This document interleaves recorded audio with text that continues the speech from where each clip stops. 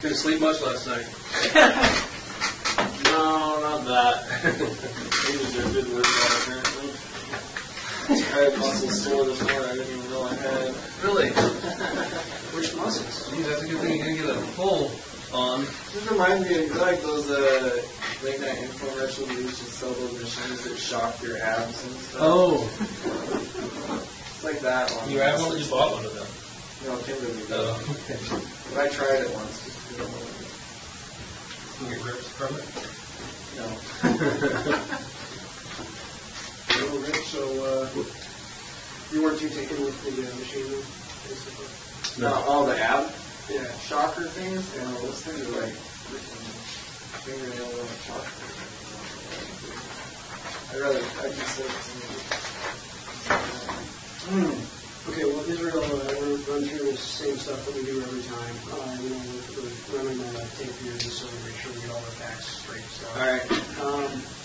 And I just want to confirm, we didn't interrupt the meeting with your attorney when we picked up your No. report today, right? Or the jail today, sorry.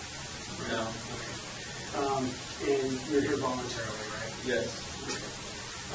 We understand that we can't talk about anything to do with the case involving Samantha Coyne. If you do start talking about that stuff, then we'll have to stop the interview and not take you back to the jail. You understand that? Good. Okay. I'm going to run through your Miranda rights here, and we've been through it before, but we'll run through it one more time. Before we ask any questions, you must understand your rights. You have the right to remain silent. Anything you say can be used against you in court. You have the right to talk to a lawyer for advice before we ask you questions. You have the right to have a lawyer with you during the questioning. If you cannot afford a lawyer, one will be appointed for you for any questioning if you wish.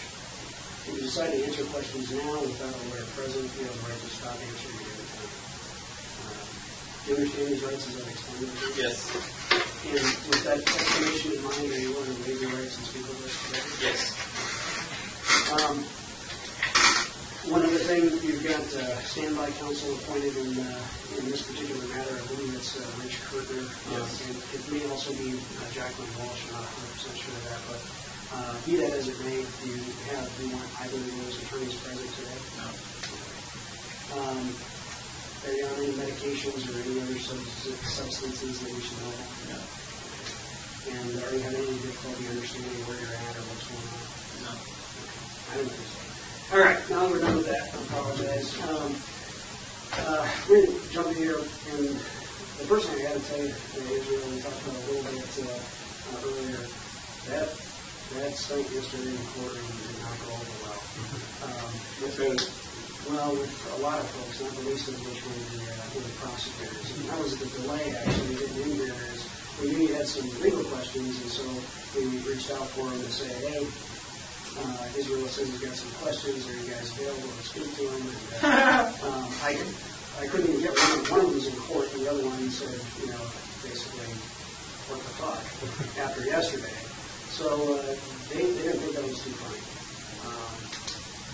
And why are they afraid I'd actually get away? Well, that would be embarrassing for them, I guess. No, I don't think that they were looking at it from that perspective. Lawyers just don't like excitement. That's all it is. Well, it's more of a understanding that they thought we were kind of working towards the goal, and they're working on trying to keeping Vermont on board and doing everything. I would have sent them an anonymous letter. Yeah.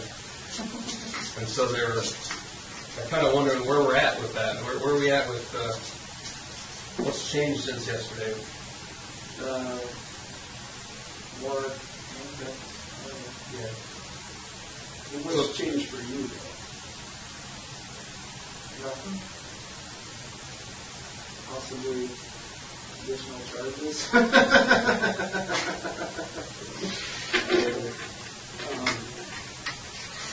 Well, I don't understand why it surprises me that they would take it that personally at all. They really didn't have anything to do with them. Well, they didn't. I didn't interpret it as though they took it personally. They're very concerned and very frustrated because I think in their mind we had a business relationship set up here, and they worked very hard to kind of lay out their position and the things that they thought that they could potentially do that would be in your interest based on the information you've provided. And So they felt like we had a business relationship, and they felt like the actions that you took yesterday really kind of threw that out the window. And I gotta be honest, it kind of looked that way from our perspective too. Oh, I disagree. I mean, honestly, and I know we can't go too far back into some of the original interviews that I had with them, but by their own words yesterday in their opening statement to the judge in court, I feel like they have not been honest with me about what my bottom line has been throughout all this, and that's what I wanted to talk to them about. So I'm not going to take it out on you guys, but I do have some serious issues right now. There's some sort of obvious communication breakdown over the entirety of this whole situation, and it's easy to sit there and say on the recording, we're not here to talk about the Cronin case, but the fact of the matter is that they're the same people that I talked to about that originally. So you understand my position on that. So I understand I'm not allowed to talk to that, and I respected their wishes about not talking to them about that either without my attorney present, but I have some serious frustrations right now regarding matters related to that. So that's as far as that's concerned, and I don't think it's something that can't be worked out. I've been trying to work it out for my end, but apparently there's only so much I can do. So that's what I wanted to speak to them about, and not in a matter of any specifics regarding any other case, just like general topics. Like I say, it's the topics that were discussed in open court yesterday. So it's that's a frustration to me right now. They won't talk to me about those topics, but it's okay to talk about it in open court. That's I'm not buying that, so that's okay. Well, there are different rules for what can be done in open court because your attorneys are present, the judge is present, and when we're having discussions over here, we've got to adhere to a different set of rules. Right, because you have me sequestered away from. Right, I understand that. And I've been working on that as much as I can from my end. But, there really is just like a couple very simple questions I have to ask them. And I need to get a straight answer from somebody before I can move forward on it, because I'm not getting a straight answer on my end. So you think they might be able to provide you with some yes, I general questions about... Right. Not even questions related to the case. Just, And are you talking about the hearing yesterday afternoon or the hearing yesterday morning? Yes. Well, let's see. You had two. Yeah, it didn't. Let's see. First hearing. No, it was pretty much strictly related to the afternoon hearing. How about if you give me the general question, we might be able to make a phone call and see if they can. Well, okay. My position has been, and I made no secret about this. My position has been that I want to talk to them about the Cronin case and find out, where we stand with that. But you know we can't do that, and they can't do that right now without. Right. No, I understand that. But so we don't want to talk about the impression that I spoke to him before, and he gave me the impression that he was open to that, but only if my attorneys were present. And I said, okay, fine. I'll talk to him. We'll set it up. That was a month ago. So there's communication. Oh, I see. That's all I can say about it, because they're not here, to state their case, their side of the story. But I do know what they've been telling me, and so he made it clear that, at least at that time, that he was open to that suggestion that I had, and I'm assured that. I guess it just comes down to I don't know who to believe right now, because there's there's a hitch in the communication somewhere. No, that's fair. And it's all, and honestly, I wasn't that concerned about it until yesterday, when I heard some of the things that were said in court, and some of the things that were said by the prosecution. Or the prosecution. I think it was years so. But yeah, he was, from what he said, I was not at all happy with the. And actually, I had heard. I had heard a day or two before that hearing that was what was going on, and I had no idea. And then to hear it confirmed in court like that was kind of just, was frustrating. And honestly, I'm not gonna get all in a tizzy about it until we can at least talk about it and find out what is going on. It's not that I'm not willing to accept people's explanations for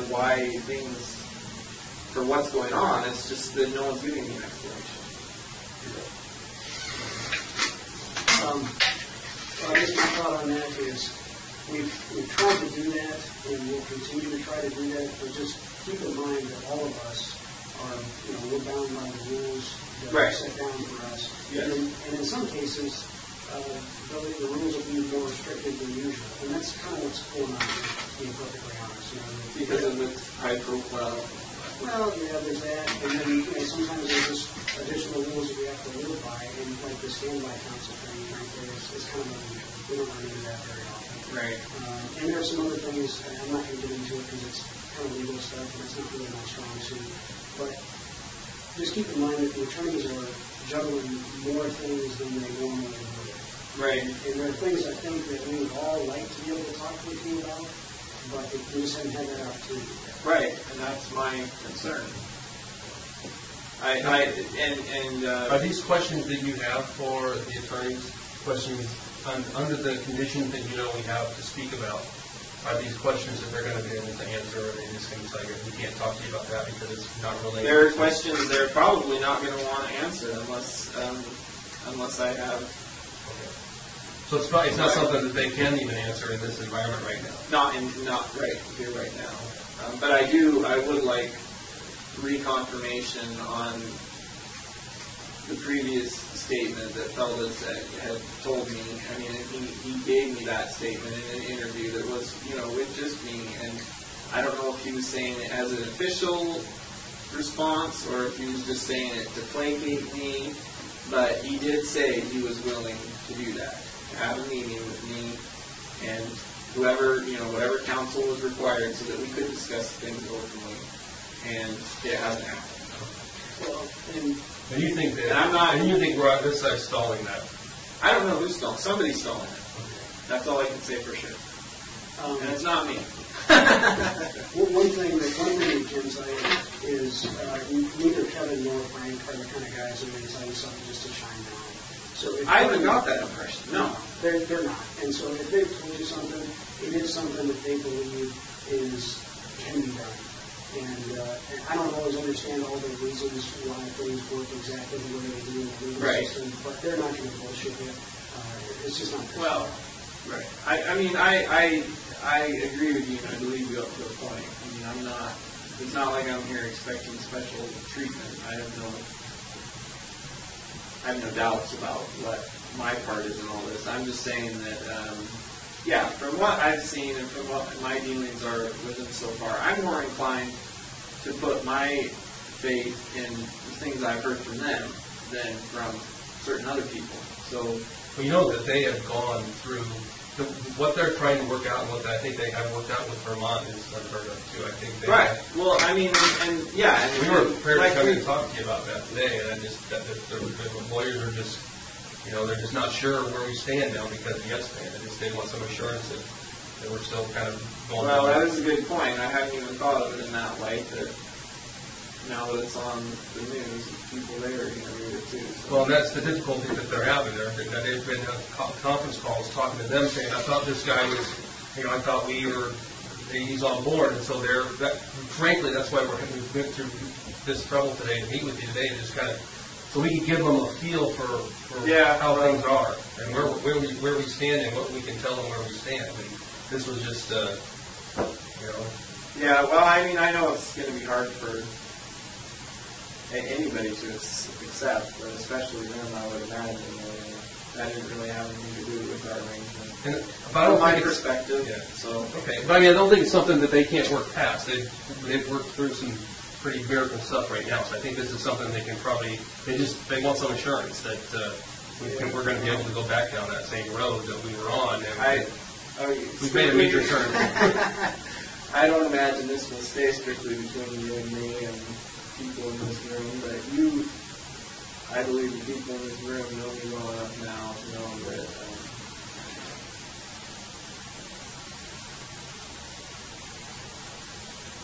that when I say what happened yesterday has nothing to do with our arrangement, because like I said, it's not some part of some grand scheme.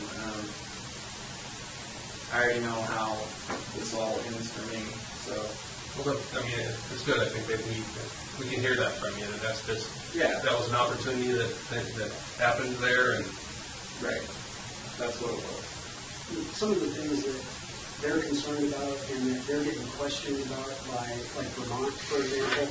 Because like Jeff said, we know that they had a long conference call with Vermont today, trying to explain what happened and answer questions of Vermont. We saw a draft version of the letter, and it was everything you asked for. I mean, it truly was. And I think they're trying to answer some pretty tough questions from Vermont right now about basically what the fuck. Right, but I mean, even still, from their perspective,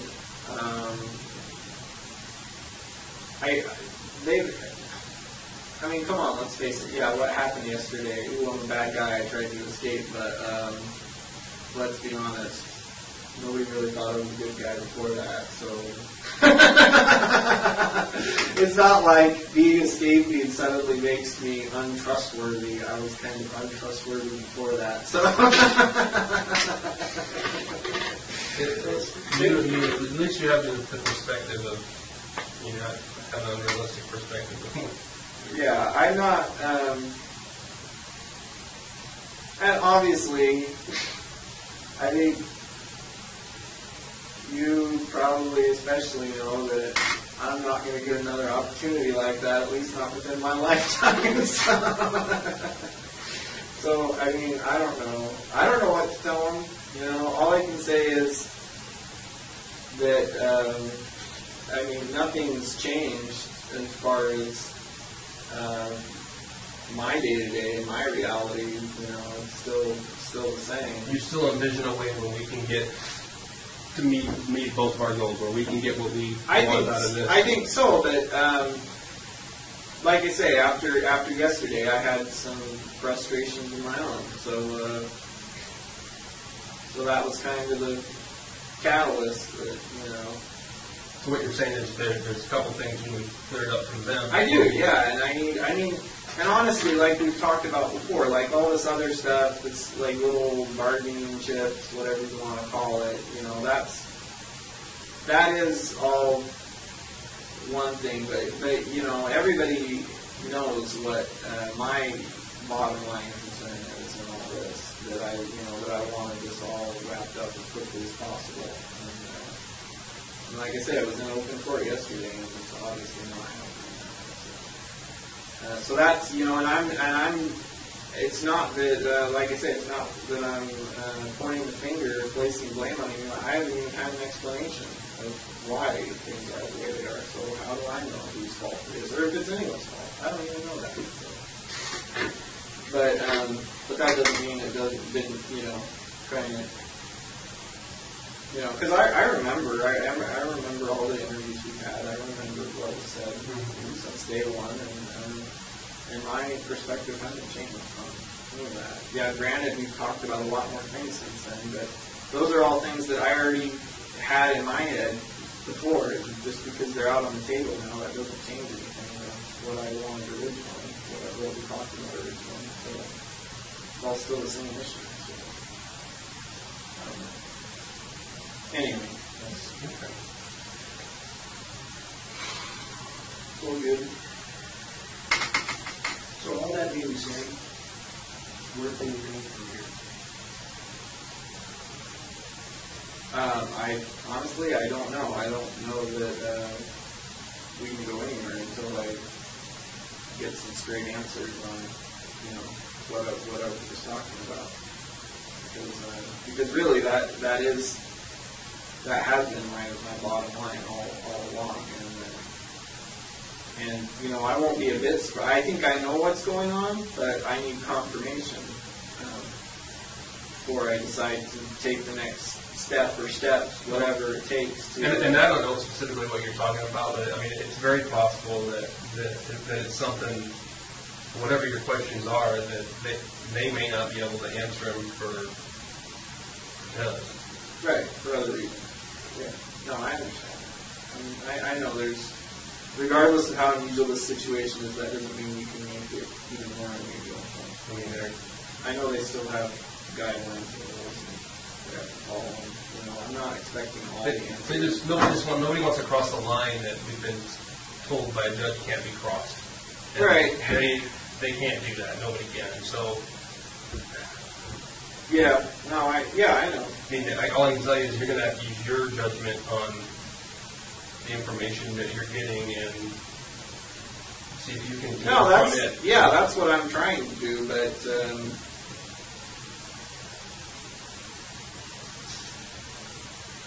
But it's not an easy thing when you get everything through a middleman, as it were. So, like I say, I don't know who to put the blame on right now. I'm pretty sure I know, but I was trying really hard to work with everybody on this, keep everybody happy. But as we all know, that doesn't always happen. So,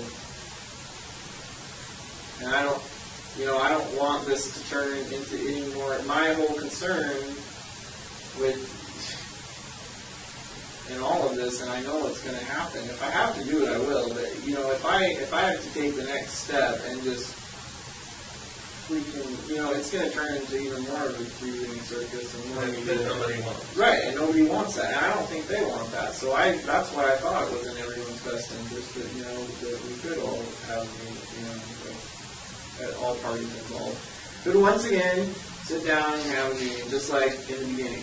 Like when there was no question about the legality or whether this was proper or improper. You know what? There was nothing weird or unusual about that. It was a standard interview, and there was no objections or court orders or paperwork or petitions. All this stuff that's happened since then, it seems like it's done nothing. It hasn't changed anything. I still come over here and talk to you about stuff. It hasn't changed any of that. It hasn't changed my bottom line at all. All it's done is made everything more complicated for everyone else involved. And at the bottom of that, I don't get a straight answer on anything. Well, I mean, maybe I have been. I hope I have been, at least on a few things, but definitely not on everything. Because I'm not there. I don't know. I don't see all the emails. I don't see all the paperwork. I don't hear what's said. And it's not even that I want to hear or know all that stuff, but I at least like to hear and know about the stuff that pertains to me and what my interest in it is. So. I think one of their concerns, and I think we all share it, is that yesterday's actions, regardless of why you took them, are just going to create new hurdles for them. From the standpoint of, literally they had something, I really think it was just about agreed to. It may have even been agreed to, and I just don't know it. But like I said, we saw a draft version of the letter that had, I think, everything that we discussed or wanted. So they had achieved that. And then that stuff yesterday has now endangered that. In addition, I think they're concerned now that maybe you have a different agenda than what you told us because you were very specific. I don't want any media attention. This has created a bit of a frenzy. I gotta believe that your next court appearance is going to be standing. There's going to be lovely. There's probably going to be a lot of vigilantes guarding the door on that one. I'm afraid there's going to be, there was only a couple meet and greet people there yesterday. I'm afraid that tomorrow's just going to have a fair amount more media people, unfortunately. And then arguably one of the probably biggest potential hurdles now is, we know you indicated that you want to represent yourself on things for which you're not charged. And this could be a huge hurdle now that didn't previously exist. Right. No, I get that, yeah. These are all things that all of us are thinking about, but to be honest, they're probably more focused on it than the rest of us. We may not have thought about those things, but that's what they're more aware of. Right. No, I get that. I get what you're saying. And honestly, I really hadn't thought of it at all until you mentioned it. I was concerned about the media coverage, not really thinking about the effect it would have on the things we discussed, thinking more about, that is my bottom line. I didn't want a bunch of press and didn't want a bunch of drama. And honestly, I could have lived with the drama as long as I had been successful in escaping. But since I didn't, now I'm like, man, I really wish I hadn't created all this drama. Well, maybe we could step out and make a phone call over and just express some things. Just let them know some concerns. I don't know what the specific questions are. It sounds like they're probably questions that wouldn't be able to be answered in this setting with the people that are here. No, probably not. But I mean, you get the gist of what I'm saying. And I'm not. I appreciate that your honesty and I'm not. I have no problem with other people speaking for me. The bottom line is I got to make all the decisions in the end. I'm not going to be coerced or tricked into something that I don't know I'm getting into at this point. So yeah, I mean, if you need to pass on in your own words whatever you think is going on, go for it. And the more communication we have on the issue, the quicker we get resolved, and I can get to the bottom of whatever's going on in my end. So, All right. Well, let us step out for a minute and we'll be back. All right.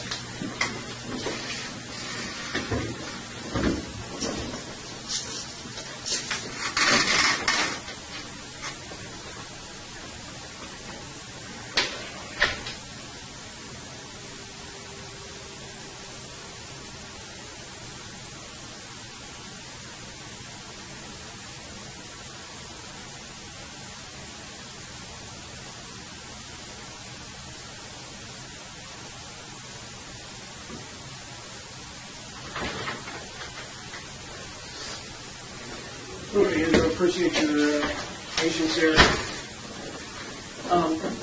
We talked to the attorneys, and they're more than happy to sit down and talk with you, just like always have been. Yeah, just like Kevin said before. Nothing's changed. We knew that, but we just reconfirmed that. And they have this. What they're going to do is they're going to draft a letter that says, we understand, the prosecutors understand that Israel Keys wants to sit down and talk about whatever issues. Things. Yeah. Just leave it completely open with his attorneys, with your attorneys. Right. They're ready first thing tomorrow morning. Yeah. Okay. And they're going to send that to your attorneys, and you should get a copy. They're going to CC a copy to you so you know that it was sent. All right. Good. And my attorney should show up tonight, so that's good to know. So you'll have a copy of the letter, you'll know exactly what it says, and then it's up to you and your attorneys whether or not you follow through on it. All right. Well, definitely be much better than a shot in the dark. Yep. And they're not doing this to blow you off here today. It's just they're concerned that you're going to ask questions. I kind of told them what was going on. And no, that's fine. I mean, they don't want to cross the line. They want to be... No, I agree. I don't want to talk about these things until we can talk about them. I don't want to pussyfoot around or, talk around the edges of issues when we could just get it all out in the open. And that's what I've been trying to do. But, apparently I was right in my assumption, so that's good to know. We'll get things moving now, and especially, if they get that letter to them, and then there's no doubt in my mind as to what's going on. So. Okay. And we'll talk to them, and they may shoot that out as soon as they can, and who knows, maybe you guys will get it even this evening. Yeah. And then, I don't know. Have you guys heard what time I have court tomorrow? I think it's at 2 o'clock. Yeah, I think it's... All right. Good. So there's plenty of time. Yeah. All right. Well, all right. That's good to know. I imagine I'll see you then. So, yeah. All right. Well, I think unless you have any other questions or anything else you want to... I don't know. You want to nap before tonight? All right. Well, hang tight for us here for just a minute. All right. And we'll be back, and we'll probably be heading back, all right? All right.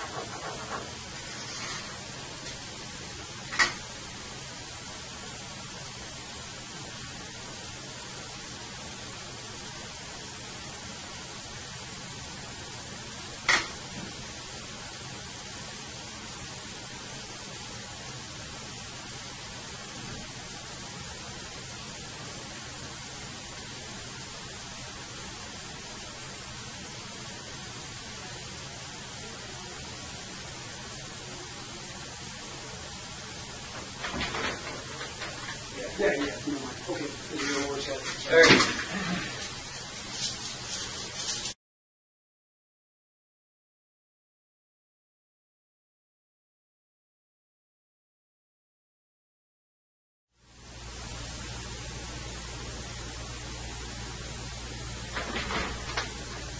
One of the lawyers got you this.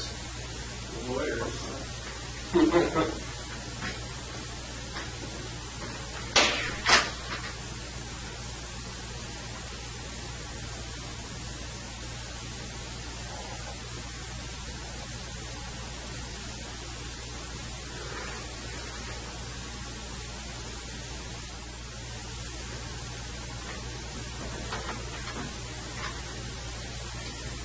Israel, how you doing? All right. Hey, Israel, how you doing? All right.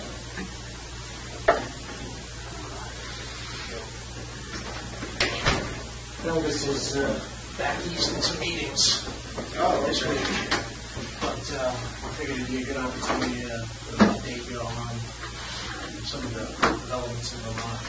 Yeah. Okay? Maybe I couldn't do their usual advice and other brothers. All right. As you know, we're recording things here, so we got the stuff on. I just want to confirm some of the stuff that we talked about at the jail. We didn't interrupt the meeting with your attorneys when we arrived here today, did we? No. And it's your choice to come here, as always, and you're here voluntarily, is that correct? Yes. And you understand we can't talk about anything that has to do with Samantha County. If we do, or if we start talking about that, we'll have to stop the interview and transport you back to jail. I understand that, right? Yes.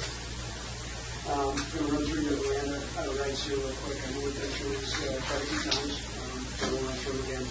Before we ask any questions, you must understand your rights. You have the right to remain silent. Anything you say can be used against you in court. You have the right to talk to a lawyer for advice before we ask you questions. You have the right to have a lawyer with you during questioning. If you cannot afford a lawyer, one will be appointed for you before any questioning you can make. If you decide to answer questions now without a lawyer present, you have the right to stop answering questions at any time. You understand these rights as I've explained them to you? Yes. Okay. And with this advisory in mind, would you be willing to waive your rights and speak to us today? Yes. As you know, you've got standby counsel that's been appointed in this matter. I believe it's Rich Kirkner and Jacqueline Walsh. Do you have any desire to have either one of them present today? No. Or any attorney whatsoever? No. Have you been taking any medications or any other substances in the last 24 hours? No. Are you having any difficulty understanding where you're at, what's going on? No. All right. That takes care of things. Okay. So I just wanted to update you on where we were and where we are now with the discussion of the state authorities in Vermont. You know, we talked about trying to get that agreement with them. Right. And we do have a letter. I'll show you the letter and give you some time to read it.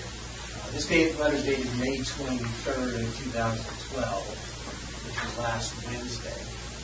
But since this point, we've had some opportunity to discuss the contents of the letter with Vermont. They still stand by everything in the letter. And I can certainly share with you emails in that effect. But let me read this thing. Trying to see you guys too.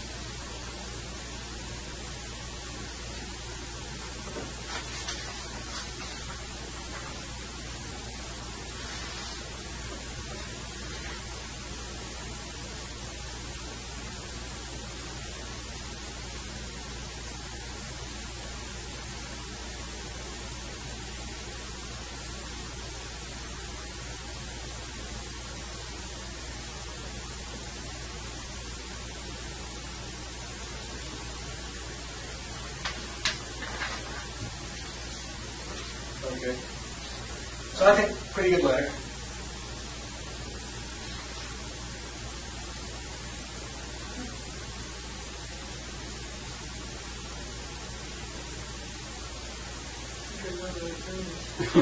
Really? Yeah, Thomas Esquire. Thomas Donovan? Goes by TJ.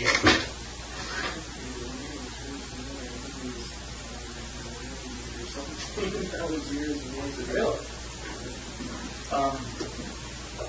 So anyway, here's my take on the letter. Okay. I think it really accomplishes everything that you want and that we want. But as I told you like last week, this isn't a legal document. Right. It's not it's not like it creates rights or you can enforce it or anything. But what this is a showing of good faith, by the Vermont authorities. And right. They're basically saying, hey, we're on board as long as Israel is cooperating with you.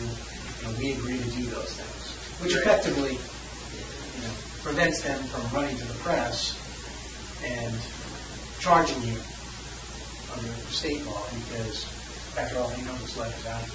Right. So, it would be political suicide if they try to do anything with your case without just consulting with us first. So this is, in my mind, a home run. I remember last time, you said something about showing it to your attorneys. I mean, do you want them to look at this, or do you want to? If you could forward them, email them a copy of that. Yeah, that would be good, I guess. It seems that the letter is addressed to Kevin Fellis. So, I mean, that makes me feel better. Obviously, it's addressed to me. I can't really put any stock in it, but if it's a communication between the two of them, then that's good. And I also noticed that it's written by the state attorney versus the federal attorney. But you said that the state. No, so that's the prosecuting attorney for the county or the district. That's for the state of Vermont. So she's federal. No, she's a state prosecutor. Oh, okay. So she is under the state's attorney here is T.J. Donovan, and so this is the Chittenden County Prosecutor's Office. They handle all state crimes committed in Chittenden County, which, my understanding, that's where Essex is, right? Right. So, in terms of the federal prosecutors, they're within the Department of Justice anyway. So, we're on the same team, so to speak, as them. Right. It was just a matter of the state and locals. And, I've been emailing back and forth with these people. I can share that with you, some of it, but I just want to make clear, I mean, I can email that to your standby counsel, no problem. Are you okay talking about this letter today without them present? Yeah, I don't mind talking about it. I just wanted to have them review it. Sure. Get their take on it. I wasn't even going to ask them for their advice to see what they had to say about it. It's up to you unless whether or not right. Advice on it. But, like I said, this isn't like a legally binding contract. I don't think anybody's going to contend it is. It's just basically, just a document that just puts some of the facts on the table. It puts the facts and their intentions on the table, which is really what it was a huge burden that came off of us last week when we got this. Obviously, we were telling them we didn't want publicity, we wanted to keep a low profile. The incident last Wednesday kind of complicated things for us because then they were basically wondering, well, does he want publicity or it sounds like he does. So that was their perspective on things. So I spent some time chatting with Mary Morrissey, and she's the prosecutor here. She copies the Essex Police Chief and the other detective on the case too, on the current case. But basically, their request in the email is, they certainly may have other questions about the current case. Okay. And so they were wondering, hey, would it be okay to conference them in? I said we could talk about that in a conference call tomorrow. So what kind of questions they had, there was one by it. But basically, after the incident last Wednesday, we were able to kind of go talk to them again and explain, I listened to your conversation with Jeff and Steve on Okay. Thursday, and it seemed clear that you're still on board with this sort of agreement. And I Yes. go back to them and say, look, this was just a sort of prime opportunity to escape, and he was serious about cooperating. So I confirmed that to them, and they confirmed today that they are they're still on board. If you want to see that, you'll have to show it if you want. Sure. So please there at the bottom, which is my sort of long-winded explanation of what happened. But it starts at the bottom, right? Yeah, well, that's the bottom question to her, and basically says in there, do you need me to send another letter, like an updated date on the letter? I said, I think this email is sufficient.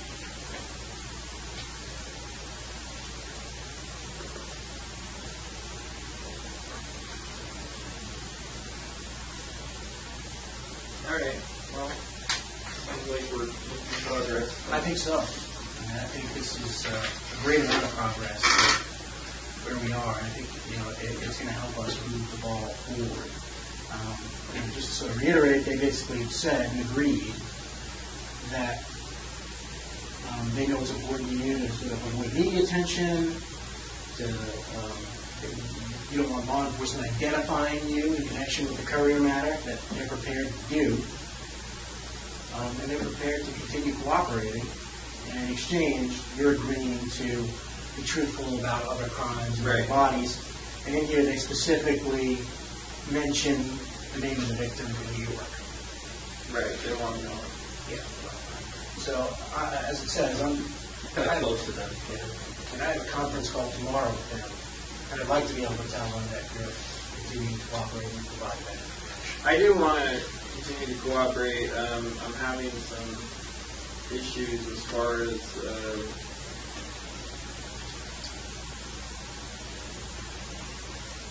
somewhat of an unrealistic expectation on my part, but I was thinking there might be a way to disclose all this information to the FBI.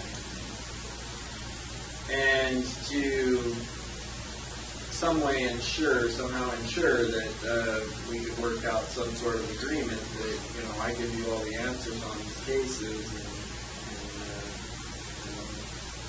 families get closure and we find as many of them as possible and in return for that, I don't plan on being around a whole lot longer, but a really big concern to me is, my kid's going to be around. I don't want her to, type my name in the computer and have it pop up,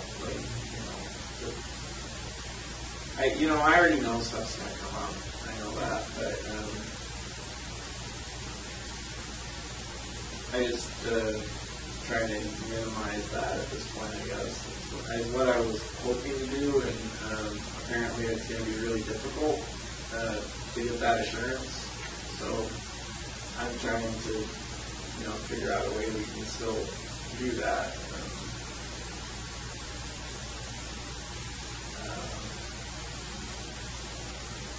I think there is, I have a few ideas on how to work it out, but. What are your ideas?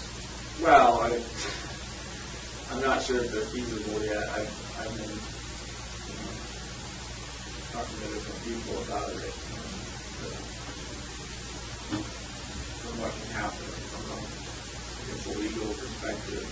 It's one thing to make assurances. That's great. I mean, if we get some of the stuff on the table for now, it helps us deal with the problems for right now. But down the road, that's what I'm concerned about. I'm not going to be around, which is fine. But that doesn't change the fact that just because I'm not connected with it right away, it could happen later. So I'm trying to, I guess, maybe cover myself that way as much as possible and still get you what you need. Yeah, I think.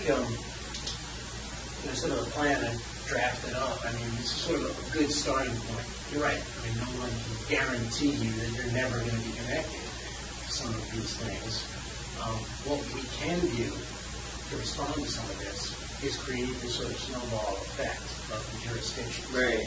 And we started with Vermont. I mean, we know, even though we gave Vermont the information up front, we know it's possible. Right. Because we just did it. And it will be even, we're in a better position in other jurisdictions when we go to them and say, all right, look, we've got Vermont down, we've got a body in New York. Either get on board or we're not going to play with you. Right. Creates the snowball effect or momentum. No one's going to try to get in the way of that. So, I mean, so the plan is sort of lined out here. It's my hope that that's something we can use as a model. We use Vermont as a model, and now it's certainly working. We're taking a big step in Vermont, saying, all right, you know what? You guys, obviously, it's keys to solving at least the courier's crime, and we're going to defer to Alaska, and we're going to give you what you need, but in return, we're not going to say anything. We're going to keep things on the radar. We're not going to link it publicly. We're not going to make splash, which I think is, as far as law enforcement guarantees and assurances, it's as good as it gets. Right. And I think, we can do this. We can continue on doing this because we've been doing a good job in Vermont. Vermont's been doing a great job. And I think they're aware of New York now too, and that's, quite frankly, what got them over the line. Right. Remember we were talking, like, well, give us something to take to Vermont. Right. And when we got New York, we went to Vermont and said, because of your cooperation, we got New York. And then that immediately generated this letter of intent. So, but in order to kind of keep, I think, Vermont on board, it certainly would be nice to kind of say, all right, based upon the letter, we also got X, the name of a victim, verification of the body. And we already have their assurance about the courier matter. You don't have to worry about what's happening with that, because that's all tied up in this. And we can do the same thing with New York. Right. Where are they at with did they find the bodies yet? I think it's a football field that we're starting going there. They're making progress, but it's just It could still be like a couple weeks or something. yeah, it definitely. They're not going to stop. This is tenacious. One of the best analogies I've heard for it is it's more like archaeological, I think. It is just going through and kind of tossing things, Right. until you find what you think you're looking for. Yeah, that's a lot of trouble to do. I almost feel guilty. Costing the taxpayers a lot of money to find those. But just kept my mouth shut. But that's how committed the FBI No, I is. understand that they, Just well, what it we sounds did. like they've got it. They've got the area. They just got to find it. They're very confident that they can find things that are in the right time frame and they're from residences and businesses in the immediate area. So they're confident they're in the right area. But as you can imagine, it's something that they're trying to do precisely. Right. And there hasn't been, I honestly haven't had access to any news stories related to that. I saw the one that showed me when That's they the last started one. the day. I Google it almost every day. There's nothing. They haven't. No, It's kind of no a more dead news. story. So I think what I heard too is you're wanting to take responsibility. Your plan is to take responsibility if you can figure out how to do this without getting the recognition, which is kind of what's going on in Vermont. Right. My concern, the problem is nowadays, the more stuff my name is attached to, the more likely it is that somebody's going to try to do some kind of stupid freaking TV special, or you know how it is nowadays, like all this true crime bullshit that people are obsessed with, and that's I'm not even so concerned at this point about because so far I feel like we have been able to work within the guidelines of what we both said we would. But I am concerned about that, about someone connecting the dots on this, and I don't know how, like, I know there's certain privacy laws, but I know that, for the most case, they're not going to apply to me. And so I know that at some point, it's pretty likely that if someone tried hard enough, they can, Not so much, because we've got a couple of things sort of working in our favor on this. One is an ongoing investigation. Right. And so that right there is going to limit the amount of information that's going to be released. And two, it's an ongoing federal investigation.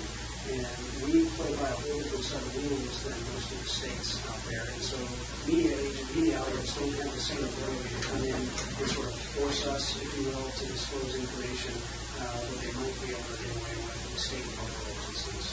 Right. Yeah, I can see that they would have more to go up against. But there's also, I mean, if I'm dead, then the investigation from the federal government's point of view is pretty much closed. Not necessarily. I mean, we're going to do what we need to do to tie up the loose ends. And to the extent that we can do that with your assistance, like we've talked in the past, if we go at this as a team and we have the benefit of your information, it allows us to go hunting with a rifle instead of a shotgun. And there may be things that we might have to follow up on down the road when you're no longer in a position to assist us. But our idea is to do this with you so that it's focused, and we won't. And it's not going to get anywhere near like it is in Vermont because we've all learned from that stuff. But the way to get it like that is for us to have to try and figure it out ourselves, and that's what we would. I mean, and you know that. You know exactly what we're faced with and what kind of publicity we're all going to be faced with, and questions that we're going to have to answer, and that these other agencies are going to be asking us. And those are the things that we're trying to avoid, knowing that you're the only one that can help us keep this to as little publicity as possible. It's up to you. All right. Well, and so that's where we're at with it. And the reality is, if we're not able to do this with your assistance, I can't imagine being able to do this without generating a fair amount of publicity. I just don't think it's possible because it's going to be too large and scope. It's going to involve too many jurisdictions and too many agencies. right. And I'm just being honest. Yeah. I mean, I know you've got to move along with the investigation. Unfortunately, due to my own actions recently, somewhat complicated matters for me, so not surprisingly now there's something else I want out of this. But I don't know if I'm even supposed to talk about that yet because I haven't even found out what the options are.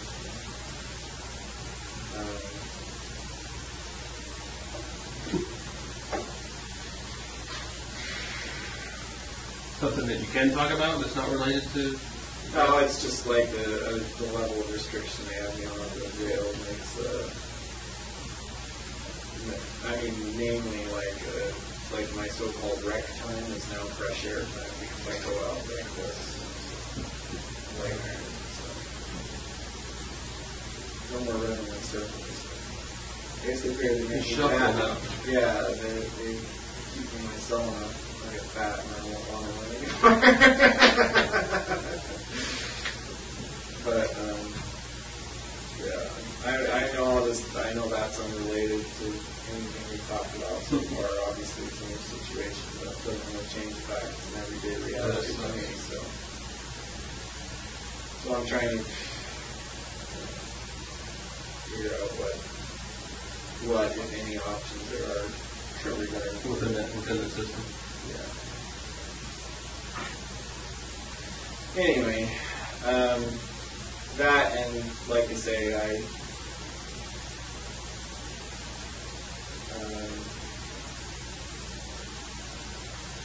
think so far, things have worked fine.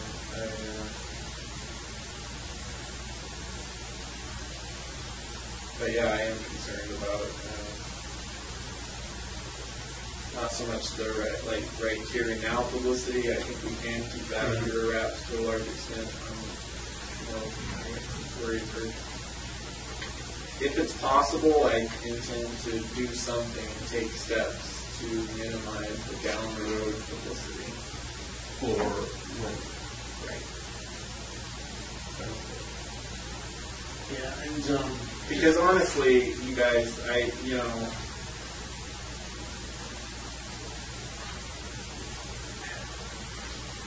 mean, there's nothing. I'm not trying to get anything else out of this at this point. As much, and I did say, I wanted to just get this all cleared up, and that way you're not digging for who knows how many years down the road, trying to connect the dots and just make it all go away. But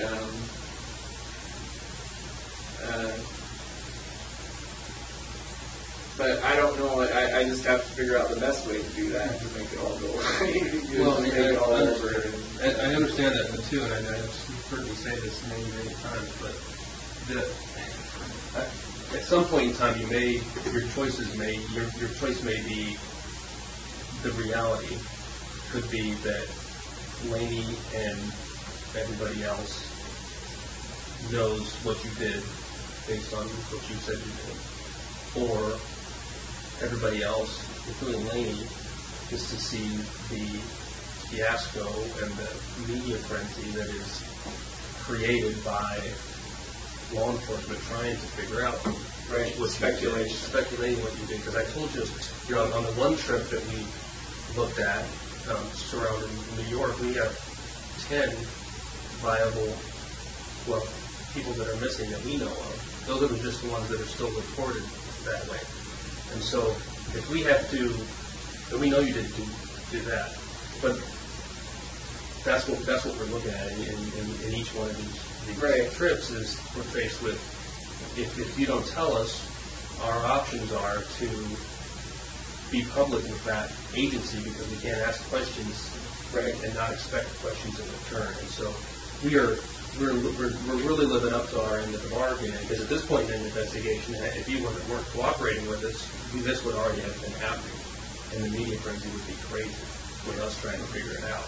Because we do have enough information on your trips, at least, to do piecework. Right. Not that we're going to come, you don't think we're going to find anything out, but we have to try. And so, and I know that's tough for you to think about in the future, is that the reality may be that one's worse than the other, obviously. Right.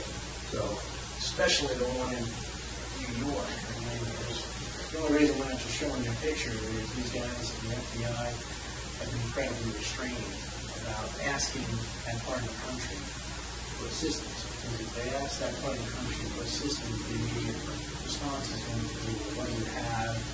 What do you have? And so that's the reason we're not sitting here throwing, pictures in front of you and going to you first, because, we understand you're cooperating with us. Vermont understands it, and that's why they're on board. And we just like to continue that effort instead of, having this whole media frenzy too. Right. And, with respect to Laney, I mean, there is that whole frenzy that's going to be created, maybe slow down, I think. We touched on this last time, is that there may be, there's some benefit at the end of this to, the media says that Israel Keyes killed 40 people, which is based upon some wild speculation, as opposed to he killed 10, and then also gave closure to those families as his sort of last effort. And I know that doesn't matter to you. It may matter to us. And we're always going to be bound to not talk about this, just like we are now. And I assume you're not going to be telling people details. Other people, you know what I mean? Well, you do press releases all the time. Yeah, but you know that the details of this, these investigations are right here, right now, and that a lot of these details aren't going to be released. Well, that is my concern. That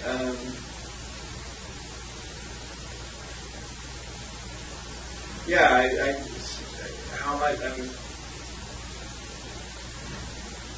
I don't know. I don't know that, because I see. I watch them do their press releases that are done on other times. So. Press releases, though, is different than what I think you're worried about, and rightly so. Press releases are designed to help us gather additional information. So So our release of information while the investigation is ongoing is limited to the absolute minimum necessary to try and obtain the additional information that we're seeking. Okay. Does that make sense? Yeah, that makes sense. And as long as the investigation is ongoing, we're not going to be throwing out information just for the sake of throwing it out. That's not the way we operate. Right. Well, you've seen specials on the FBI. Come on, everybody talks about our secret files and how we never build up anything, right? Yeah. There you go.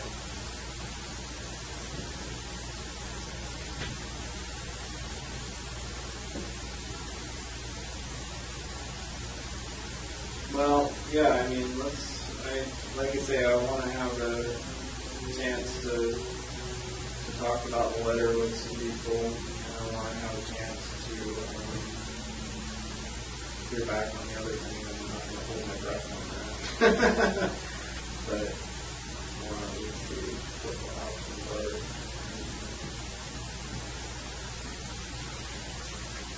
Like I say, I would have preferred to wait until they find the bodies in Vermont, but it sounds like that could be a while, so I guess as long as we have that letter from them, then as soon as I have a chance to look it over, or have I'll let people look it over. Move on to the New York trip that, I mean, you guys already have, I'm sure, quite a bit of information on it. Probably have more than I remember at this point. except. Yeah, and we could have those too, and so we're just sort of holding that in advance. Yeah, I understand. So that's the only reason. So just so I'm clear, I can tell Vermont tomorrow on this conference call that you appreciate their letter and you intend to go forward. Yeah, well, Yes. yeah. Yeah. So it's reasonably yeah, especially on the New York case, because I've already given you so much information on it. Can't really stop on that one now, so. One thing that might be helpful, and I don't think this is sort of giving away anything, so we just start thinking along those terms. Kevin is back east with the meeting of criminal chiefs, and it certainly would be nice for him to start networking with whatever criminal chief he needs to in terms of the New York County. Now, again, I don't think that gives away anything. I mean, you just told us the body is in New York. We want to start striking up relationships with whatever criminal chief he needs to talk to or will need to talk to about the New York thing. Because you've already said. Yeah, but I mean, I don't want to give out any more information on it. I mean, I understand his point of view, but it's, like I say, it's still, frankly, that's going to be too much, like, at this point. I don't want to go there yet.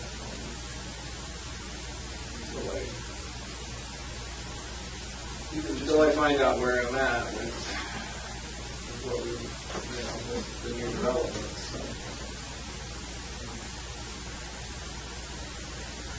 Okay, what about, and I'm just thinking about his trip because he'd asked me these things. Says he's going to be there. He's also with people in Washington. I mean, he's already talked to us about Washington, and these guys have some pictures. Washington State? They have some pictures they want to show you about that. Just to let you know that we can. Oh, I found the boat. That had better days. cover was a good investment, though. Really? Well, it's still on. Good shape. Looks like it's a little leaky. We're still in his driveway, just sitting there. He hadn't touched it. So. Yeah, I have big plans for that boat.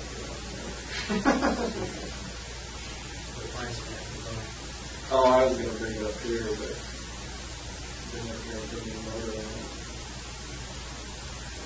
But I decided it was time to leave the last one. I probably would have picked it up. Been there for a long time.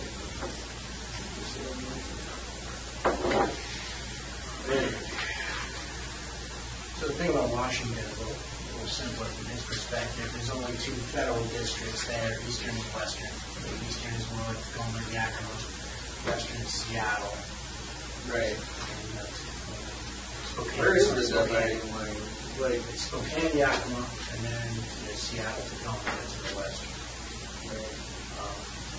I think we'd like to be in a position to sort of just chat very briefly with one of those criminal chiefs, if not both, if he needs to, to sort of lay the foundation. Well, the problem I have with talking about anything related to Washington is not playing ball with the right people. We can focus on all the positive and not going to be federal. They're not federal cases. Well, I think Kevin explained to you that, like different stuff. well, I mean, I think Kevin explained to you that the jurisdiction that we can exercise is pretty expansive, especially if it's part of a right. scheme. No, I understand that, but again, this is going to be hard to talk about without getting into the stuff we're not supposed to talk about. But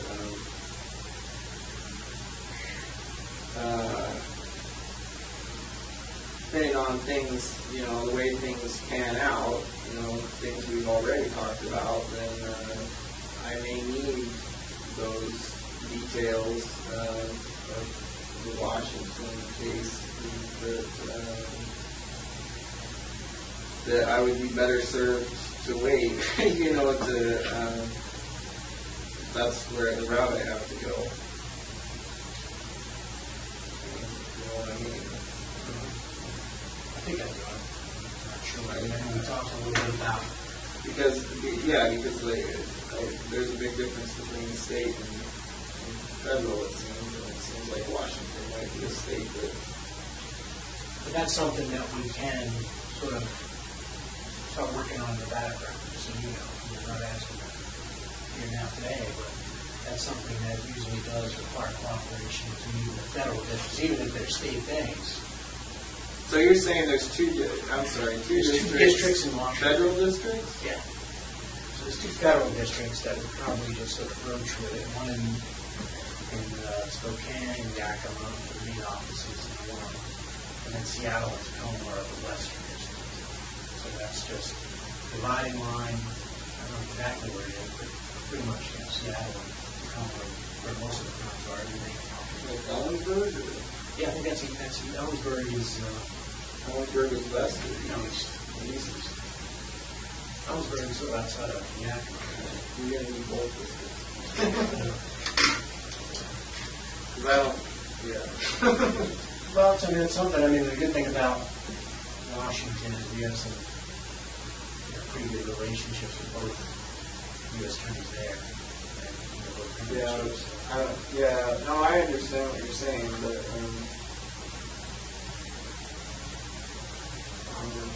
that was a few years ago. But no,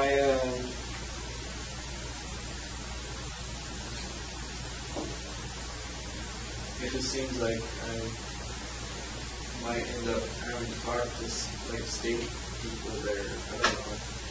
I don't know either, but the good thing is the federal people have their counterparts.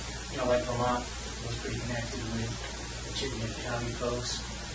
Right. We can sort of get them on board and make the transition easier, sort of move forward in their jurisdiction if that's the board we choose to go. Obviously, everyone would have to be on the board anyway. Right. So that's what's useful for him to give them a heads up. And I think, Frank can correct me if I'm wrong, obviously, I think the sooner that they have that opportunity, the less likely you are to bring the drug from one jurisdiction to another because there'll already be things in place. Yeah.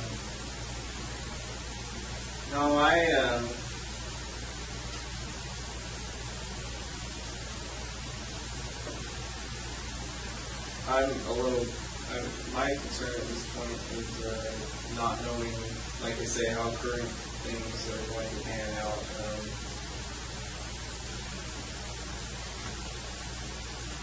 The information that I still have could come in handy if I need it. And if I give it out now, I don't think I'll need it in that respect, but you never know. I don't know what's going to happen.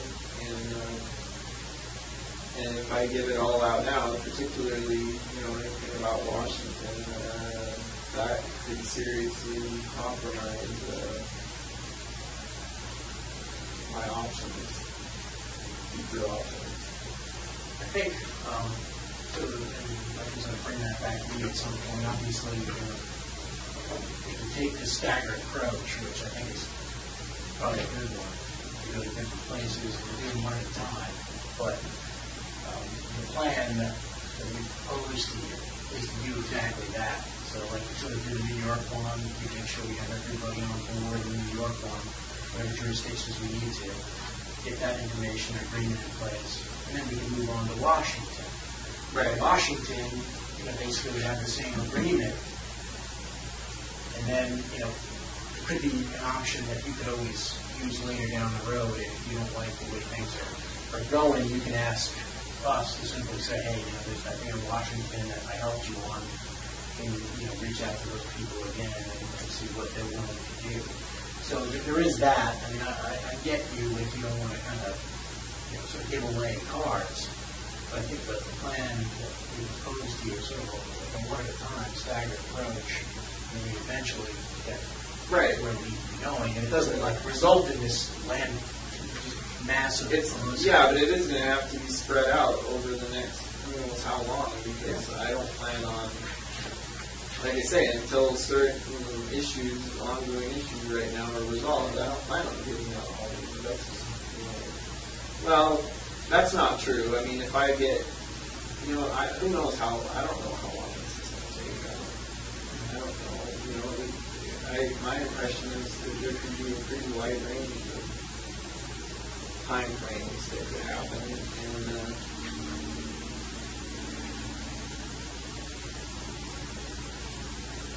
But yeah, first and foremost, one step at a time. I've got to have a chance to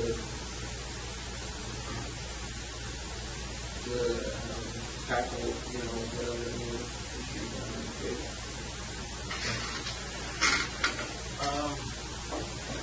We can sort of review that. Obviously, we need to think about this. There's one suggestion in the email about other details in the Courier case that they may want to know about, may want confidence call in. Now that you have this letter, and how you feel about that? With who? Is it with the local investigators? So like the detectives Yeah. on the on the case? Now, we can do it two ways. I don't know if they're going to have a lot of questions. If they have a few, we can simply ask those and sort of get all the information they need. Is it going to be just like a few people? I mean, you say conference calls. Just whoever's on the other line. I don't know who would be on the line. Probably just the detective and the prosecutor. Okay. I don't know. It seems like it'd be better. I don't have a problem with that. It seems like it'd be better if there's not a ton of people on it, since we're still trying to keep it on the down low. I mean, there would only be people who were bound by this letter, if it is. Okay. People who would just like I say, I feel like I've already given all the information they need, but if they want more, that's fine. I think they have some problem with what the house looked like, things like that. They're just dealing with some administrative issues on their end. They're trying to release the house to the family, and they're trying to get rid of the house. So they're not going to keep it the way it was. So they just want to make sure they document everything. Right. Okay. Yeah. Even if they have insurance, that it's a problem, but it's something that maybe they don't have much, but they'll talk to you about that tomorrow. Yeah, that's fine. And I would say if you can forward that. I'm actually very sure if they want a chance to talk to them about it. Yeah. That's fine.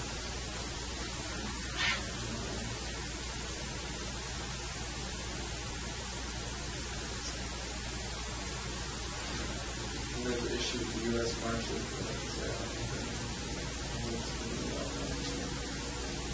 Security is a difficult thing, and they kind of basically always mind their own business.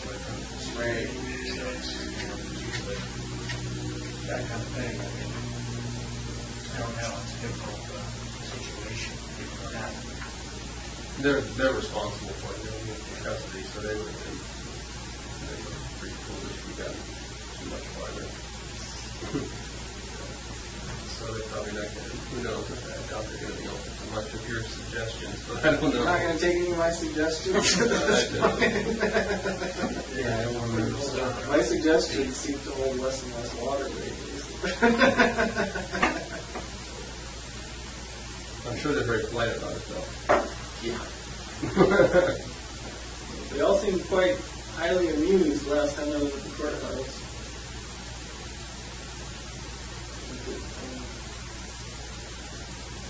Yeah, it definitely seems to have changed their protocol for the way they do things.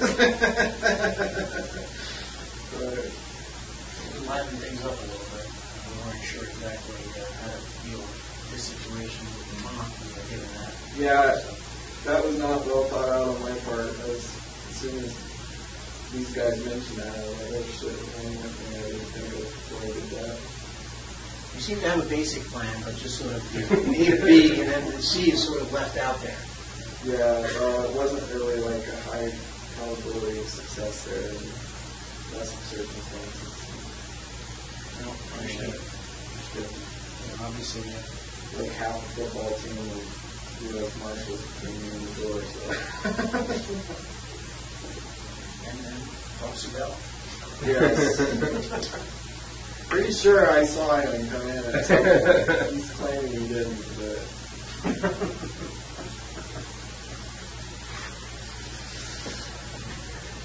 Anything else you want to talk about, or questions you have on these other matters? No, I think from my perspective, I think the letter is good. But yeah, it's, From my perspective, I'm glad they're still willing to work with, yeah, this is a home run from my perspective.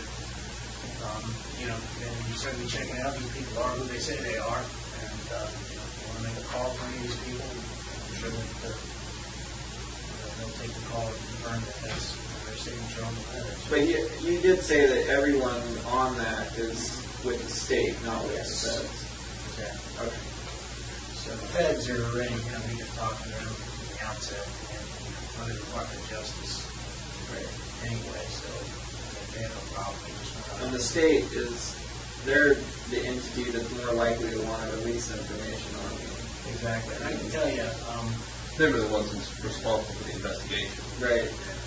So they're, let me share this with you. I think it's kind of important to the model on how to deal with things. I know that obviously there are reporters that call maybe friends or family members of you. I think what happened from the outset is, like we said, we provided them with the information. They didn't know what they were dealing with at first. They had no idea. And I think someone spoke, out of turn, or out of school, or whatever you want to call it, maybe one person over there. And now they've realized, oh shit, we shouldn't have said what we said, and they basically shut it down. No one can confirm that story. So I think it's incredibly helpful to have this sort of model going forward and be able to tell them, look, we want to limit the attention to New York victim. We want to kind of keep things in one jurisdiction. We want FBI to handle it because we're dealing with something that's more than just your jurisdiction. Well, they knew that it was just Alaskan carriers, and oh boy, we've got some sort of we caught ourselves our suspect. They didn't understand the big picture.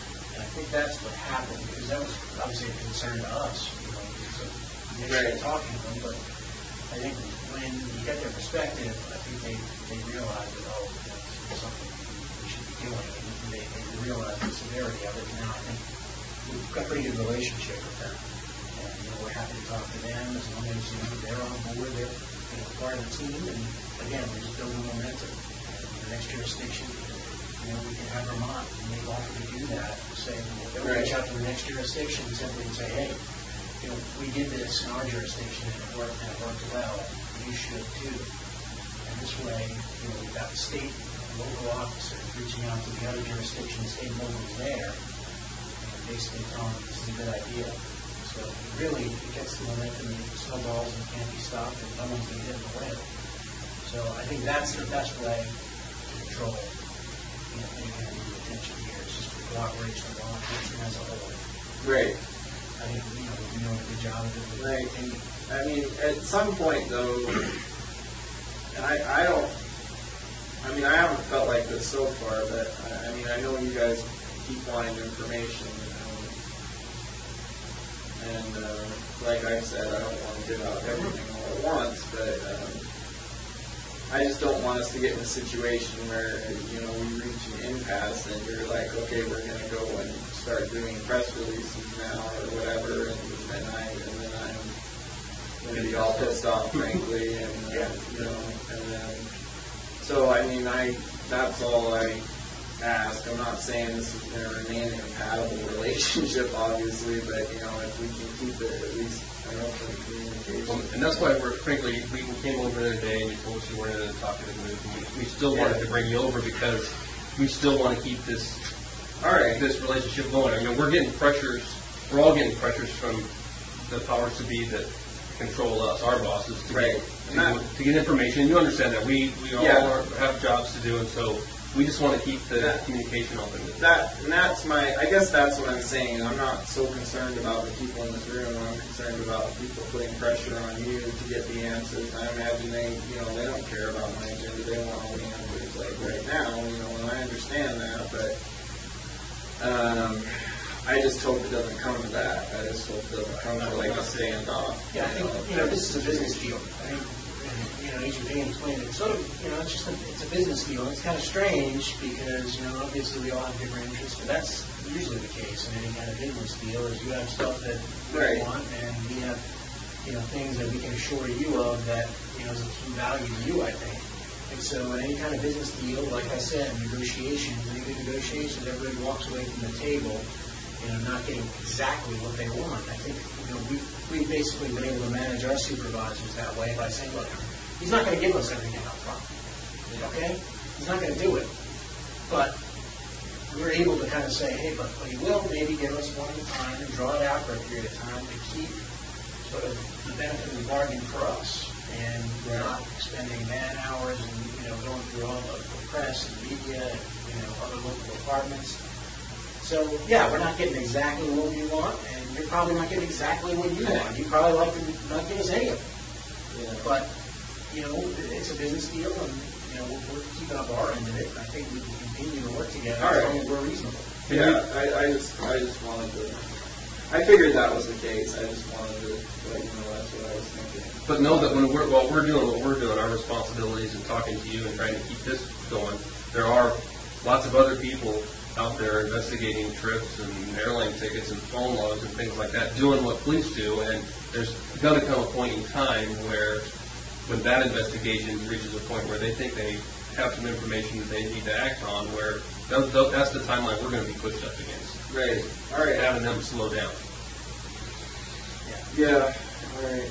Well, and the only other thing is on a more personal note, like I was saying earlier, my brothers are visiting this week, and honestly, like I say, that whole thing last week I did not plan out very well, but I would prefer to just try not to think about any of this stuff this week while they're here.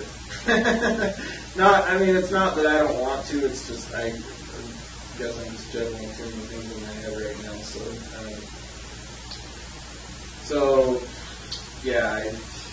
and then that'll give me a chance to, talk to people about that and a couple other concerns I have. But for now, I think I'm just glad that they're still going to. I'm just bottom line is I'm glad I didn't hear about it on the news the whole month. I half expected them to do a press release after that. Yeah, no, I think it's a testament to the relationships we built over there. Yeah, so as long as we can, So are they in town the whole week? I think they leave on Sunday or Monday. So.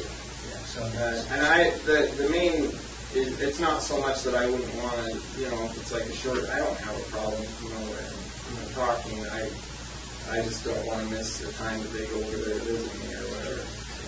Yeah, and I don't even know how, what the times are that they have available. So. Are they going to be able to visit you daily? Yeah, probably. Yeah, so I mean, I think that's just what I wanted to tell Vermont, because you saw in that email, they said, maybe you have some questions on Thursday or Friday. They've got some urgency about the house, so I don't know if it's... That's fine. I mean, yeah. Yeah, if you want to get a schedule about when they're going to come, we don't want to interfere with that, and we don't want to interfere with they're Eastern time, so if we did it in the morning, that would be fine. Oh, no, I'm talking about your family coming to visit. He doesn't know. They don't. It may be possible, later schedule this week. I mean, obviously, we can do it tomorrow or the next day, but you can sort of let them know when it's a meeting for Thursday or Friday. No, that's what I'm saying. If you want to do a meeting, I'm just saying morning would be better. Like Eastern. 9 or 10 our time, and then because I know there's no visiting over there that early, and then okay. I would still be around. That makes sense. Then if they have some follow up. Yeah, if they have stuff they need to get out of the way, that's fine. Do you have a preference, Thursday or Friday? No,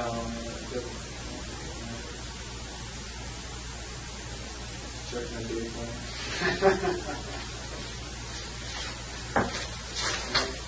So you don't get the normal exercise, so they let you have the tennis shoes before tree that you can't run, or? Yeah, no, I just started wearing. I don't get to run anymore, so my tennis shoes, I don't lace them up tight anymore. So I just wear them. They're slippers now. They're not tennis shoes anymore. So when you start lacing them up, we should pay attention. Yeah, but they're too tight for me to slip them on or slip them off.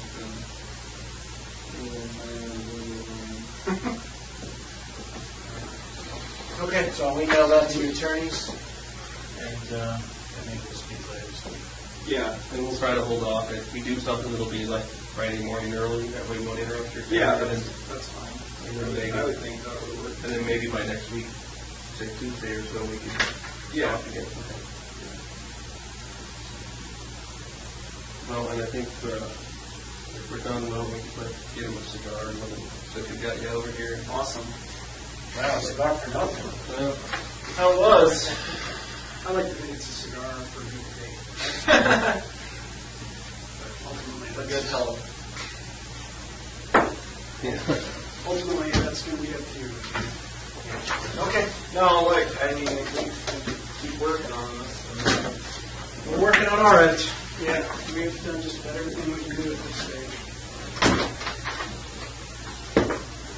Hang tight, and we'll be back with you here. All right. Sounds good.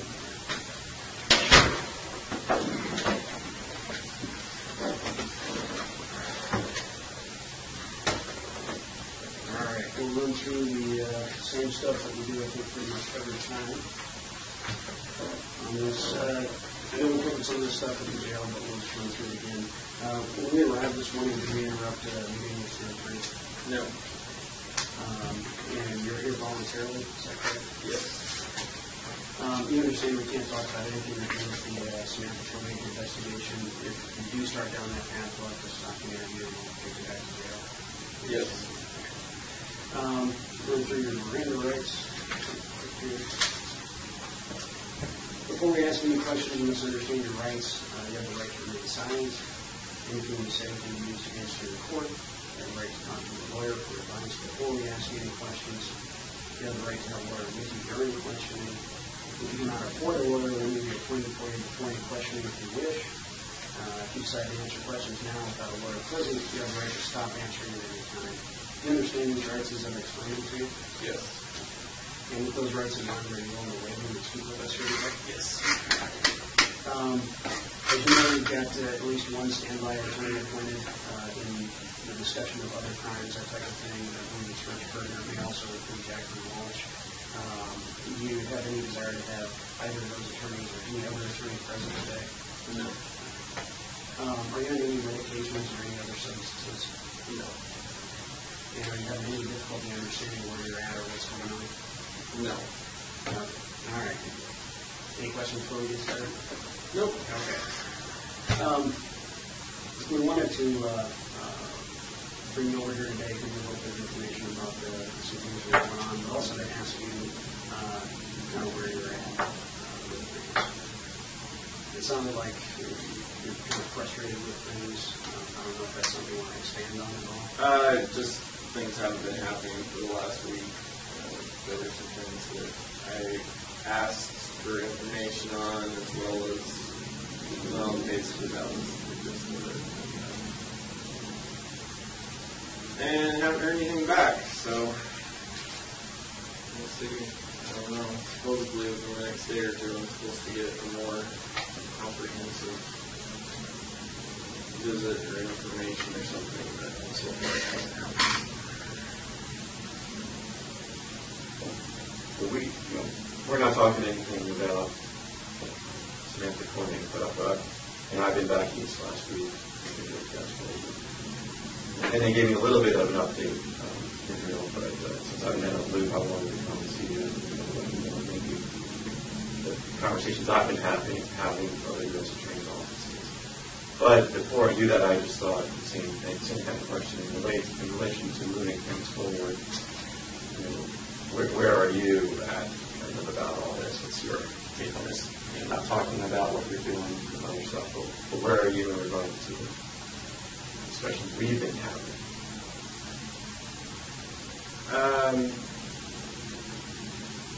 Well, I'm the same place I've always been.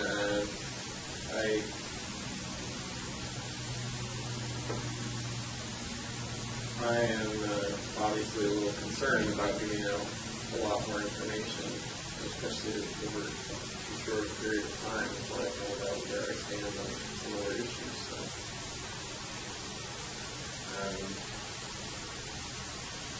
it'd be nice if all these other issues would just work themselves out and resolve themselves the way I want them to without my coercion, but that's not going to happen, so I got to do what I got to do.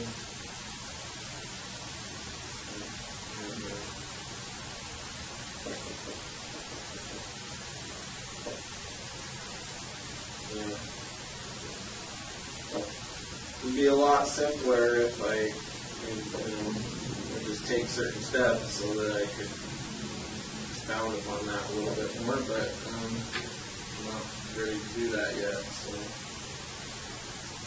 I have to a little bit. And so, but yeah, as far as discussing things about whether it's the Vermont case or things that happened prior to that, I think that it's probably still going to happen.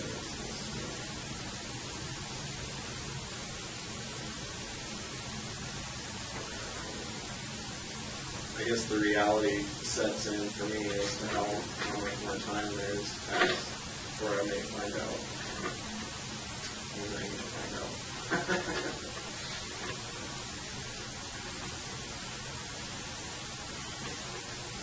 And your feeling is it to give us additional information that's going to affect other things or not affect other things, or you well, go over it? Yeah, it's once I give out the information, then it's gone. Well, let me just jump in there. This is getting,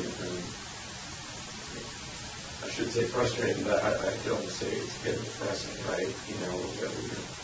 Maybe you feel the same way, that you have been meeting with us now about other crimes for weeks and weeks and weeks. And I think it's getting kind of just downright depressing that we are not moving forward. And I don't think it's I'm not sure why it is. We came in here a month ago and laid out that plan that Frank Russo laid out, and because we've kind of been over backwards from the U.S. Attorney's Office perspective of saying, look, we're going to work with you, move the other things forward that are going to need to be moved forward for all the other crimes. Right. And we all kind of understand that we're going to need to move forward. And so we thought you were on the schedule of wanting to move other crime investigations forward. We know you want to keep the media down, you don't want to be charged on the jurisdictions. We know those things. We took them into account and we came up with a strategy to say, well, let's move forward, and really kind of busted ourselves to do that. So we're getting kind of just, like I said, I should be saying frustrated, but I'll start with just kind of depressed about that we're not moving those things forward. And so, what's your view on that? And the same with law enforcement. This is the typical way you move forward with this type of investigation. And for us, it's frustrating, and we're doing it this way because this is the way that Israel wanted to do it. And what's your take on our? This isn't the way I wanted to do it. Well, just tell us what your take is on that. Well, my take is, I've said this before, even though we may at this point all want the same end results, it doesn't mean we're on the same team by any means. We've always known that. We're not right. defending. So I'm not. I understand that you've got your schedule, you've got your deadlines, you've got things you've got to get done. But honestly, that's of no concern to me. If we can continue to work together and make stuff happen, great. If not, if it's not going the way you want it to, or you're not getting your information fast enough, then do what you got to do. But I already know, you'll be back. So, well, maybe we've been too honest with you guys, I guess. We know we know that we're not on the same team. Well, yeah, because if you're saying, I think what you're saying is you're kind of challenging us, and I didn't think that's where we were in our discussion. No, I'm not challenging you. I'm just saying, I know you've got your agenda, what you need to get done, and what you need to, you have to have something to show for it, for your work on this. Oh, but it's so funny because we thought it was your agenda that was kind of driving this, of wanting to move things quickly and wanting to keep the media on, and that's why we've been working on kind of your agenda. That's why I'm like, wait a second, this is what Israel wanted.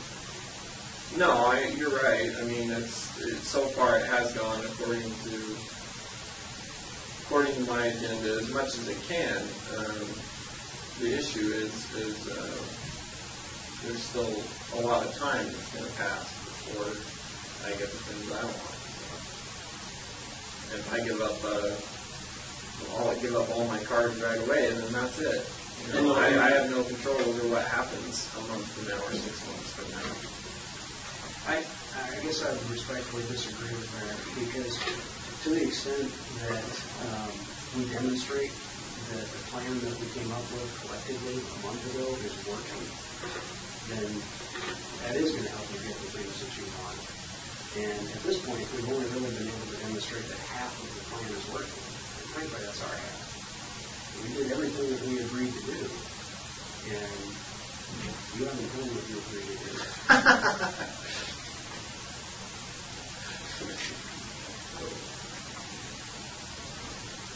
First of all, I didn't agree to do anything today. I already told you that. So, I told you I've got different agenda now than when we came up with that plan because of things that happened between then and now. So, fine. I changed the rules. Shame on me. But that doesn't really change the bottom line. I'm going to at least find out what my options are. And that hasn't happened yet. So, I understand it put a hitch in the schedule, but, and that's not the only issue right now. There are some other, other things that we can't talk about, and that's an issue with me too. And I know that, there's a lot of debate that these things aren't connected, but to a certain extent, for me and what happens to me, they are pretty closely connected. So. Well, as we've said before, we won't talk to you about anything religious specifically now, but if you want to request a meeting, we right. And if that's what you guys decide, that's totally up to you and your council. Right. and we'll make ourselves available, but we won't discuss the man. No, I understand that. You know, you said you don't want to give up all your cars. We understand that. We haven't been asking you to do that. All your cars, leasing everything. Sure, would we love it if you just said, yeah, I'm just going to tell you everything. And frankly, I would say things would move much more quickly in the end because we'd be working on those and getting them all resolved and getting it all lined out the way we said it so that we can control it. And you would control it. I would love that, right? You know that. But I won't even answer that today.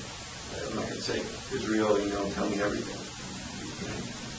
I think it would be in your best interest, but you don't see it that way. Fine. You know, I get it. I've asked you to think about that. But we got to start.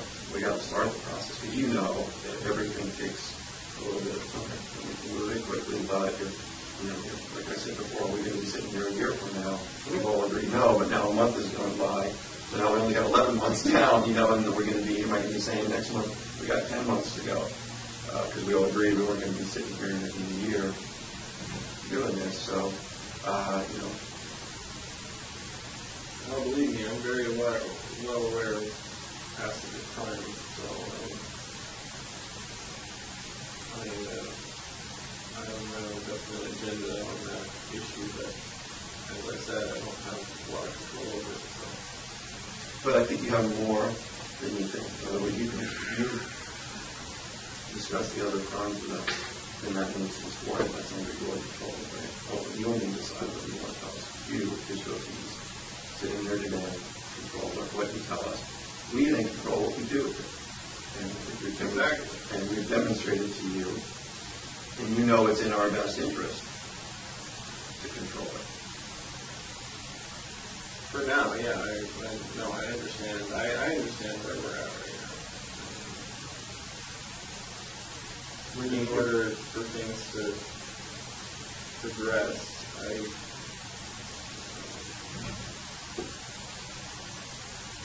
have to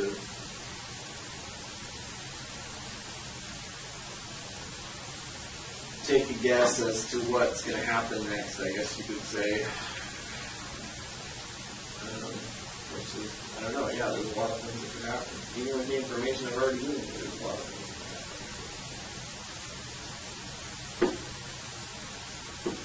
I get it. It's your schedule. You know, I think you said it was our schedule. It's really your schedule that we were trying to work on. So we can sit here and guess and wonder what's going to happen in the future, and none of us are going to predict, right? And just say whatever happens, it's going to. But the only thing you can control is what we're doing right now. We have a definite, concrete, certain way that we can move forward now that will definitely expedite whatever happens down the line. Because, as you know, we've got all these other things to talk about. We will definitely expedite it, certain we start now. Everything else is just speculation, so we can wait and see, but time's going to move by. Yeah, no, I see what you're saying. It's like the ultimate goal. If that is the ultimate goal, that I put all this stuff out on the table, then yeah, then it's better to do it now. But I haven't decided yet that that's my ultimate goal. Certainly not on these terms. Like I say, there's certain information that I've already given you. So what happens with that? I've already given up control of that to a certain extent. But everything I still have, it's still within my power to decide how that information gets to you. From me to you, in a matter of speaking. Exactly. And then what I'm suggesting to you is you've got a lot of cards, but we respect that. But we're asking you to play one more card. And I think that's in your best interest. I'm not telling you that because I think you want to hear. I've been using your goals all along. Well, it's not in my best interest today because there's absolutely nothing I gain from it. Just more worries. But you move the ball forward. Forward to what, though? there's no objective that I'm moving towards by giving you more information. Okay, well, when talking about the other crimes, the Courier, let's just use the Courier as for investigating that. We've agreed to certain things with the Couriers and have looked up to them. Right.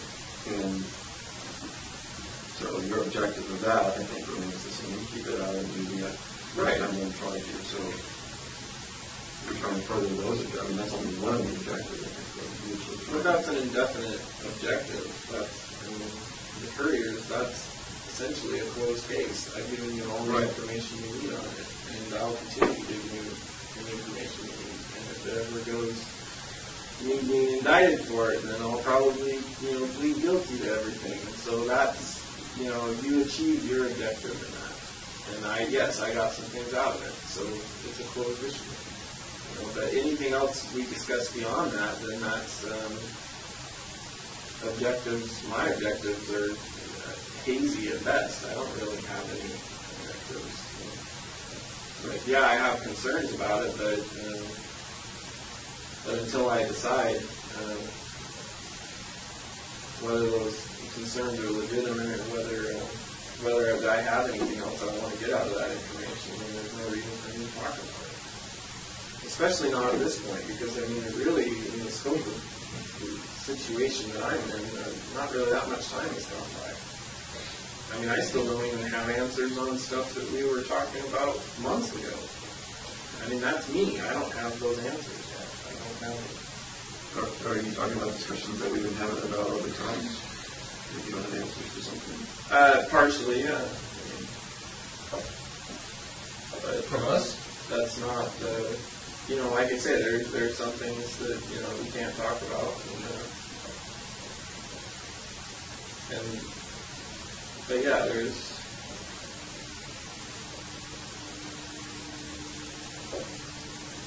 anyway, neither here nor there. It'll happen.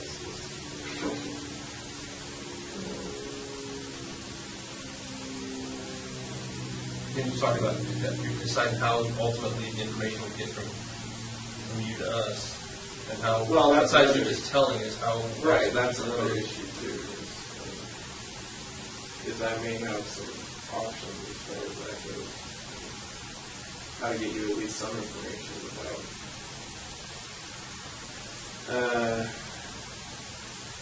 Well, and that's what we tried to do.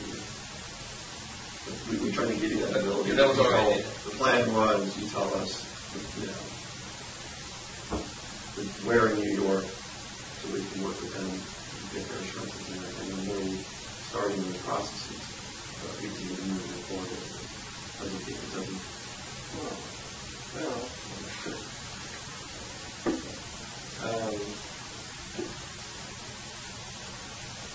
No, I'm not on New York's attorney's schedule or anything else. This was Israel Key's schedule, but I thought it was your schedule. No, I don't have a schedule. Well, it's different from what I understood, because you told us. Quickly, I want to keep that. Yeah, if you're talking about my ultimate schedule, yeah, but that's kind of a ways off right now. I'm saying like week to week, month to month. I don't have a schedule right now. I don't have anything to gain from it. I thought you did have a schedule. When you say a ways off, now I don't know what you're talking about, because month to month is what's happening now, basically. We're moving at, we've gone from moving at a fairly reasonable pace to being month to month, and 6 months is going to pass, and then a year is going to pass, and then a year and a half to 2 years. And I'm offering you an opportunity now to move that more quickly, and I'd like to start with, not even start, I'd just like to move forward on New York. This is going to move everything, carry the pace of everything more quickly, which is what I know you want. If you tell me differently, you say, I don't care how long it takes anymore, then I understand that's different. No, I do care about how long things take. I just, first of all, I don't know what time has to do with any of the any information that I give you, because if you think I want to be indicted or charged with any of the crimes, then you're wrong. You told us that. We're trying to avoid that, right? Right. So Why I not by controlling it? So I don't understand how giving information is going to. Well, let's just say, what happens if Vermont says, we thought this guy was cooperating. What if they were to say, we're going to charge him, so if they need to charge him Vermont? Well, they're going to have to wait their turn, aren't they? Well, what happens? So how long is that going to take, right? That's what I'm trying to say. That's what my concern is. Yes. So right now, we're not charging. But what do you think? Explain to me, what do you think would happen if they do charge? If we say Israel just says, you guys do whatever you got to do, and then they wouldn't go forward and they lose control. What do you think would happen with that? Well, I assume, I don't know for sure. I assume there's a few different things that could happen. None of which are good for me, from my perspective. So that's what I'm trying to tell you. Is working with your goals seems to be in your best interest to move forward with New York, so that Vermont goes in charge, because Vermont charges. that, well, statistically, that makes things less likely to go my way, because the more the fraternities, the more friends are involved in this, the more likely it is that one of the states is going to get fed up and say, we're trying to. We've already demonstrated to you what we can do and explain how it works more. Because I don't think Vermont could take as long as they want to take if they charge. They can take their case as long as they want to take it. And, what happens then? To your goals. What happens to your goals? I assume that puts me in limbo until they get their crack at me. At least I've heard of that happening before. I don't know. So, do you want that? Of course I don't want that. You already know what I don't want. Well, that's why I guess we're just miscommunicating. I thought that's what I understood it, and that's why we offered you this plan to control how things progress with Vermont and just using New York as a neighboring state. Right? So we've got a way to control things. Now, if we all say that's not going to work, do what you want Vermont, then we don't control it. They're going to take it home and take Vermont. And I'm sure they'll be talking to New York then. And what's that? Then we don't control it, right? Right. Well, I accepted the fact that we don't control. Well, none of us control what happens in Vermont. Well, I think I thought we do. I thought this letter that they sent was pretty amazing. No, it was good. It was pretty good. amazing thing, and we really worked at this, and they're with us. But if they go away, then they do whatever they got to do, as long as that takes. They don't really care what Israel's opinion is. And then New York comes to them, their neighbors, and said, neighbor, we got a problem in New York. We're Vermont. Vermont says, well, your problem is our problem. We're simpatico together. We all got problems, and this is now Israel has no control. And that's what I was trying to avoid is what you told me from the get-go. You've been honest about your goals, but now I'm like, well, right. Well, why are we misunderstanding? The fine print in that letter is that at their directive, they can reassume control. At your directive, all you have to do is say, well, Israel's not giving us any more information. Do what you got to do. Did you expect something different? Or did you go like, there's something else we can do? I don't know what I expect. I mean, there's nothing else we can do. We can't make. They would never sign. They would never agree to it. They're never going to agree to something that says. I understand that. So I know I don't have any rights in this situation. All I have is information. So now you're upset with me that I want to control the information. no, I'm not upset with you. I said I started you by saying it's more depressing, and there's frustration. But I mean, There's going to be a lot of frustration before this is all over. But I mean, it's already been years of frustration for a lot of people. So they're going to have to learn to live with it for a little that's a longer. different issue. The frustration and the depression is based upon you getting what you want, and I'm thinking, we're giving Israel what he wants on his time frame, and I just explained to you what I foresee would happen if the cooperation breaks down on the carriers. And we just said we don't want that. We don't want that Vermont to take over and take as long as they want and talk to New York and do whatever. We don't want that. So what are all the? There's two choices. It seems like. Yeah, I don't. say, that's one of the issues I'm waiting to hear back on, is what is the most likely path that Vermont would take. Because obviously I've got other problems right now, so I don't know what their hypothetical timeline could be if they get fed up and decide to go their own way on that. I don't know that. I'm not a lawyer.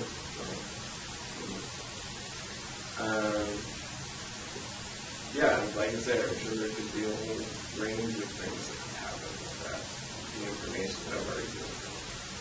Well, normally, state prosecutions or other federal prosecutions don't move that quickly.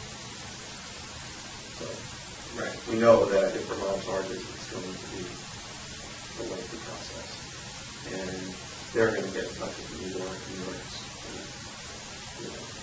have their input about what Vermont does as well, and their neighboring states, and they work together, and they say, hey, did you hold had its chance?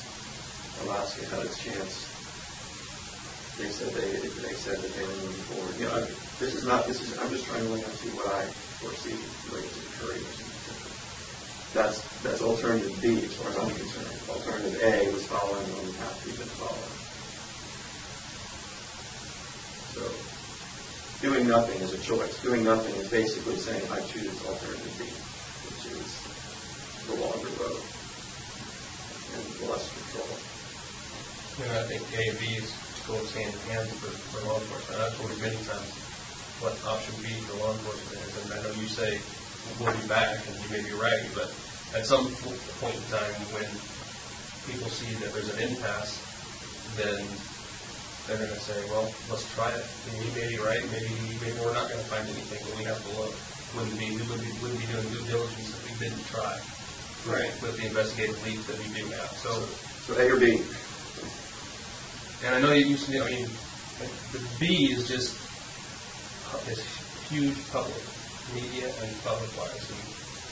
And I just don't want to damage any relationship that we have if we have to go with Plan B. Well, if that's the only option, It's not. It's not our only option right now. Right? We have Plan A, we thought.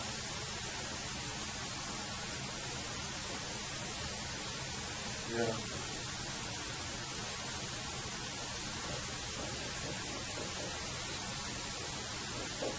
You realize that. You realize that this isn't going the way, this isn't going like a normal investigation. There's certain things we would do in this type of situation that we're not doing. Right.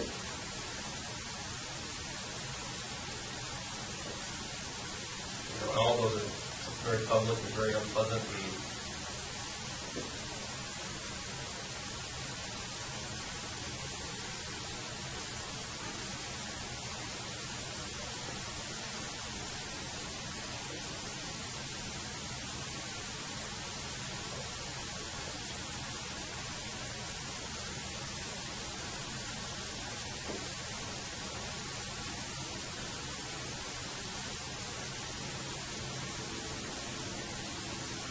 Well, yeah, you're right. If that's what it's come down to, it's like either I give you information today or you go your own way with it. But if that's what it's come down to, you do what you got to do, because I'm not giving up any more information until I find out what's going on. A couple more issues. When you foresee that kind of thing happening. Well, if it doesn't happen this week, then there's going to be another meeting. So are you telling us that we can next week sometime we can hold off and next week sometime address this issue? Yeah, one way or the other next week.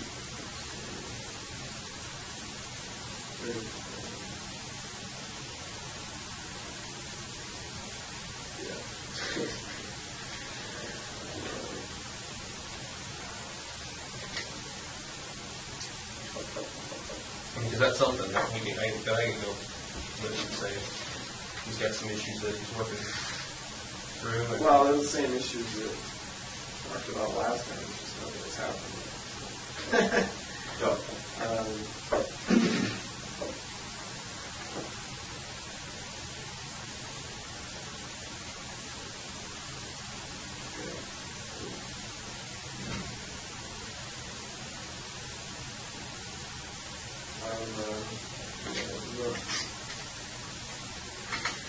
I'm hesitant to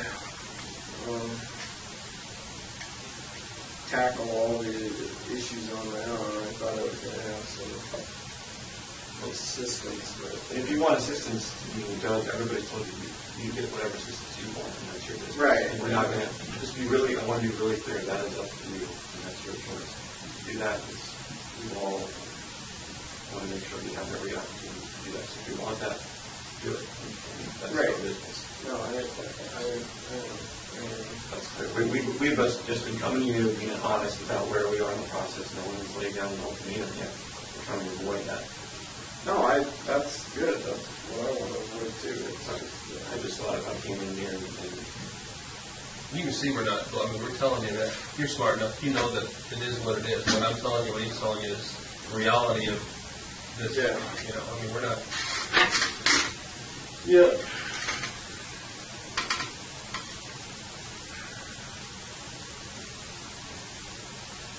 You're familiar with Oh, I was. well, what do you want to talk about?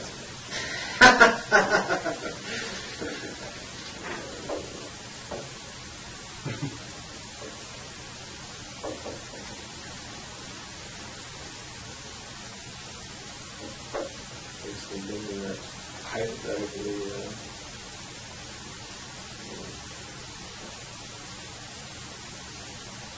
best route for me would give you all the information you need might be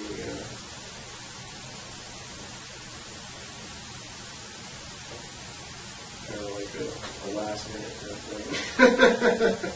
So I'm not around for the aftermath. Well, you think that's realistic? Do I think it's realistic? I don't know. It seems to me like that would kind of be my call. I don't know if it was. Well, but I mean, like I said, if Vermont goes forward, it's not going to be your call or our call. If Vermont does, they don't have any reason to move at your pace. Yeah, I know. You know what I mean? And right now, we've been working together, so Well, I know. I kind of doubt Vermont is going to well, like, play that game. But I doubt they're going to. I mean, I'm telling you from even the U.S. Attorney's perspective, that I doubt they're going to play that game that says, we're going to move forward. I think Vermont really quickly on the couriers, make sure that gets all wrapped up, and we're going to give him what he wants. Figuring that, because we think at the last minute he's going to cause everything.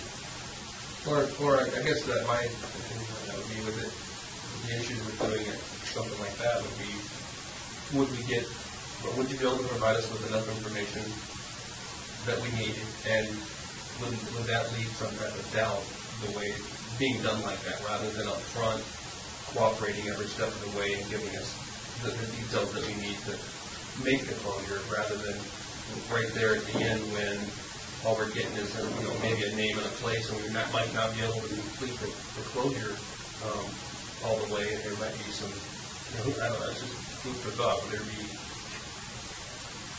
Right. No, I I think understand what you're saying.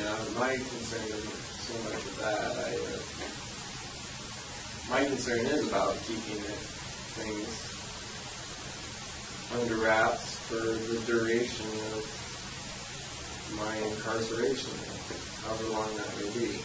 And if I have to do that by giving out little information at a time and continuing to work with you or whoever else, if it seems like that's going to keep working, then that's what I'll do. Even if it means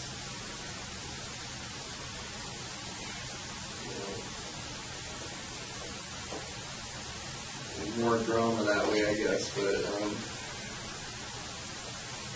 But yeah, it's still better than the alternative. I think that's fine. One way, I think we just take it right.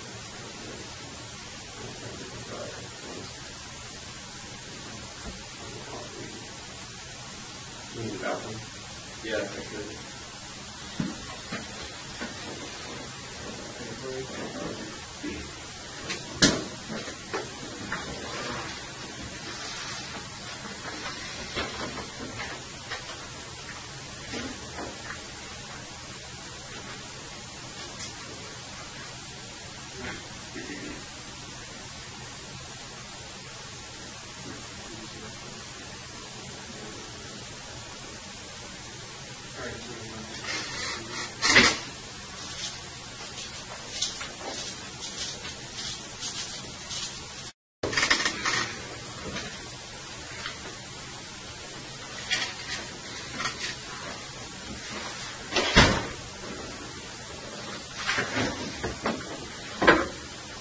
All right, we're just picking up where we left off, because you said something that I want to respond to, the last thing you said.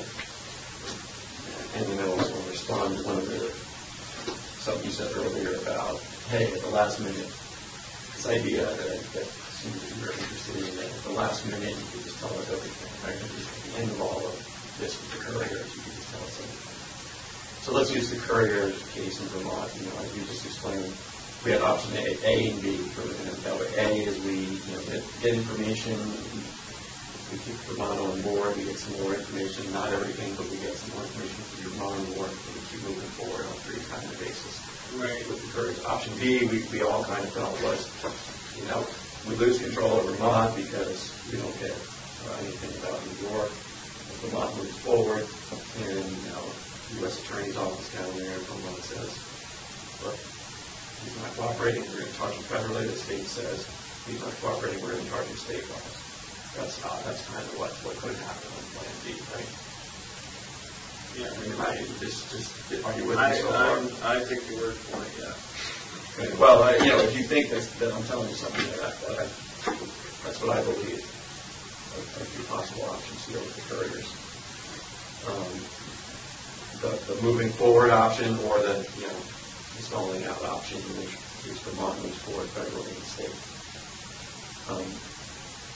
Now, the state of Vermont does not even have a death penalty, but I think this is, you can tell from your office. But for your cooperation and our working with them, the state of Vermont would want to charge you, right? Right. So the state of Vermont charges you. It's going to be a lengthy process. Go forward with. So that's why I mean option B is a lengthy process. And they're not, no one's going to agree, either the U.S. Attorney's Office in Vermont or the Vermont state prosecutors are not going to agree to any kind of a situation where they say, hey, great, we're going to move things along quickly and get Israel a sentence. Whether he wants the death penalty, whether he wants life in prison, whatever, we're going to go ahead and move forward with that. And with the hope that at the last minute he's going to give us all this information, right? But they're just not going to make anything. I just wanted you to know my thoughts on that. I don't speak for U.S. Attorney's Office in Vermont. I don't speak for state prosecutors on that issue, but I think the reality is we're not going to just move things forward quickly there with the promise. We got the other promise from that they'll learn everything eventually. We're going to want that first, right? Right. Like basic negotiating things. So that, does that make sense? Yeah. The part you left out is that with option A is that if I continue to give them information, they can still do whatever they want as far as charging. Look, They don't have to give me their word on anything. they don't, but they have, and they've given me their word. And so I think what you said was very insightful. Like, well, if you don't want to move things quickly, but you don't want them to be really slow. The quickly is, in my opinion, you tell us, right? The slow is, he tells nothing. What you said at the very end when we took a break was, hey, if I have to give you a little bit, you step along the way, keep things moving. That's in the middle. Things will move, they won't move as quickly, they won't move as slowly, but they'll move. So I'm asking you then today to give us the name of the person in New York has a little something. It's half a card, you can rip it in half, you give us the name, we move things forward. No, it's not half a card, it's pretty, no. Well, you give us the name today, I think we'll be back here next week, and you won't have heard peep of that. Nobody will heard about it. Well, And it keeps things moving. We'll be sitting here next week, you won't even heard a thing. We'll sit the week after, you won't have heard a thing about it. Okay, because we're going to live up to our end of things, because that's our commitment to keep that, following your goals. Here's what can happen today. You give me the name, I write it down, I don't ask you any more questions. We all have some lunch, talk about whatever you want to talk about. You have a cigar, we can talk about the weather, what's going on in Anchorage, whether I'll just write down the name, we have lunch, you have a cigar. Well, I mean, it sounds tempting, but no, I'm not going to name names. So I find out what my options are. That's fine. You do what you need to do.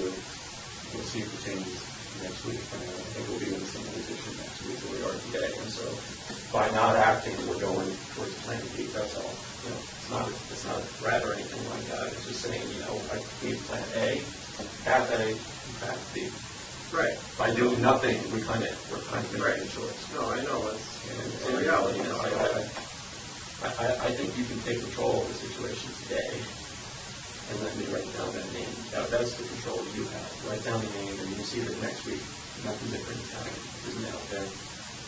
Hasn't impacted you. It's just allowed us to stay on path A. It's a decision that you can make today. Well, I think I appreciate what you're saying, but here's what I think we should do is set up a meeting probably later next week, a meeting just like this.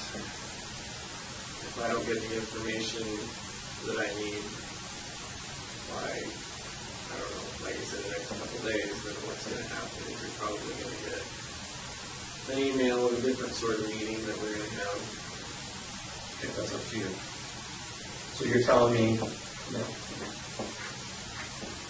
going to meet, we'll come and meet with you next week.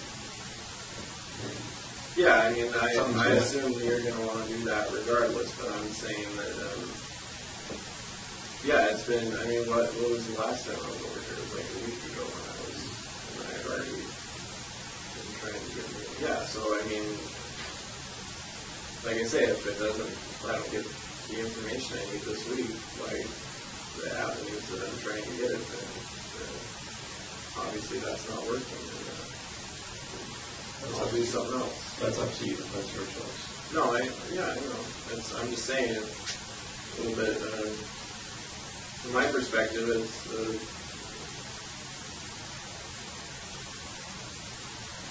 there's several different things going on.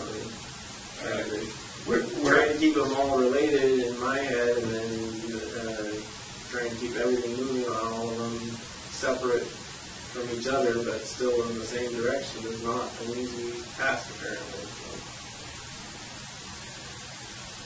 But,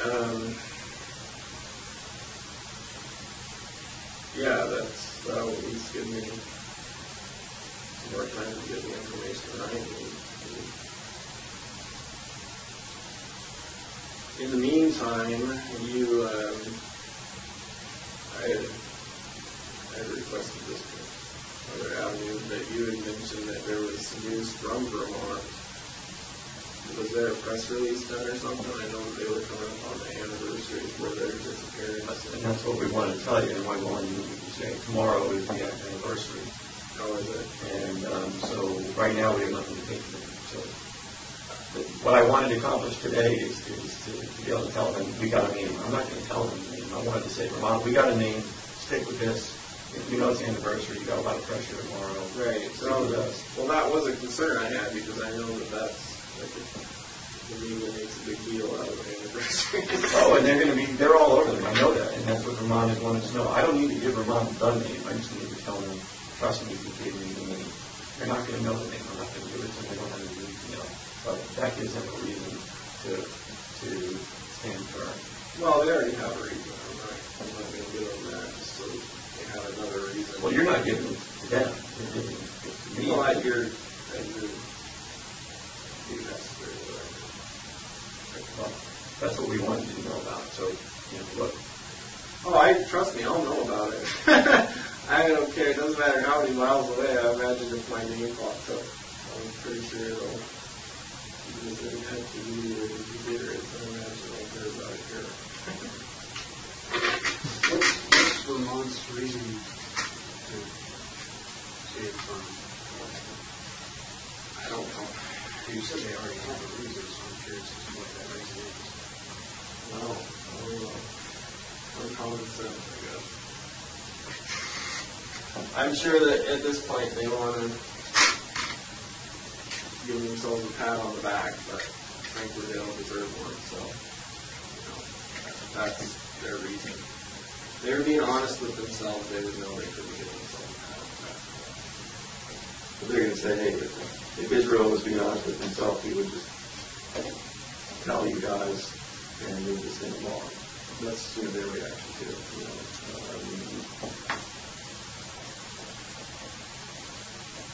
I'm probably more honest with myself than anybody else. Is it? You're just looking to hide? I mean, are you looking to hide the information? Is that what I'm getting at? Yeah. You're looking to hide it. Well, I mean, I'll get it to you, especially if there's something in it for me. But it'd be better if my name wasn't attached to it from here till eternity or whatever. Well, we told you before, we don't have a problem with that. We've demonstrated repeatedly that we have the ability to greatly influence that. Right. No, I for now, yeah, I agree with you. I mean, yeah, I agree with you. I think I could probably tell you everything today, and since being the case that it is, I'm sure we could probably keep stuff under wraps for, what, a year, 2 years, whatever. I'm not worried about that. So then There you go. What's the deal? I'm worried about after that. Eventually, my name is going to be attached to it. So if there's a way that I can protect myself from that and still get you guys what you need, then I'm going to do it.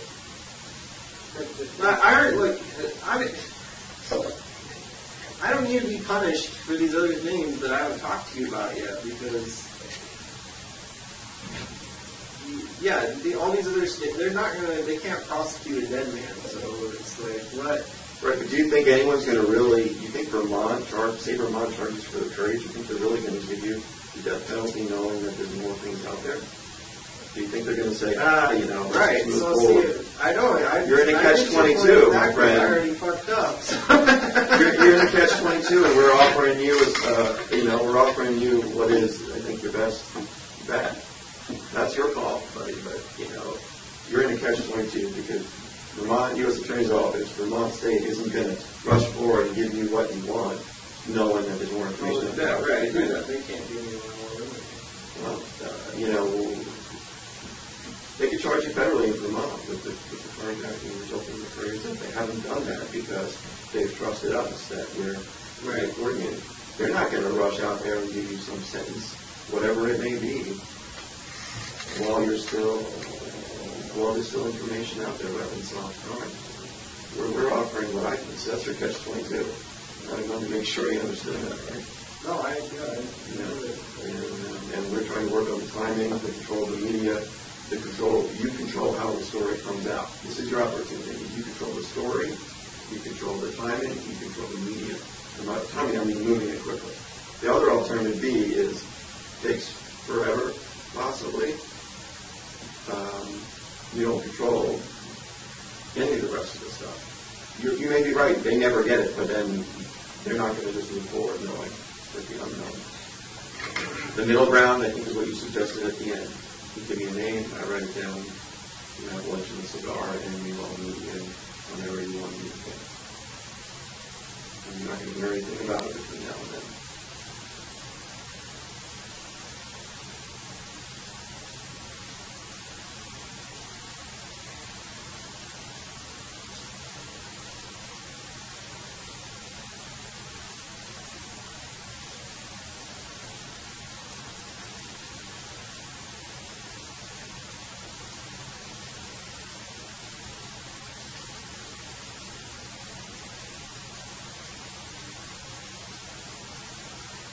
No, I'm not.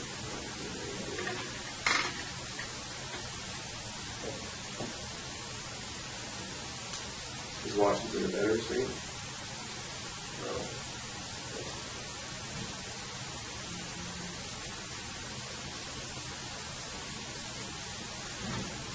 No,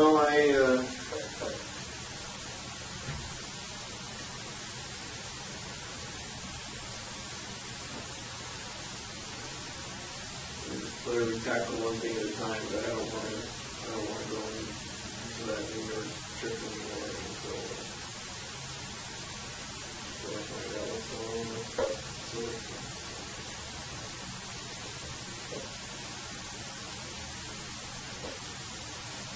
And yeah, I'm also a little concerned about what they say tomorrow. It'd be interesting to see if anything comes out. If they're able to resist the temptation. Do you want to have any control on it? I don't have any control. I can tell you everything today, and they can still say whatever they want. Yeah, in theory, that's possible. Do you think they would? Do you think that if I have no idea. Do you think if I go to them, call them after we get a meeting and say, you know, piece of information, we got a meeting, I'm not telling them what it is, but just let them know if they can send it, if you think they really would. My suspicion is that no, they wouldn't say anything about it if you told them not to. I'm just saying,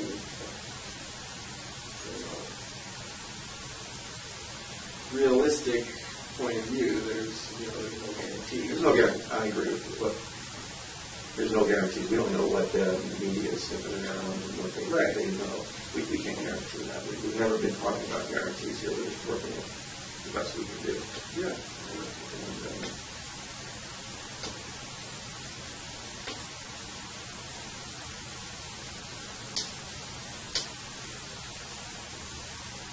And once we go creep towards Plan B, Plan A might not be, will be more difficult to get back on.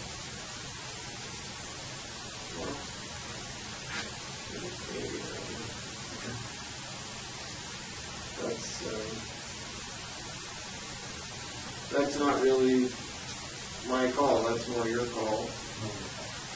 We respectfully disagree. Yeah, we think it's your call.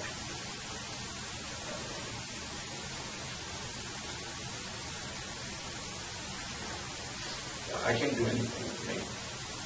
It doesn't invite the goodwill of the other people who can say, this completely is the company. We're getting a little bit, we're moving in the right direction, we're going to stay on Plan A. Other than that,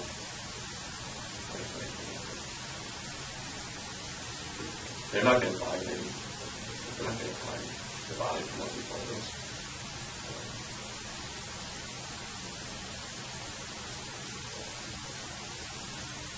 No, I'm not worried about it. If you're not worried about it, it sounds like there's nothing to lose. Well, by doing, it's true, the body is the body. Yeah, I'd rather I do a lot of it. I'm asking you for the most minimal thing, and I think it's just going in the right direction. We can meet again next week. Yeah. Yeah, that's fine. Like I said, I already told you guys to get nothing has changed since last meeting on my end.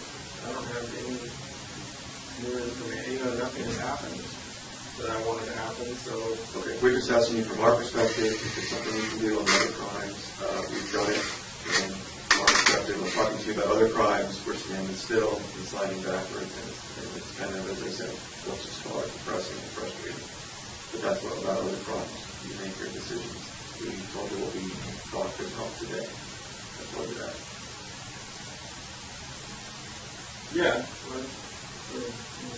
help somebody. I think it would help you. Stay on plan.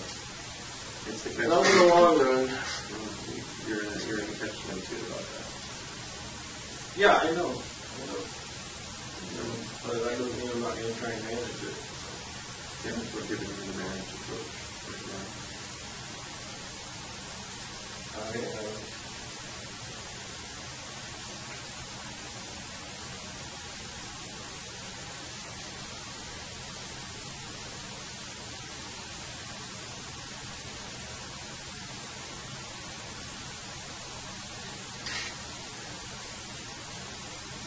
Yeah, it's just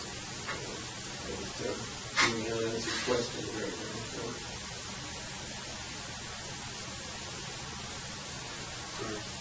Well, in the interest of not wasting anybody's time and stuff, you said you wanted to do it like next week.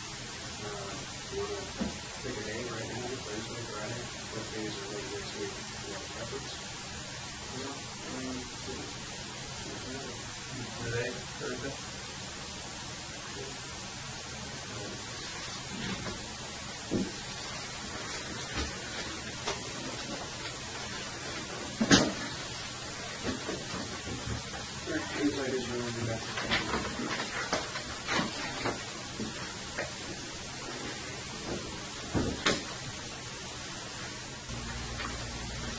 Morning, Israel.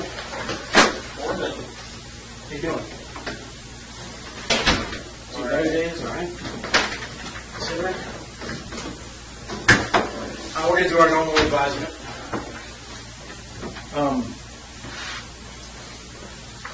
I have to read your rights. First thing I want to ask you is you didn't interrupt anything over at the jail for any meeting. No meeting with you or anything. You have the right to remain silent. You understand that? Is it?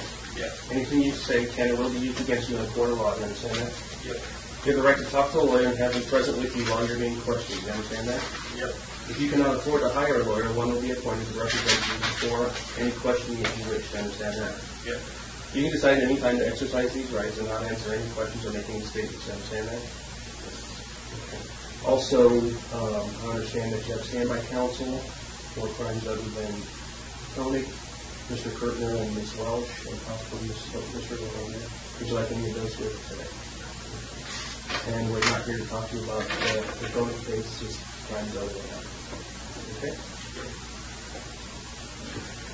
Okay, I think they had some things to discuss with you. Obviously, they wanted to chat with you about some things, and then I wanted to kind of talk to you about where we are on the Vermont thing. Yeah, they wouldn't let me bring my copy of the letter, so there's definitely some things we need to go over. Okay, well, I've got a copy. Who wouldn't let you? Jail? Yeah, Okay. don't like that. Do we need to Carry stuff around with me. If you guys want to chat about what you need to chat about, I can Ready to paper cut? You need to mark up the letter so it's sort of like yes and request on it. No, yeah, I mean, we can just go through it. Okay. I already went through it. So you have the letter here somewhere.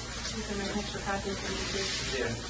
I just wanted to let you know, I know you weren't real concerned about the vote, but I told you when we left last time that I'd like to give you a list of what was actually taken from the vote. All right. And what they do is they print out a receipt. They don't have the actual receipt. This is just an internal document, but I can show it down here.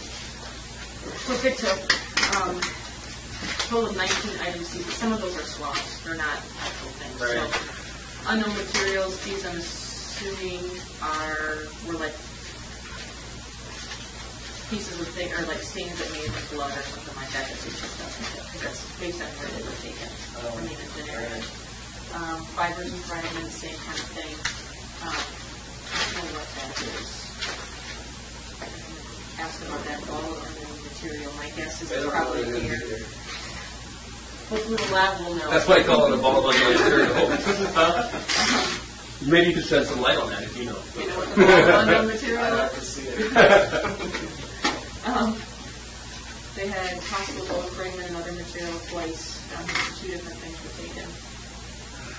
There, rope anchored with a line, other rope, swab, and that swab was taken from C-cushion. Screws, these were all in the back area by the carpeting.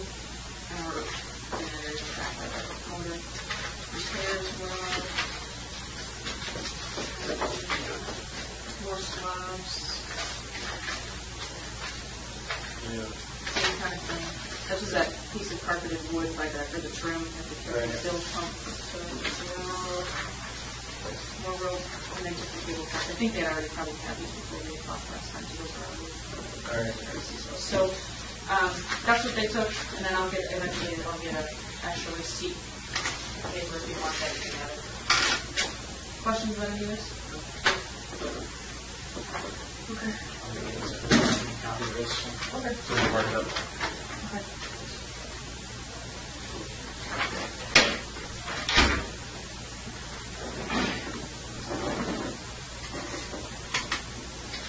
So, while she's making a copy, anything you want to discuss generally?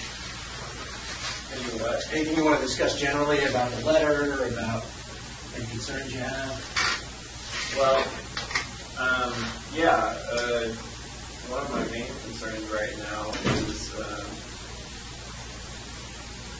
trying to get a handle on what the process is going to be. If this goes to CCU, they approve one or all my cases for the death penalty.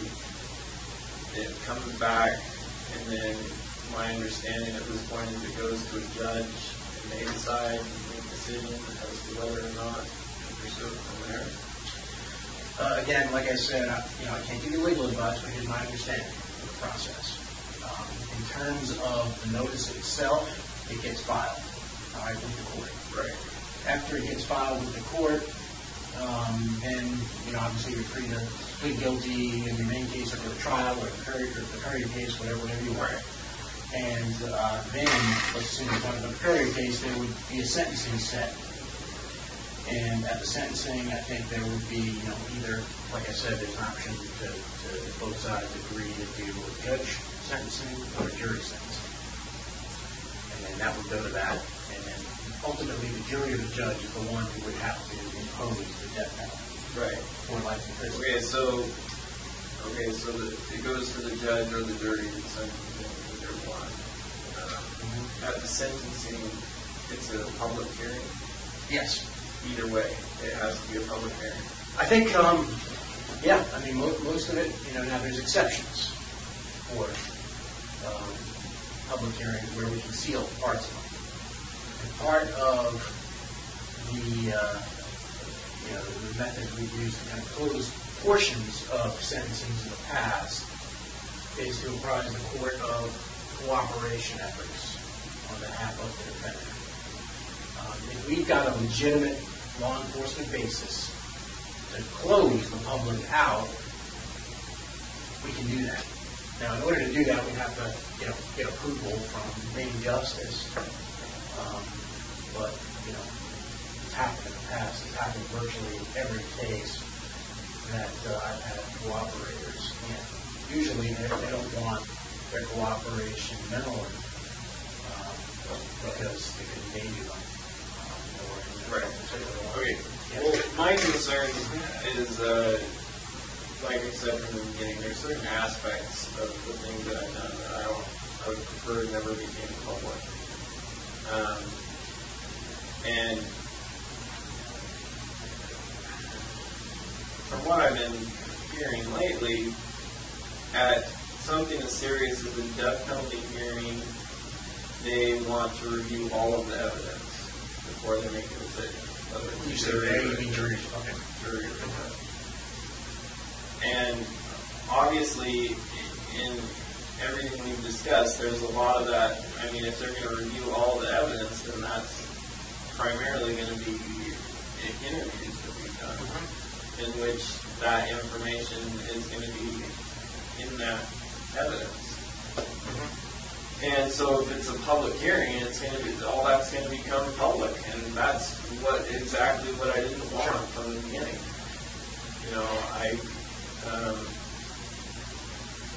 Certain aspects of this that, there's no way around it, but, as far as different things that were done with the bodies and the sexual assault stuff, that type of stuff,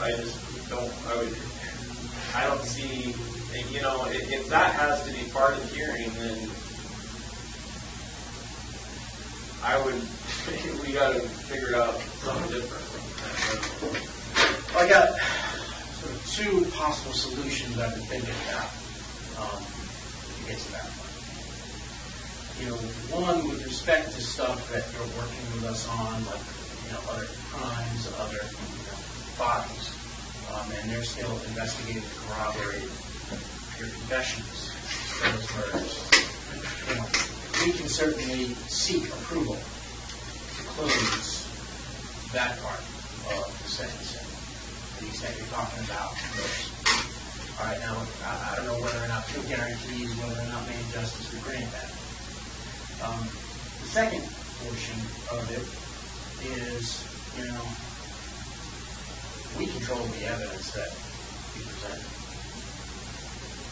So the government's got to present the evidence. And, maybe there's some way to kind of address both of our concerns here by circumscribing, by limiting the amount of stuff that's introduced into the court. So I'm toying with that idea. Now, obviously, there's a catch-22 to that, right? Right. The worse things, appear to the jury or the judge, the more likely it is you're going to get what you want. Right. In the context of the Courier case. right? I think that's.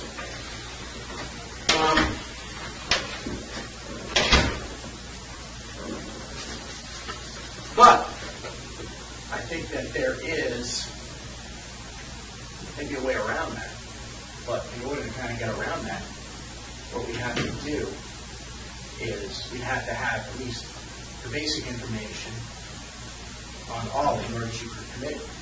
So basically, it's not like, hey, we're sort of going with quantity rather than quality of the murders. And if we can corroborate those, I think there may be a way to kind of get you what you want, but also, obviously we get what we want then too. That would have to be part of the negotiation. Now, these are just thoughts I've had. But right. Here's the problem with that scenario is, like you said, I might get what I want. You definitely get what you want. Well, I mean, look, I think you said it before in other contexts. If people hear the things you've done, I don't think any jury would have any doubts about what they do.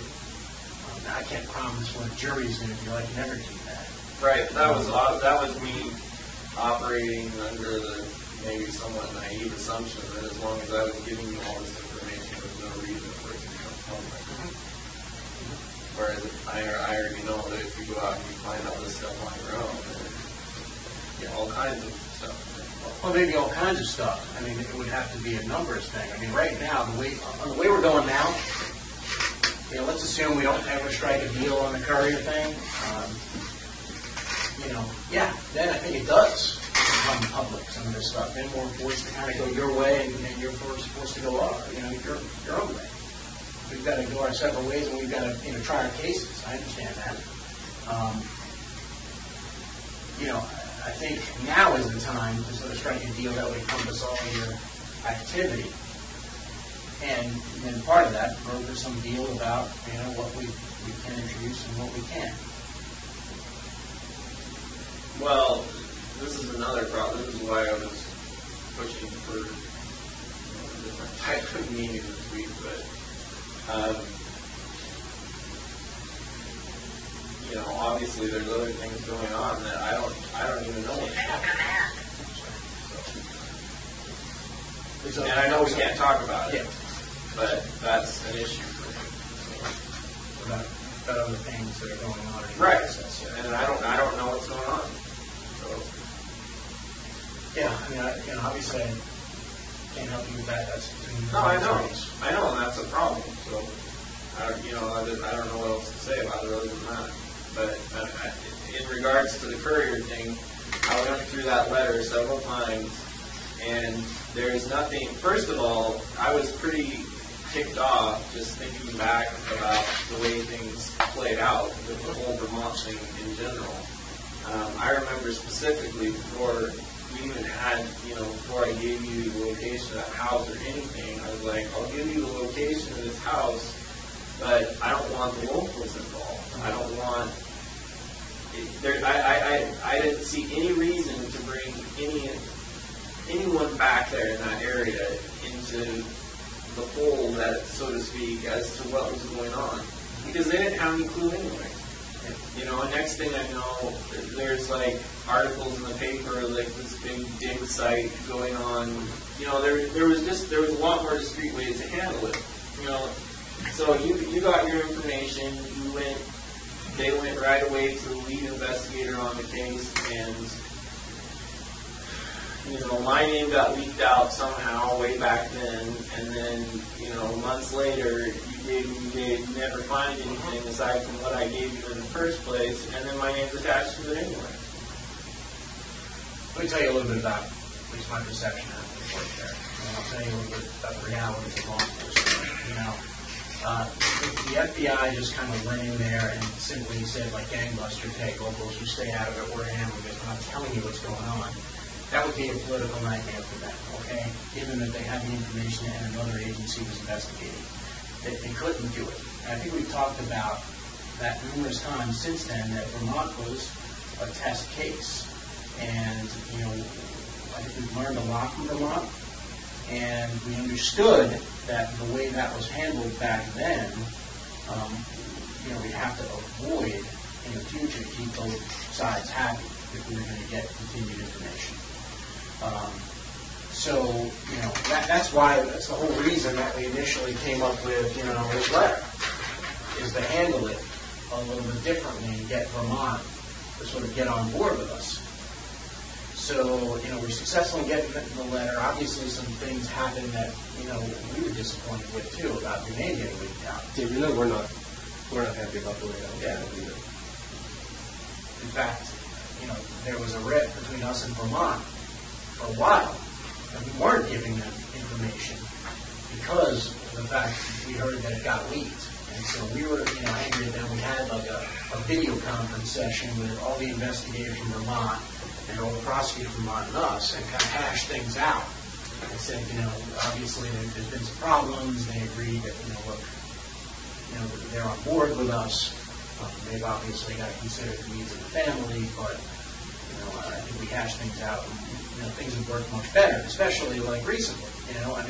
Being able to control that press conference on the couriers in light of the possible settlement of other crimes, I think was a pretty remarkable feat that we were able to accomplish. But what I'm trying to do here is, all right, obviously we can go with this. That was the way to kind of, they even said in this initial letter that they would defer to us as to what charging would happen.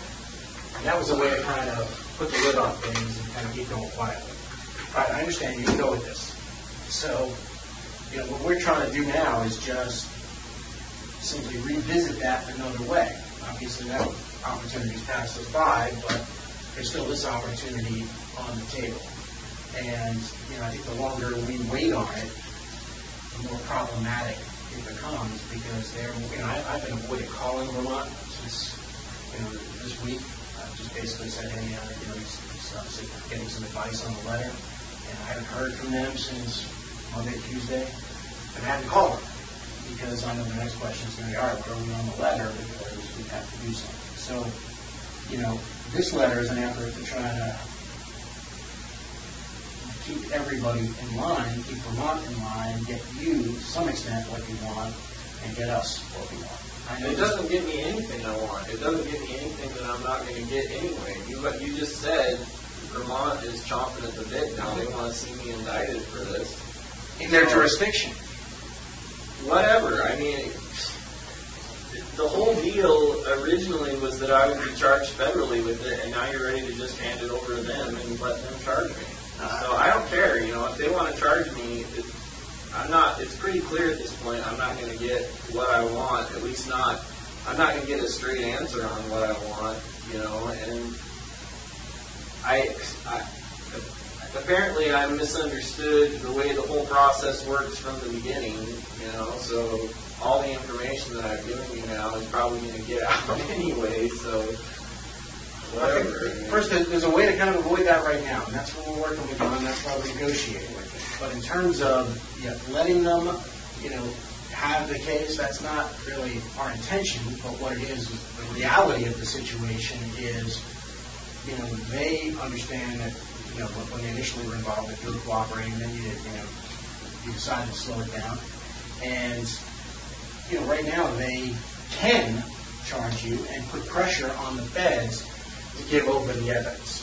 And that's the reality of the situation. Yeah, can we sit there and say, no, Vermont, we're not giving you whatever evidence we have covered with respect to, the couriers? Yeah, it's conceivable, but for the people who make the decisions and how this would flow back on them, realistically, they couldn't do that. They couldn't, they would put political pressure on saying, hey, the FBI is holding back evidence in this double murder and we can't prosecute this guy because they're not playing fair. That's the reality of the situation, and it's the situation we're trying to avoid in other jurisdictions. We're trying to do that, but we're it's like herding cats at this point. And I think if we go in there with an agreement to other jurisdictions and simply say, all right, look, he's cooperating, he needs your assurances that you're not going to do these things that Vermont still has the option of doing, I think we're a lot better off. And your desire for discretion on some of these things about what comes out in court, we can negotiate with those things. And we would try to figure out and strike a balance where, you would get what you want, but we get what we want. I mean, are there any guarantees of what a jury does? No. Can I tell you what the judge is going to do? No, but that's the nature of the work. I mean, that's just the way, the law works. I can't, we couldn't guarantee any jury, no matter how strong the evidence, what they do with it. Oh, I know. But all I can tell you, the biggest issue of all. but the more compelling, I can tell you, in my experience, the more compelling the case is for the jury, the more likely it is, the stronger the evidence, the more likely it is that you get a favorable verdict. So, you can go, before the jury in a Curry's case and say, yeah, you killed these two people, and, that would be the evidence. But in sentencing, you make a much more compelling case if, you say, all right, there's also, 8 other people that you killed, and you provided evidence on those, and, by virtue of the agreement, we would be circumscribed from telling the jury about that. I mean, that's one way to handle it. I think the problem is you're sort of between a rock and a hard place. You don't want to give the jury all the information because, I don't care if the jury has the information. I just didn't want it all over the media. All over the public. Right. Well, I mean, that goes back to sort of But apparently that's not possible. So can I see that letter? There's something else in there I want to get. I think like I said, there are law enforcement exceptions to keep things sealed from the public if we're still investigating it. We just need to get approval of it.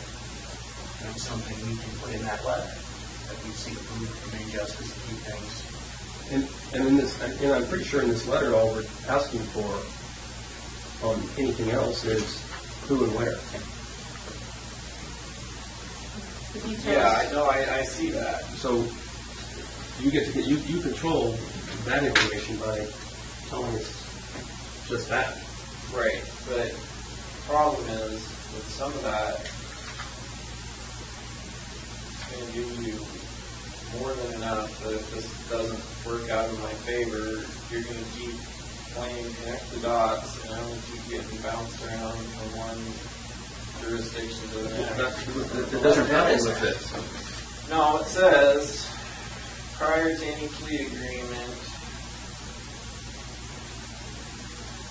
I provide the total number of victims, jurisdictions, which in turn will review. I'll do the same thing every day. Or even specific locations, it just gives us the jurisdiction. That's just so we can get their agreement. That's all that's all we're asking for that. It's purposely set up that way to protect you. Right, but the problem is I already know that you know where I've been for the last few years, so it's not. You're not giving up anything. So you're right, that's not a lot of new information. It might just corroborate some of the stuff that we have, and it gives us the ability to go to them and get them on board. Or walk away if we're not willing to get on board.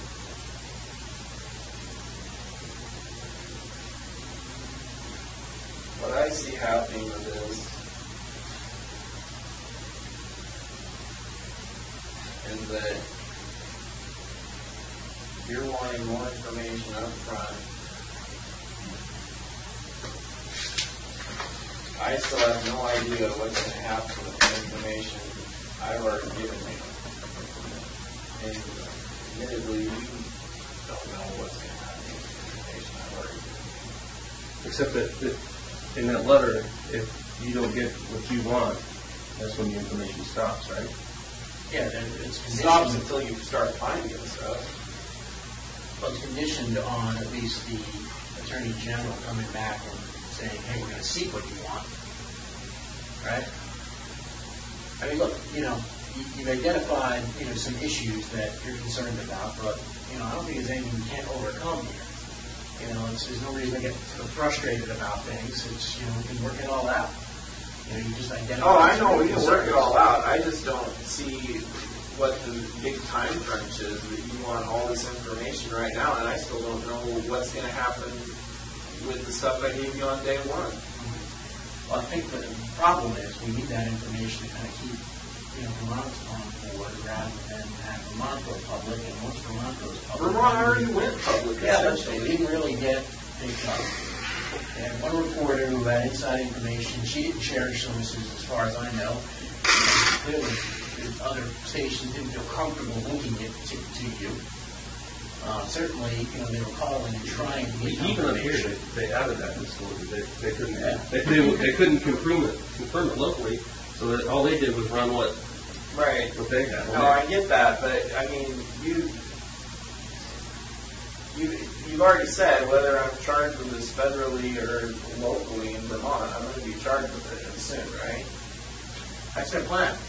That's what they want. That's what they want, and that's what we're trying to kind of avoid, at least, because you said you didn't want to be dragged back to Vermont.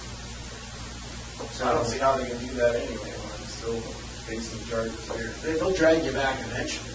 I mean, what they do is, and what's happened in other cases, is they lodge the detainer, you finish up here, and then you go to Vermont, maybe then they bring you out to the state court there, and that goes through the process, which is what you said you didn't want. And that's where we're headed. And the other thing is, and I know you know this, is that the way typical law enforcement investigation would work on this, you have to admit that the way I know this seems slow to you, that this process has taken a long time, but for us and the people that are in charge of us, what they want, they know that there's potentially up to 10 or 11 victims. So there's 7 or 8 that we don't know where they're at and those kind of things. So what we're getting the pressure to do is find those other people. And so what you don't want us to do is to use conventional police methods to do it. And you're already using conventional. We're not. We haven't gone to Media. we haven't gone to local media places and said Israel Keys was here on April 10th of 2009. He committed this Tupper Lake bank robbery.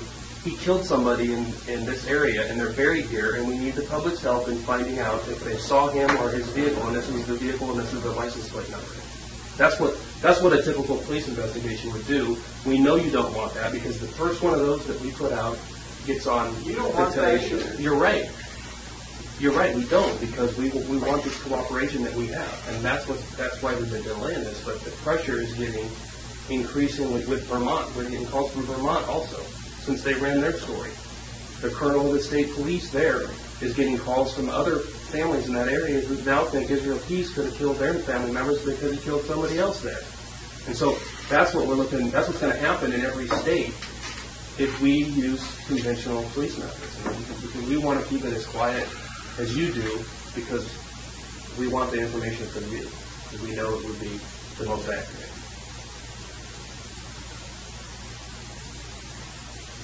I mean, that's just the reality of it. I mean, I know you know that. No, I know. But you know as well as I do that you put my name and face out there and dates out there all you want. But we're talking about stuff that's happened at least 2 years ago now. I know. I realize that. But that's the only other way we can do it, right? I don't know. But I'm just saying that I'm getting a little bit ticked off at what's happening with the information that I've already given you, and I see no reason at this point to keep giving me more information, because I don't know what's going to happen with that. Once you have it, once they have it, these different jurisdictions, it's their information. Yeah, I understand that, but then I lose it. And you guys, and then, Vermont, New York, whoever, they do whatever they want with it, and like I say, the whole process is, I'm getting a little bored with it. So, I mean, you're annoyed with that one, I was saying, quite frankly, I'm annoyed with you, because you had it in your power to stop it right here. And I came up with this plan, and you could have done it. And if you did it, we wouldn't have had the problem in Vermont last week, because they wouldn't have the authority to say. They had already leaked my name to the press. But they had time that letter was out. They had nothing else. And, they leaked it, but they had absolutely zero until they had the corroboration of the press conference, which by virtue of this letter, we would have had more sway in telling him, no, you can't do that because he's cooperating. Here's what he's already done, and he's lived up to his end of the bargain. So that's the reality of the situation. You blame us for the situation. I'm I blaming do you. blame you. I told you from the get-go, before I told you where the freaking bodies were left, I told you that I didn't want the locals involved. And the first thing you do is make a big scene and do a big freaking archaeological dig right alongside the main road. All right, fine. You've agreed in the past, if we're being honest here, that we've handled that situation as quietly as possible. And to whatever extent we could, we shut people's mouths, and the only problem was probably one cop that didn't get the message early on.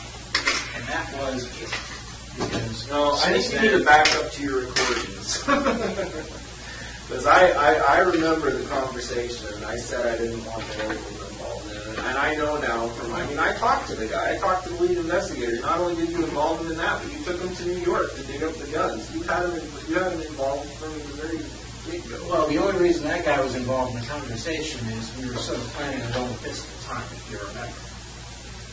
Okay, that was sort of by your You went and got the guns before that letter was written. Yeah. Yeah, we were trying to, that lead investigator, like I said, politically, and maybe the FBI can explain to you, you can't just simply walk in there and Well, say, you told me you could. I don't think we did. Back up to recording. Yeah. I'll go look at it and I'll listen to it, and I'd be happy to kind of share it, but I think what we said was the FBI would lead and handle the case, and that's what's happened. No, you said you would control it. Yeah, to whatever extent we could, we did. In fact, And I'm saying I'm not happy with the extent that you've controlled it. You haven't controlled it at all. And we realize that. We can see that. We're not happy either. I think that we're Look, I know it was more than one thing that caused the whole thing to get out of control. I know that if the house had just still been there and it had all just been neat and wrapped up in a couple days without doing a freaking landfill dig, yeah, it would have made it easier. But that's not. The fact is there are different things that happen the way they happen. And now I don't know what's going to happen with all this information I'm giving you. And you know I'm not just talking about the couriers. Well, that's why we're here to negotiate. Look, you have stuff you want, we have stuff we want. Yeah, can we promise you absolutes? No. I know that. Just like you can't promise us absolutes that we're going to find these people. So who knows whether or not we'll ever be able to kind of, give closure to their families. It's up in the air for us too. We're just both doing our best to try to come to some sort of resolution. Yeah, it's not ideal. We have different interests, but I think there's a way to meet those in the middle that will avoid a lot of the things that you don't want, and at least try to get us started on the things that we want. No guarantees from our end either. We have the ability to control it better now. I told you the other day, back in April when you told us about the couriers, we had no idea what we were dealing with. We didn't know there were 7 or 8 more bodies. We didn't know a lot. And we have the ability now to control it better. Had we known that back then and were able to communicate that to the people in Vermont, I don't think the leak would have happened, because I think that person would have realized the gravity of the situation. I don't think that they did. I think they thought the end of it was their case. That was the only one that mattered to them. And clearly it wasn't, and I'm sure that person... Well, that's fine. What's done is done. I'm just saying, from right now, from my perspective, this letter doesn't offer me anything. I know that, you have pressure on you to find these other people, but frankly, don't keep. And I still don't know, like I say, what's going to happen with this information I gave you on day one. Well, let's talk about it. I would love to, but unfortunately, other parties chose not to be here. So, Look, in your discussion of other crimes, I know we mention this to you all the time, that you can have counsel present for these discussions of other crimes. I know we pay lip service to it, but you were in Judge Beisland's courtroom when you did this whole thing. You basically said if you want to stop talking and you want to kind of invite counsel here, then you can invite them and they have to come. But I don't have any problem speaking for myself. The problems I have is with the legal procedure as to what happens with this stuff in the courts. I already know what happens with it on the ground. I'm just saying I don't know what happens with all this information, like that whole thing about the whole investigation and interviews being made public for the sentencing hearing. I did not know that. I was led to believe that if I gave you information, then we controlled all that information. You still have an opportunity to control that information. And, agreements can be struck, but they have to be struck now in advance, because if we get too far down the line, here's what's going to happen. Like I said, we identified Vermont as, a problem because that was, happened at a time we didn't know what we were dealing with. I wrote that on that flip pad I showed you a while ago. Vermont, we got to deal with Vermont. I know it's going to be a problem. All right. Now I know it's to the point where, it's a reality that it's going to be a problem. If we take control of the situation, I think we can avoid that problem. You can then negotiate what the extent of what you tell us.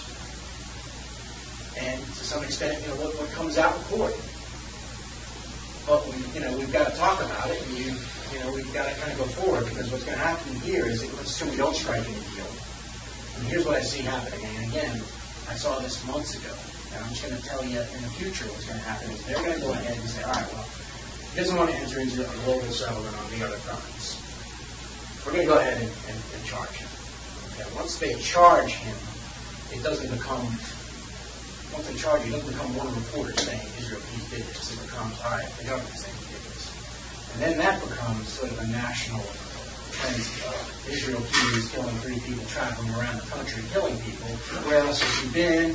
What kind of shows can we do? And then that in turn puts pressure on the local FBI. All right? They're going to come to Jolene and say, all right, well, what did you do? What have you done to kind of make sure you investigate all the crimes? Oh, you didn't put media out? You're sitting there talking to Israel Keys, you're trusting him, and you didn't do the necessary things that we see fit. That's exactly what's going to happen. And they're going to say, you go do it. And it's not going to be up to Jeff Bell or Jolene Gordon or Frank Research and fellows. Like I said, they think that's going to help, and they're idiots, because, like I say, we're talking, I've given you all the information that first of all, no media exposure, even if I hadn't given you all the stuff on the more recent ones, would have helped. I don't think it would have helped. I don't know. It maybe wouldn't help, but it gets your name out there and it's something connected with it. Right, that's why I gave you that information. But, now you're talking about wanting to put my name in the media, which is the one thing I didn't want from you. Don't want to. But it's going to happen, is what you're saying. I'm concerned it's going to happen. That's my concern as I look forward. If we can't get another avenue for doing it, I don't see that I don't see that we have any other choice on how to investigate it. You could just hold off until I see what happens with the information I've already given you, and then you still have an open line of communication. If you do that, I have what incentive do I have if you after all the information I've given you, you run to the media and put all this crap out there for my family and everybody else to see, and then at some point down the road, we still don't have enough to find out for sure that he did this, that, and the other thing, but let's go back and talk to him. You really think I'm going to feel like giving you any more information? From our perspective, you have to see it sort of the other side of the coin. What guarantees do we have that you're going to give us the information? I don't have any guarantees. Exactly. Just like you don't. So we're trying to reach an agreement here where we both have some assurances that we're bound by in an agreement. So we're bound by. I don't have any guarantees, but it's pretty likely you're going to get the information. But why do you say that? Because it looks like I'm stuck here for a while. Well, what incentive will you have to give out the information? I don't know. I'm sure things will come up. Right now, you guys got me on pencil restrictions.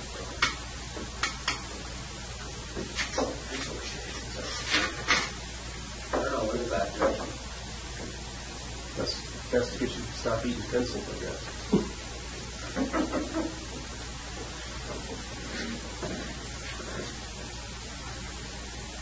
Look, I think, what we're trying to do is, look, it's obviously a situation where you have interest and we have competing interest. And like I said, we can negotiate like that every day. And I think we can negotiate something like that, but, we need a little bit more to do it. To avoid Vermont doing what they're going to do, to avoid, what the FBI National is going to come down and say we should have been doing in this case. That's our interest in it. But I don't see what you keep talking about what Vermont's going to do, but if you've already said that I'm going to be charged with this federally. If they I don't know, federally or state. But one or the other soon, right? Look, I've been holding them off, and I can ask them to hold out a little bit longer. That's their plan. They've said that in the press conference. I'm just saying, originally, this was all this information on the Courier case was supposed to become part of the other information that I gave you prior to that. And now it's all of a sudden become a separate thing, and now you want more information to add to this. We're just trying to control, what happened at the very outset when we didn't know the full scope of things. Let's just deal with that problem. All right, maybe we can't, solve every single problem here, but we're happy to kind of try to solve Vermont. And I think it would be minimal impact to you if we convince them that, look, he just pleads guilty here and then gets wrapped up all globally in Alaska. That would be probably the least impact. Don't you agree? Yeah, this whole thing is already a huge. We're just trying to solve the We never even found the bodies. At least if they had found the bodies, then it's just there's no way around it now. You charge me with the couriers. Everybody knows now, as soon as you charge me with that I gave you all the information you have, because you didn't find any on your own. Even after they knew they were at the landfill, they're like, we didn't find them, but they were definitely murdered, and we definitely have the person who did it. And now, pretty soon, we're going to tell everybody who did it. And the person who did it is Israel Keys. So how did they know that? Well, you must have told them, so whatever. How can we avoid? You can't avoid it now. It's already happened. I mean, the majority of it's already happened. The only thing left is you to come out and say, the Israel Keys is the one who's going to be charged for it. So, and they didn't say that. They didn't say it yet. I'm just saying, I'm going to be charged for it. You said soon, either federally in Vermont or in Vermont, and that's... Okay, is there a way we can kind of at least put the lid on things in Vermont any longer? And maybe, I know you have another situation to work out, but give us something that buys us time. How do I know how much time? First of all, I'm not buying any time because they already did a freaking news story on it. And we've already said they're chomping at the bit to charge me now, so, But if we can get something from them and simply just say, hey, hold off, or for some other sort of, deal. I mean, look, obviously our preference, I think yours is too, to wrap all this up, globally through all the other times. But that's only if I can get what I want out of it, and that's looking less likely all the time, especially since I still have no idea that it's been freaking months since we first started talking, and like I say, I still have no idea what's, in the broad scope of things, what is going on or what is going to happen or how long each of these things is going to take. I have no idea. I haven't been able to get a straight answer on it from day one, so. I can tell you in terms of the Courier case, because all I did, I put out here, you set the deadlines.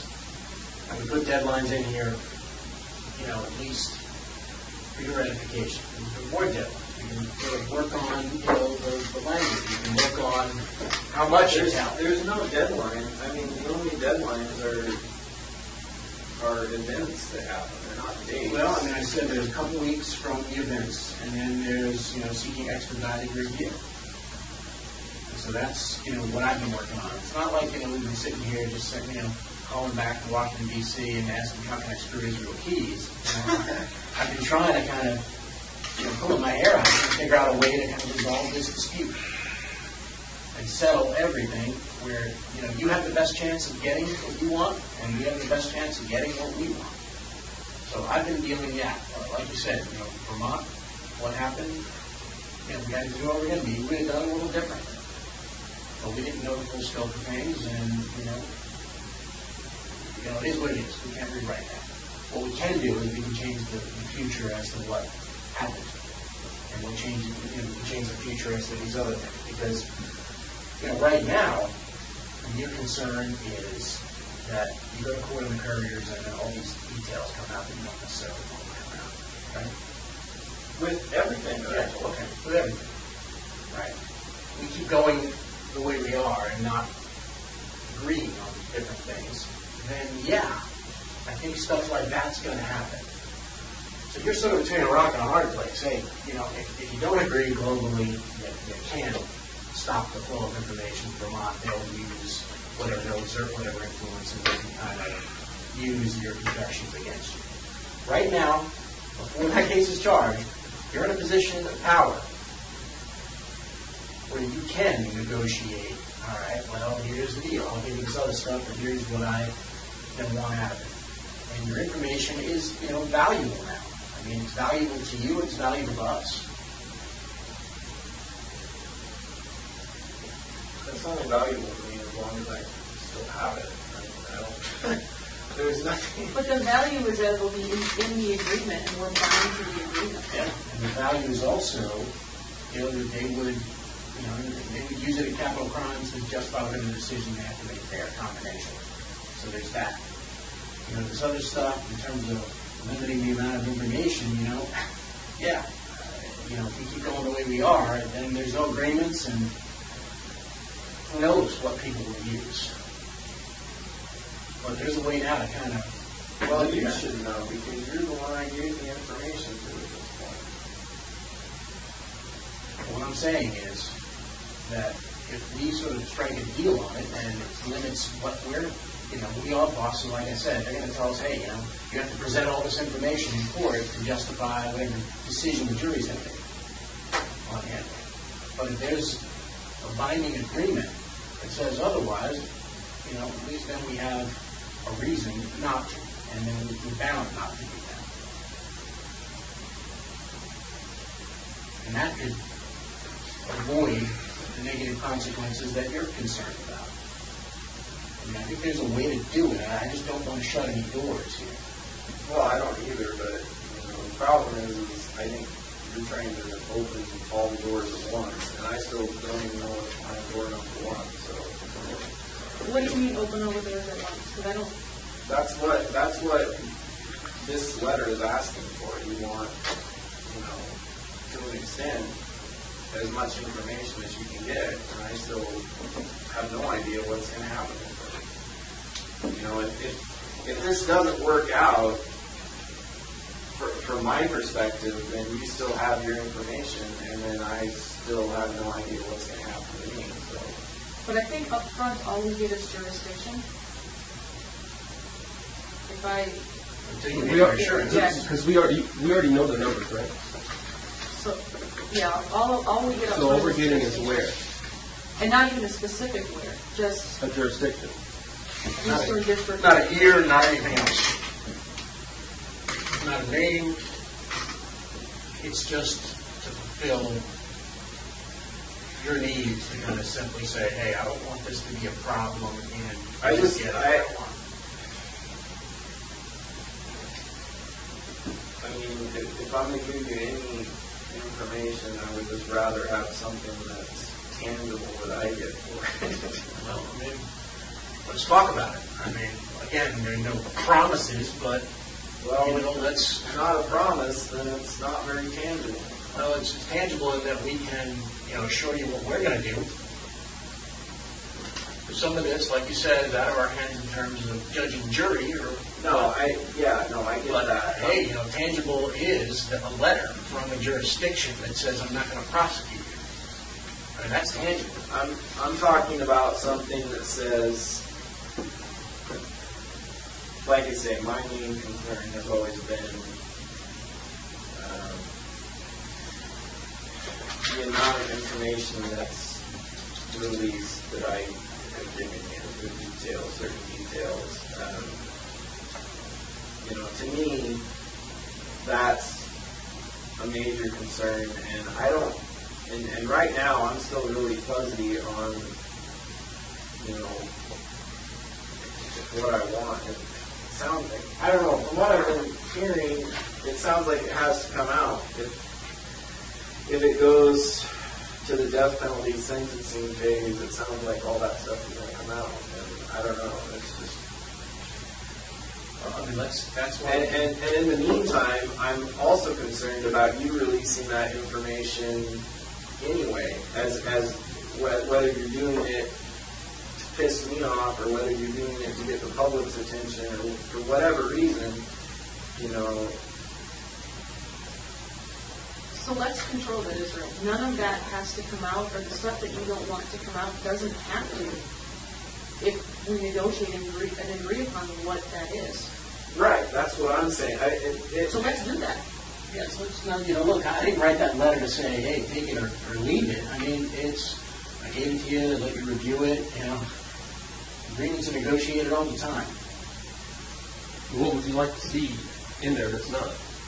No, I don't know, because I don't even know what's possible at this point. All I know is, you know, with all the information that I've given you,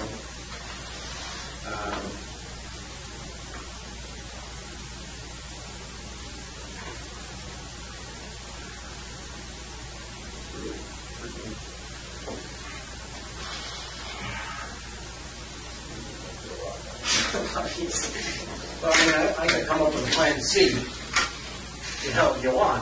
And my plan C would look something like this. You know, Israel sort of controls the amount that comes out when sentencing of the couriers.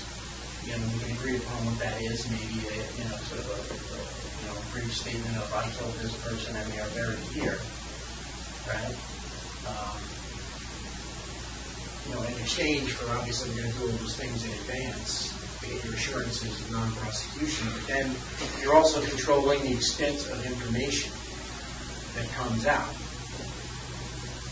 So, I mean, I think, you know, look, like I said, it's sort of catch-22. You want to have the death penalty imposed upon you. The more information the judge or jury has, the more likely that would be. But, you know, I guess my plan C is, well, you know, then at least we can kind of do quantity over a, you know, details of what happened. I think that, you know, would be yeah, the time to do that is at sentencing, not now. No, well, I mean, we have to get started on it to at least corroborate it and get those assurances from those jurisdictions, right?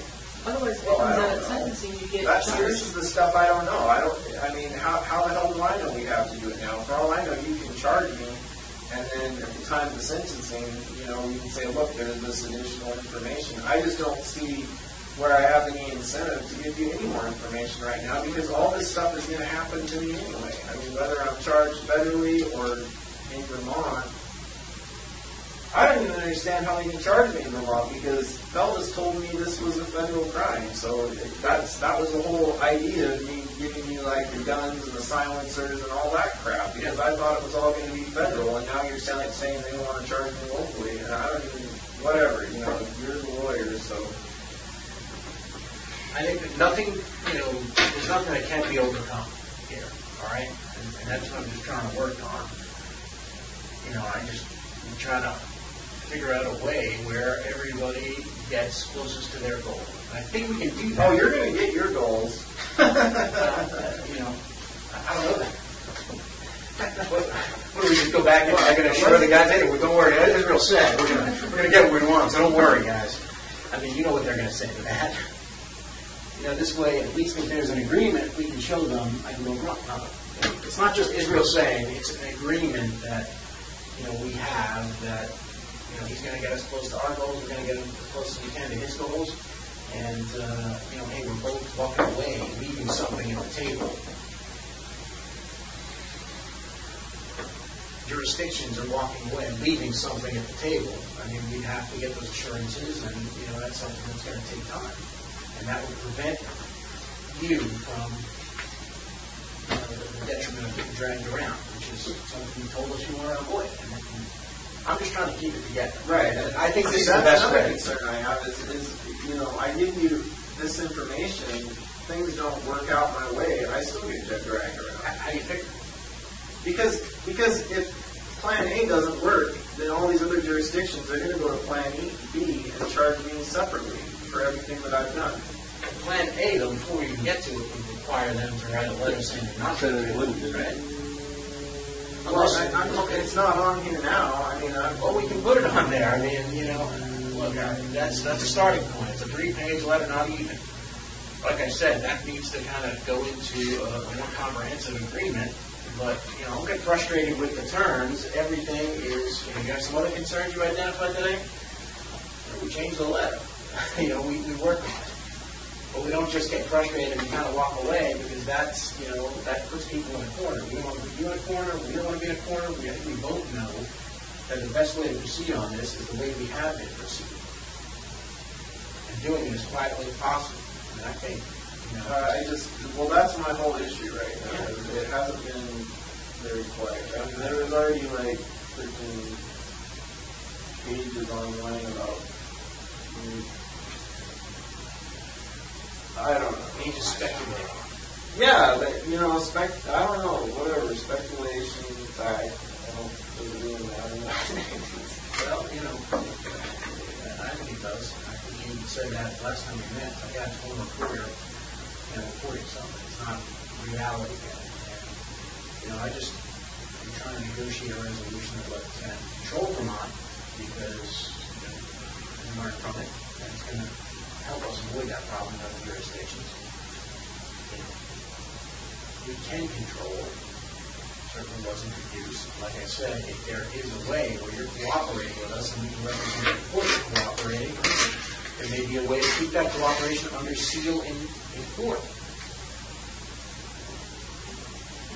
Yeah, no, that's what I'm concerned about, but I can say the Courier case is not the only one I'm concerned about right now. Let's deal with those concerns on the other cases. That's why the whole aim of the plan is to get their buyout before we do it. If we can't go to them and simply, have someone say, hey, we can get buyout on this insurance. It's difficult to control things. I agree. I do think that you're going to follow through on your end. But I just think at this point, I'm kind of feel like I'm in a position where I've given you a certain amount of information. None of it has, or I shouldn't say none of it. About half of what I thought we had an understanding on, from the very beginning, hasn't worked out in my favor. Granted, some things haven't worked out in your favor, but I just think at this point, I just don't see what incentive I have to tell you anything else. I've got, day-to-day, I got day-to-day issues, and, we come over here and we sit in this room, and I still don't know what's going on with, like I say, with everything that we've talked about. And in terms of the other case, obviously that's on you and your lawyers to kind of do whatever you see fit. In terms of the Courier case, that's what I can control, and that's what I can help control, at least, to the extent that I can assure them that things are in the works. Look, I can tell them, and I have told them, look, I think he's going to cooperate and continue giving us some of this stuff in exchange for some of the, some discretion, but, they don't know you. And, I don't expect any sympathy from anyone. No, they're not. That's exactly the point. Come on, let's be realistic. Well, I am being realistic. They're not sympathetic at all. That's why they're saying, well, got a case on them, I guess. We can go ahead and charge them, right? Exactly. So What I'm trying to tell them is, look, that's maybe not the best thing to accomplish everybody's goals.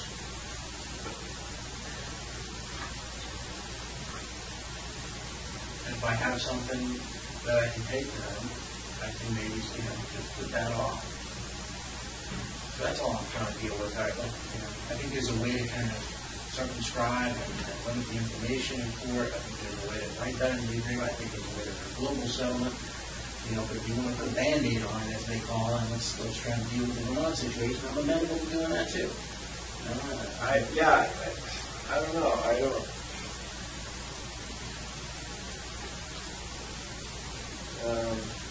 There's just a lot of stuff.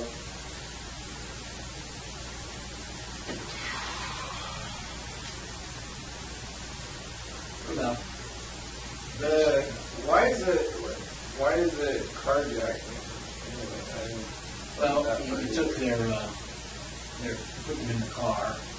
Is that because it was their car and not mine or something? Yeah. So if it was in my car, it would have been kidnapping or what? Yeah, it depends on the method of kidnapping. It's a weird carjacking. Yeah, kind of makes you seem like a gang member.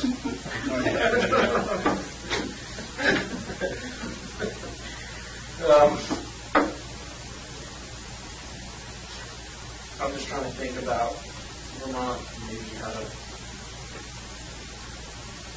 buy time over there. I don't. They've already released enough information, they're going to get hounded endlessly until they release my name now, so. Yeah, but if I can, give them something that kind of gives them comfort and gives the family comfort, then, maybe we can delay things there until at least you find out what's going on in your other situation. I don't. Like I say, it doesn't matter. As far as Vermont goes, everybody already assumed I did it, so. Yeah, but no one's really Even my own family pretty much assumes I did it, so. Well, one of your goals was to not get charged out there. That was one of the things you told us the other day, is that you didn't want No, I to don't. go back there. So that is something that we can still. So ideally, what would that say? You said there were some, how would you have that read?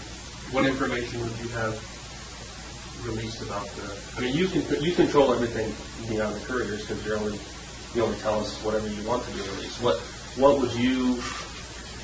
would be acceptable to you to be released that you think would meet your goal in this case? And like Craig was talking about, quantity.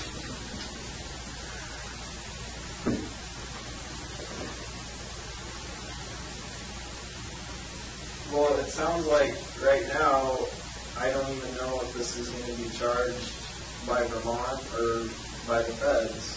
And, So what would you want that to say regarding that? see, this is the problem, because I don't even know what's possible. It does talk about that if this offer outlines a proposal to plead guilty to conduct in Alaska, which would prevent you from having to go back and face charges in Vermont, either state or federal back there. That would be the goal. That's the goal of this letter is let's keep it here. At least. So if that's I going to be just an don't issue. understand why they even want to charge me in the first place. Well, it's also they have family members that they feel like they're close to, and I'm just giving you, their perspective they gave me. They want to kind of make sure their family members see justice, and they feel like it's a Vermont crime. The community needs to know that type of thing, and that's their center. It may not make sense to you, but I understand it from a law enforcement perspective that, hey, you committed a crime there, you should be held accountable. That's typically their take on things. And it would probably be our take on things too if it happened in reverse. All right, but I think there's a way to just be able to kind of at least put them off for a little while you're thinking about other things and thinking about a road resolution we can work on. But like I said, that's a way for us to get close to our goals. If you want to sort of a smaller way, I can come up with one. No, your goals at this point are pretty easy. Yeah. My goal is not to get charged for the couriers 7 or 8 different times or whatever. And that's a goal Same thing. That's a goal we can help you with. Well, that addresses everything. Right, no, I understand that is something I still have in my control. I mean, apparently it's already out of my control. I'm already going to get charged twice. So We can, at least have that just rolled in here and just. right, no, I So we're trying to understand do that, but I would rather have it all hammered out. This just seems Well, you know what? really preemptive right now. It's like there's got to be a way to do it to where I get something a little more concrete, and then, then I know for sure that that's it. It's not going to keep going on and on for one. So what's an example of what you mean by concrete? Like what would you, I guess I'm not clear on what you want. Well, that's within our control. What could we put in there in writing that is? I don't know that there's, I don't know. I don't have. What types of ideas that would you like? I mean, like, just plain ideas that we can work with.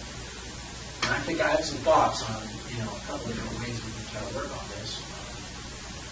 I just need to know what your concrete ideas are, because that's what you want. I mean, I try to write that with your goals in mind, based upon the flip chart of what your goals are, and I think I try to satisfy those. And to the extent you have other goals and other ideas, then we work it in.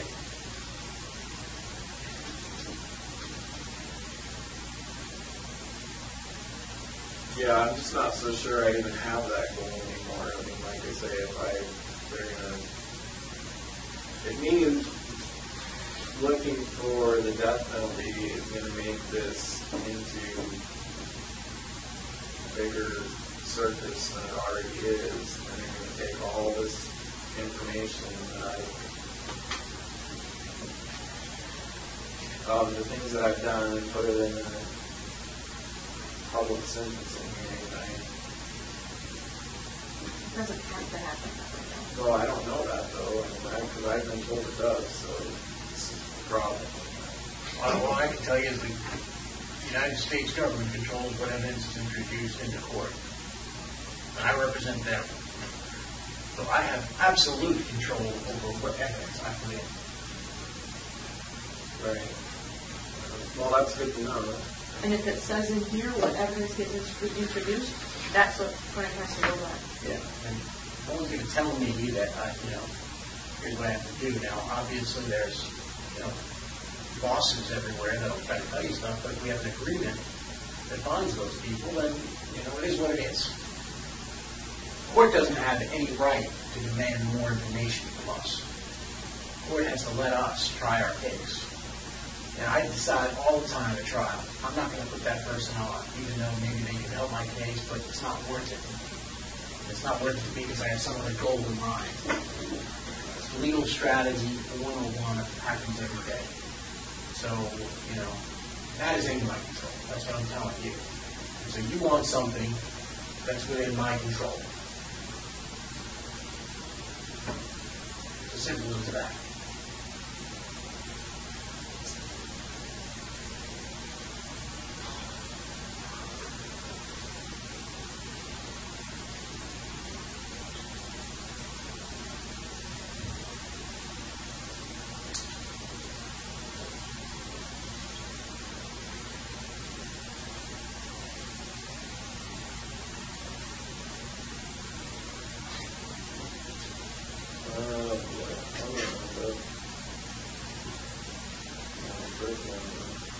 Max lockdown, year after year, and it's bouncing around.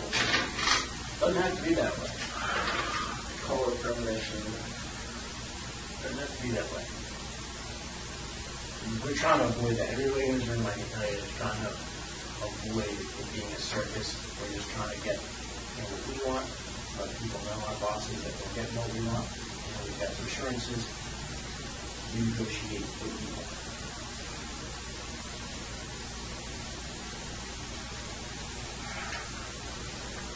If we wanted to screw you, I wouldn't be sitting here drafting a letter to you about here's what we're going to do and review and I wouldn't be in here. You know, we want to go ahead and just try to make you a villain. We just don't do that. All right?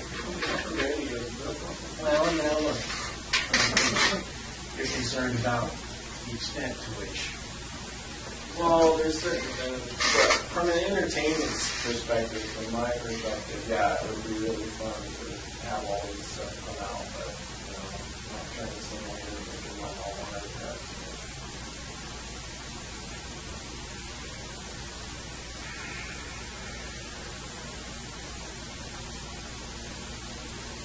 But I still think there's got to be something more that I can get out of giving more information, because I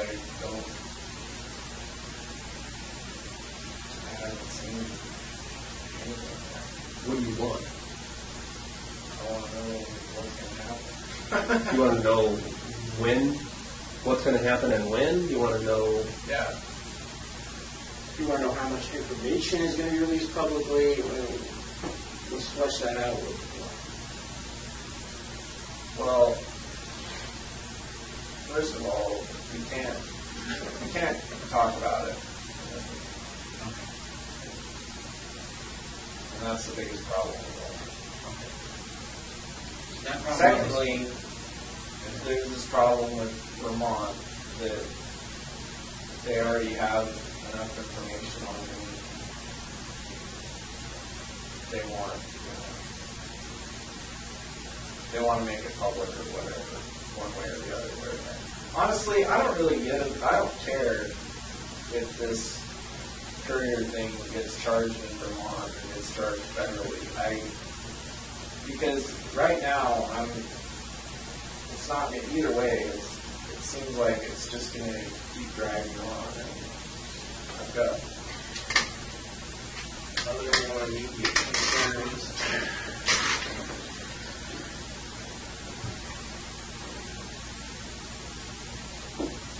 Well, the immediate concerns, and then here's an idea to deal with your immediate concerns. You want time to deal with those immediate concerns, and, you know, Vermont is obviously under some pressure to kind of make a decision in terms of charging. There's a way to at least go back to them as this Band-Aid and say, look, we're going to, you know, move forward on part of the plan. Let's assume we go back to the sort of New York thing, and we simply say, part of the plan, give it a try. He's going to provide just the jurisdiction where the person is taken. If you agree to kind of put off charging and just do the same thing you're doing. Just put off the press, put off charging, just say investigations continue. There's a way to go back to them and do that, or like I just said, you know, the Band-Aid type of thing, just to buy us some time. You know, I'll be happy to try that. I don't, like I say, I don't care. They've already released the information in the media. You know, they're going to charge me for it, you're going to charge me for it, either way. The whole thing wasn't even supposed to... There's a way to, you know, at least put that off, and, you know, if there's a way to put that off, maybe there's a way to strike a bigger deal down the road. You know, if we buy some time for ourselves.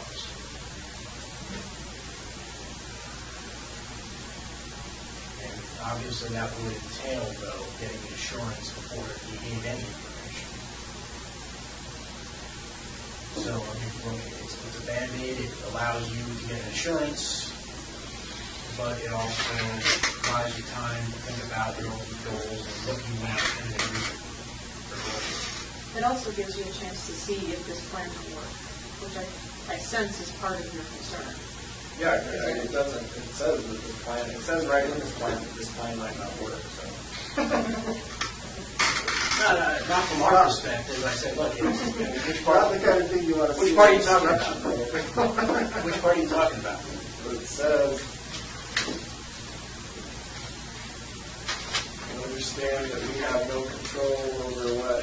The Attorney General. Right. So that's, I mean, but that could follow through with this entire thing. But Yeah, the but majority then you get of to it, walk away. There's nothing in it that anybody has any control over. No, I think we do have control over things, and we do have control over things, because that I put in there just, the Attorney General thing at a deference for what you want. Because if you're not getting what you want, then I understand you don't have a benefit. The Attorney General comes back and says, life in prison is what I want you to see. That's not going to make you happy. And then, the benefit of your bargain is lost, in my mind. And that's why I put it in there. But, look, I think we didn't want to write this letter by saying, the Attorney General is never going to guarantee what's going to happen. We can't make the Attorney General guarantee what's going to happen. We can only make full information available. So that's just the sort of acknowledgement that the Attorney General is an independent body. He gets to make a decision, whatever they call it. So, look, as much as there is, the main crux of this deal is you getting control over the prosecution of cases.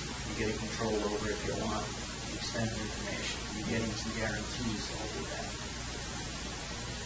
In exchange of moving forward as quickly as possible with you controlling, some of the deadlines. So, I don't know, I do think you get what you want. I mean, look, we just can't, I don't have the authority to speak to the Attorney General.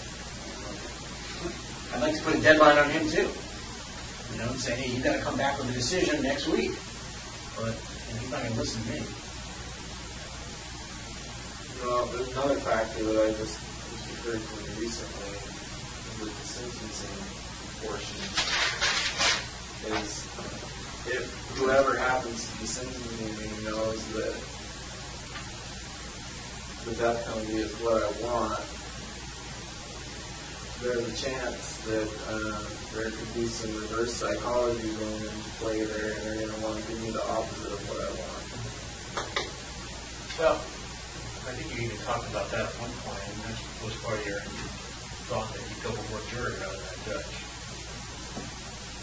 Yeah, but I'm just saying. Yeah, I mean, that's possible. There's just a lot of, I mean, look, yeah. I mean, it would be, maybe this. You can't guarantee, like I said, I can't guarantee the judge is going to do it. I can't guarantee what jury's going to do. You just work out a whole under the table resolution.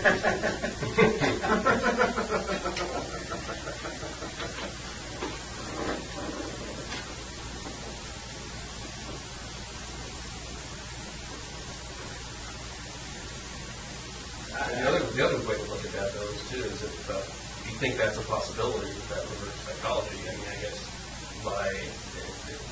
if they think you have something still to offer, maybe that would be an option. But if not, then, they still know there's information to be had.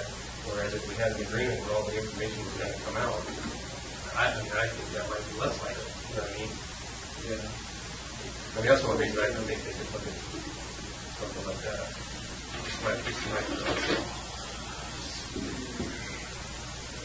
Everybody just makes too big a deal out of this stuff. Well, we're trying. Bigger problems in the world we could be worrying about right now. Oh, this is, one problem a day. This is a problem that we all have, and we're trying to come up with, a solution that we get both of us get closer to one day. And that's what I've been working on. I'll come up with another plan. I'm happy to kind of keep working on it. I'm happy to redraft the letter. I'm happy to kind of call whoever I need to call. But, I think I don't want to close the door on things. Well, I don't see that that's an option. I think we all understand that, but we're just concerned that At this point, I'm thinking pretty obvious to me that whatever's going to happen is going to happen, and I haven't been able to control, really been able to control any information I've given out and what they're giving out. That's pretty much been it. So I think you're wrong about that. I mean, think about it. Tupper Lake Bank robbery. Has anybody come question you about that Tupper Lake Bank robbery? no, I'm not. Arson in Texas. Burglary in Texas. No one's talking about that, right? Bank robbery in Texas. That's probably kind of like small potatoes. Maybe so, but look. No, look, Courier thing was the only thing. Yes, all right, yes. Okay, great. So all this stuff hasn't come out, but I don't know.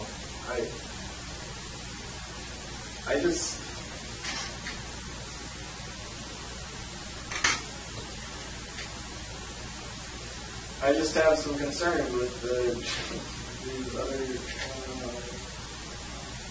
First of all, like I say, I can't see that there's anything advantage at this point. It seems like whatever's going to happen is going to happen regardless.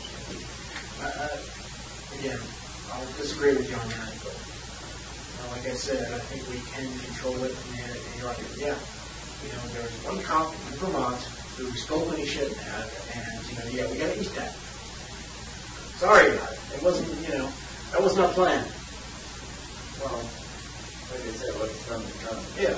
So, but with the exception of that, I think you remarked before that you've been impressed about the level of discretion that we've displayed.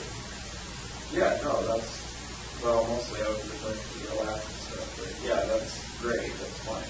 And the Alaska stuff we have, obviously more control over, but, the other jurisdiction we're just trying to control now. I don't want to get in a position where I lose complete control, and we lose complete control in this room about what happens in Vermont. And that's just sort of what I was thinking about in terms of, just trying to kind of keep things under wraps there and have them join back together with us to go back to almost that letter. I thought the letter was going to accomplish that, getting us where we need to go. And so I'm just trying to figure out a way to kind of get back to there. I think that's where we want to be, where it just says. Well, I mean, even if we had come to an agreement with that letter, that reporter still would have released their information. Yeah, but look, it says here, will not identify Mr. Key as the perpetrator of murder in the crime he's committed in Vermont, or charge him separately in our jurisdiction without your authorization. Right. That's the part that, I'm trying to get that back. And in order to get that back, I've got to buy it with something. Politically, I've got to be able to give them something to say, all right, here's why we're not doing it, and we're going to, if someone questions us down the road, we have some reason to say, here's what we're going to do. And so that's just, there's a whole law enforcement side, and then there's a whole political side to this too, that we're trying to kind of tamp down as well.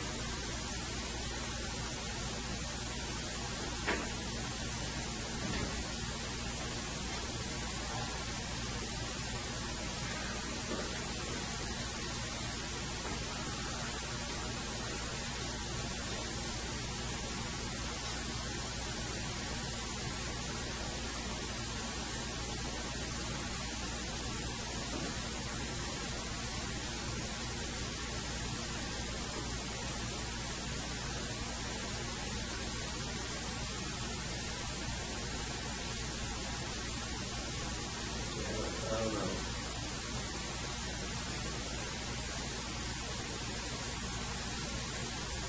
We're going to bring in more efficient. Well, I think you're certainly, you're good at planning In stuff. what way? You're good at planning stuff, and that's what I'm trying to do here, is simply come up with a plan. You know, seeking your input on the plan. You're a planner and organizer. We can use those skills now to work towards a different goal here. Yeah, You know, there's only certain things I like. I'm trying to plan, and I'm trying to, give Vermont some more glimmer of hopes of accomplishing the bigger goal. If we can accomplish the major one, where we have to kind of redraft that letter and get some more concrete terms, and you want to see what happens, fine. Yeah, I don't even know. Like I say, I don't even know what's possible. Well, I mean, my peeps didn't want to be here, so. well, I mean, they can be here if you want. That's Remember what that says, is that if you want them here, that they can be here immediately, I think is what it says. Mr. Gardner is supposed to come on a quarter,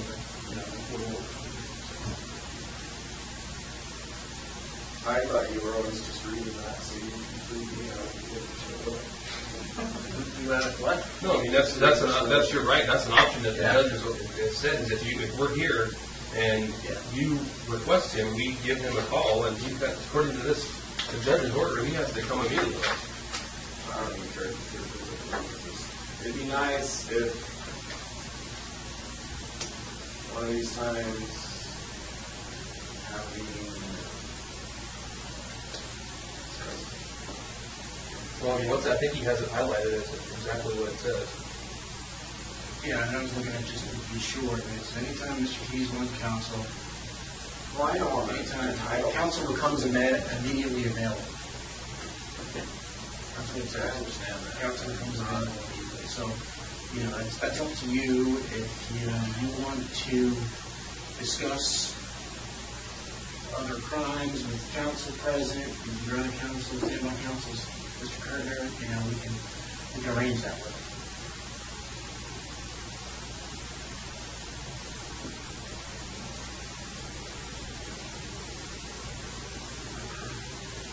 We could call him at your request and see what he says. well, already requested it. I don't know. I say it was supposed to. But you didn't request it through us, just to be clear, right? I'm saying If you're requesting that from us now, we're going to stop now, and we're going to say that we're going to make that. And we'll call him.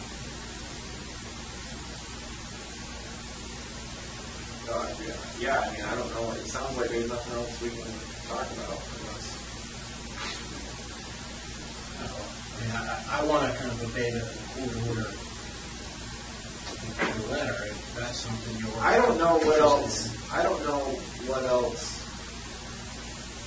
you have to offer me, and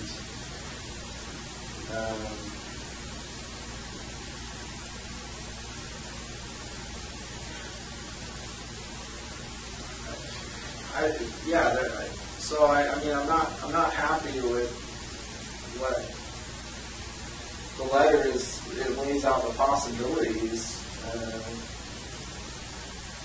but I don't know if those are the only possibilities. I don't know. Well, let's take a break. This whole thing is, like I say, it's premature. Let's take a break for a second. Step out. We're respecting your rights. I'm trying to talk speak for myself. I'm just saying there's other things that need to be discussed in these meetings that we can't talk about unless, at least as it stands now, unless my attorney is here. So, But this says right here, if you request us to get a hold of him, we'll do that. right.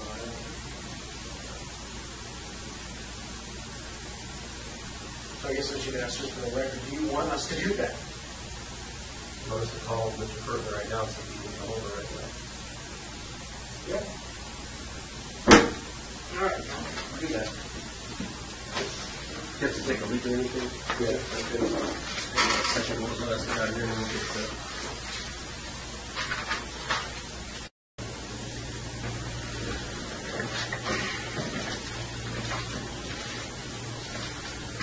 So where do we leave off?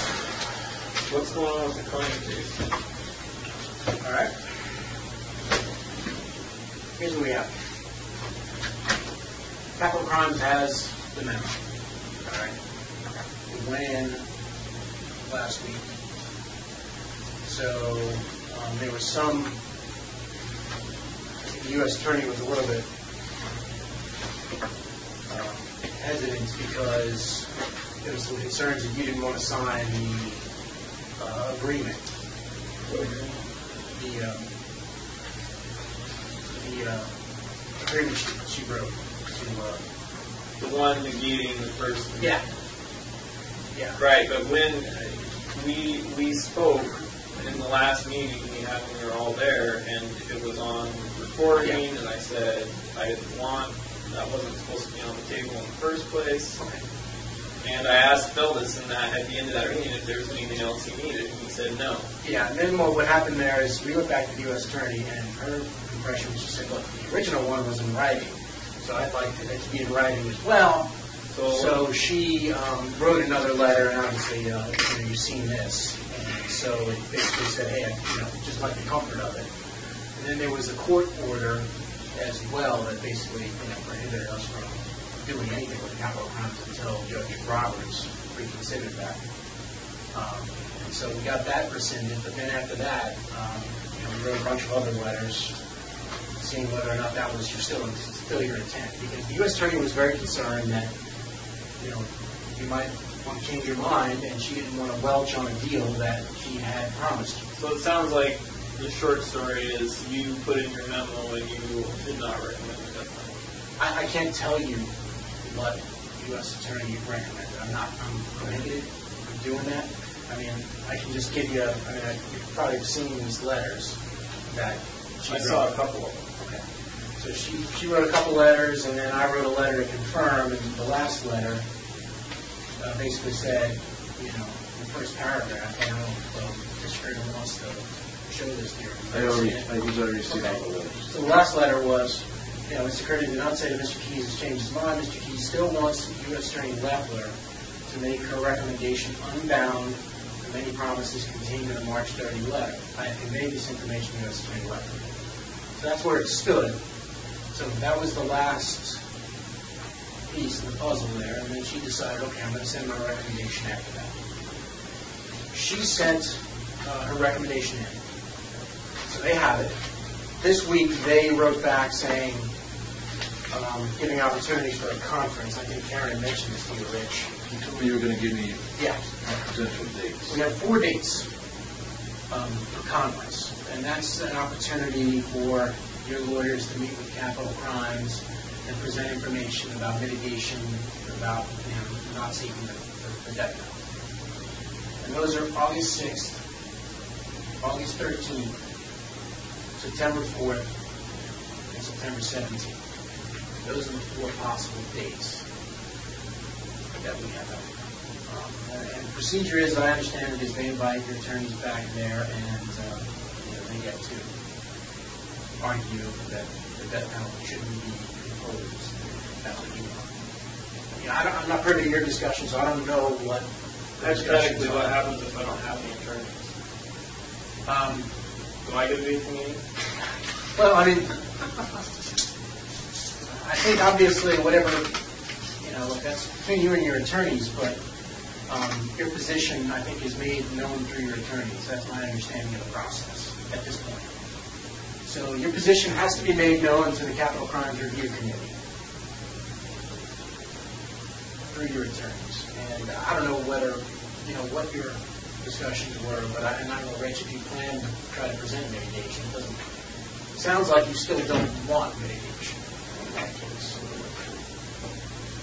In other words, you seem like you still are on course for the. Well, I would just tell you, these are complex issues. We're still exploring all this.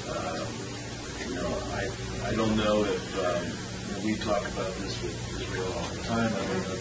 I don't know if he completely understand all the procedures involved in the gravity of this type of decision. So, we're in ongoing discussions, private discussions with Israel. Sure. He's Well, ready. but like I was saying before, there's a lot of aspects of the Cohen case that, if it were to go to sentencing death penalty hearing, that I wouldn't want to be public. Same as with the courier, like we were saying earlier. But I have no, it doesn't matter what I sign or what deal we work out. It sounds like there's no way you can give me any assurance as to whether or not those issues are going to come up in a hearing. That can be something, as I told him before we got here, we can discuss in the context of the global south. He's concerned about the details coming up in open court. All right? Now, to the extent that, we want to limit that, maybe we can do that in a global agreement in exchange for, information about these other homicides. And that's what I was suggesting to him. I'm sure you've seen the letter I sent to him saying, we can maybe go with this process and get some assurances from him that he wouldn't be prosecuted by state authorities. And he just brought up this point, well, I'm concerned that the details are going to get out no matter what. They've already been out. Did you see the video from Vermont? The whole 6-minute video about everything? Of what? Couriers and... I didn't think that they came out, there's one news station reporting it. Yeah, and everybody that I know of has seen it. But it's basic information. It's not the details that Israel is concerned about, I don't think. And none of the information that he's concerned about getting out has gotten out. And he's talking about the details of the crime. His family saw it before I did. And that's the whole purpose. Well, that's a concern too. But that, as far as the Vermont, that's another concern I have. Somewhat is it hypothetically, if I give you details on other crimes in other states,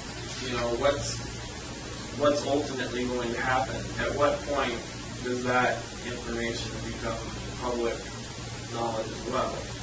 Or does it? Does it have to? What's the procedure for that? Is there some way we can work it out to where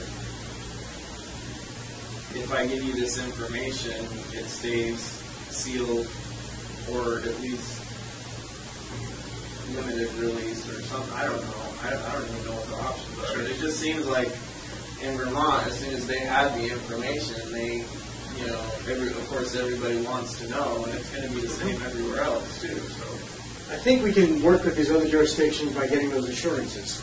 As I've said before, Vermont was something we weren't really sure about the scope of things.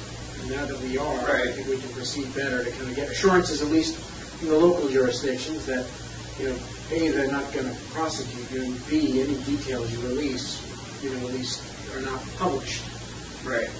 Now, in terms of what comes out in court, that was your other concern, right? Right. Well, not just what comes out in court, but I'm also concerned about the Cohen case and that, it's a high-profile case up here, and what's going to happen is as soon as it gets to the point where I plead to that, then all the media is going to want, it's going to be the same thing. They're all going to be clamoring for details like what happened and all of that. So what efforts are going to be made to control that, if any, and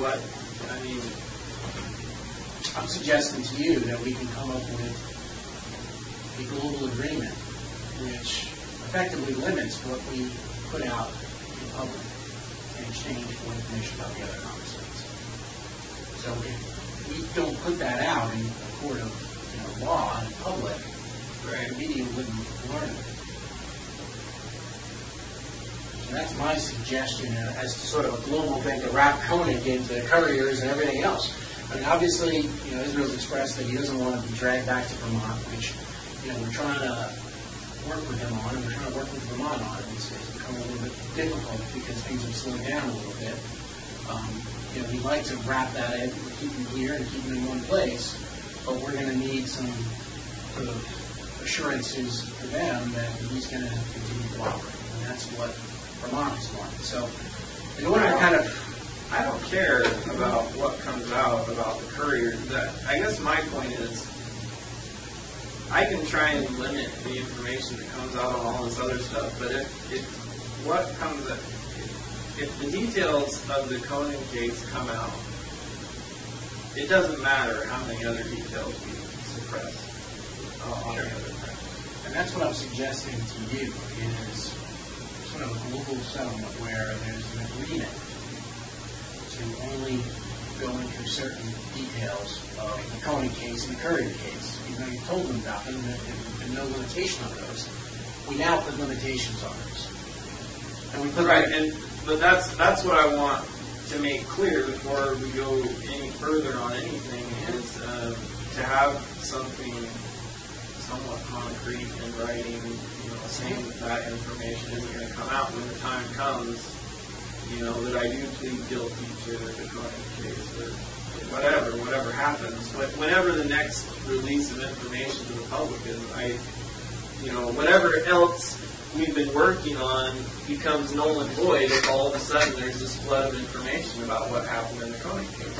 And I pled guilty to it, and then it doesn't matter. And in return, for not introducing that information, we want information about the other murders. I understand that. I don't care. Like all the other, anything else, it doesn't matter that much. What I would suggest is, I've talked to Israel about a global settlement. Let me work. Let me see if we can, because I think definitely going to need counsel to understand and to know what the global settlement is. I'd like to work with them and see if we can come up with something everybody can agree to in a global settlement.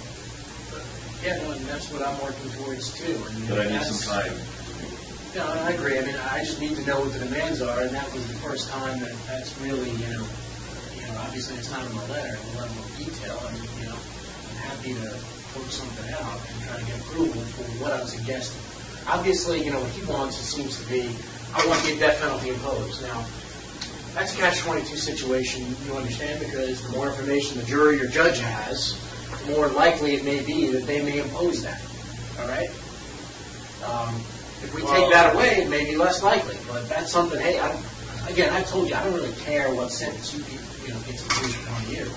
You're the one who cares about it. But I'll be up front with you. Yeah, if they don't have that level of detail, I think you probably would want to have, additional murders in there to justify the decision you want them to reach.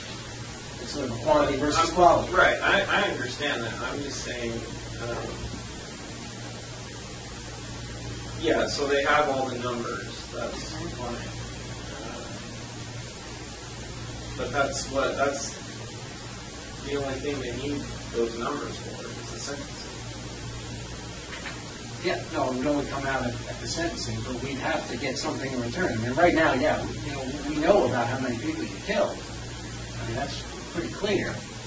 That's not a problem. What we want is the information about those murders. And it could be, look, briefly, initially to protect your interests, to simply say, hey, this person in this jurisdiction kidnapped them from here. And, that would sort of satisfy our goals, and it would also satisfy your goals, I think, too. But again, I think we both have to figure out what we want to get out of this. It's possible to limit that information that's presented, I think, in a sentencing hearing. Again, I have to vet this up the chain, but, we can limit Courier, we can limit Koenig in exchange for the information about the other. See, this process with the death penalty on the table is a whole new thing for all of us. But we have had many cooperation agreements where there's a sealed them to a plea agreement, where proceedings are closed, where information is not made public in order to protect, somebody who's cooperating, or in this case, protecting the family of somebody who's cooperating. That's a good point. And so that's something that I'd like to discuss with you. Yeah, so that's something that, is sort of a plan A of things we can do, is hopefully put everything under seal and justify it by, one, safety to your family, and two, the fact that these guys are still going to be confirming the information they're providing, and they don't want anybody to interfere with that process. So some of that, again, as Mr. Kirkman said, it's death penalty, but it's in some ways the same as what we always do in other types of cases involving cooperation. That stuff goes under seal. And that's what I'd like to talk to you about. Yeah, I just,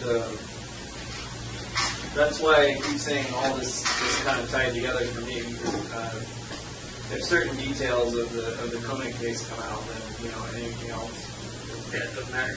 right, That's sort of like your, that's kind of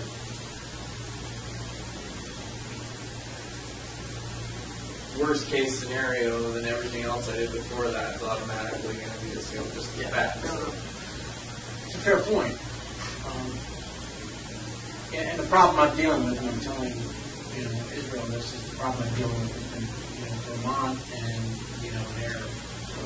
they feel like they're unbound by any loyalty to us and what has been done for that case, because there's no assurance that things in the future are going to be done.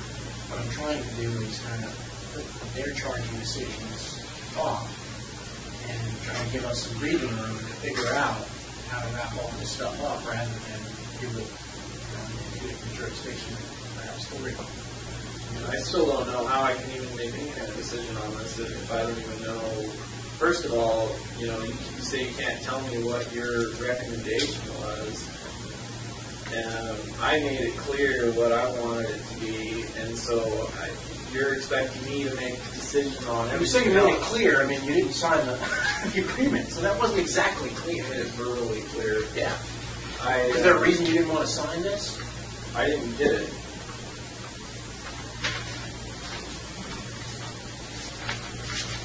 I just found out the other day that the recommendation was already made. I assume it doesn't matter if I sign it now. I just found out from Karen on her prison meeting we had on Tuesday. We had a court meeting about afterwards. That's what she told me. She had already sent in a recommendation. Yeah, I mean, she can always sort of change her recommendation. No, I'll sign it now. I was told that, it was already done. It was. The recommendation's already in. And to me, I don't think this is valid anyway. You know our feelings about it because you complied with your agreement. It's part of the agreement. I don't. And so. Look, the bottom line, we already all know how this ends. So it's all I care about is what happens between now and whenever it ends. And if things don't go the way I want, I don't need you guys. So let's just talk about it, okay? And let's see if we can resolve it. This whole thing is just turning. No, I mean, I think that there is, look, the U.S. Attorney can always provide additional information, the capital crimes, additional, information you'd like to provide, your attorneys would like to provide. She's made that clear in her letters. I think. And what's with this? Why do they have to go back and meet? What did you call it? Yeah, essentially, that's going to be between you and your attorneys, but the process typically is, in the typical case, is the attorneys argue that, the death penalty shouldn't be imposed. Right, let's just mix that one. That's your you and your attorney. Well, I'm telling you now, if they show up, then they're not authorized to be there. Yeah, you can discuss that with them. I mean, we're required by our policies to give them an opportunity and you an opportunity to do that. So you talk to them about what you want them to do. That's between you guys. All right. So, but I mean, to the extent that this letter, I think the U.S. Attorney would appreciate it, ratification if you did sign this letter. Yeah. And I just got to put on record, this is against my advice to Israel.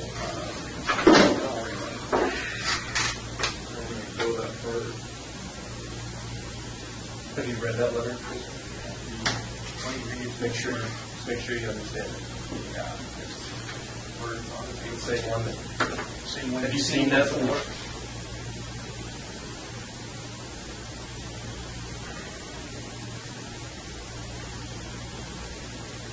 Yeah. Okay.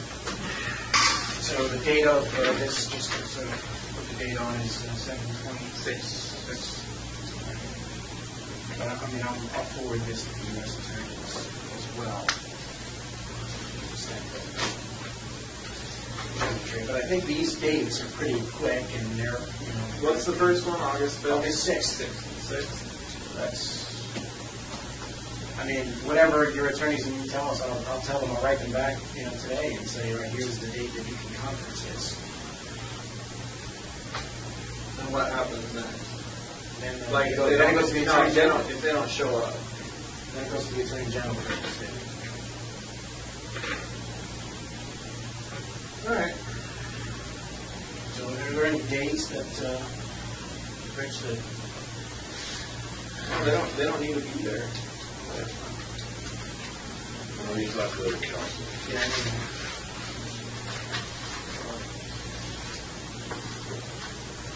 If I'm going to be there, they don't need to be there. I'll ask them about, yeah, I mean, I'll ask them about what the procedures are and whether, I mean, you know, I mean, you have a right to kind of teleconference, and I don't know what they do in these types of situations. Yeah. So that's where Coney is. You know, I would like to explore this idea again, but explore the someone sooner rather than later to be able to control. Well, let me talk to him this afternoon. Yeah, we can talk about it, but I mean, I want to make it clear that from here on out, the Conan case gets incorporated in whatever information is exchanged. Any information I give you is incorporated into that, to whatever happens in the Conan case. So you'd like to build a So that I have control over what information is released in that, and you know, we can do it on like a piecemeal basis. If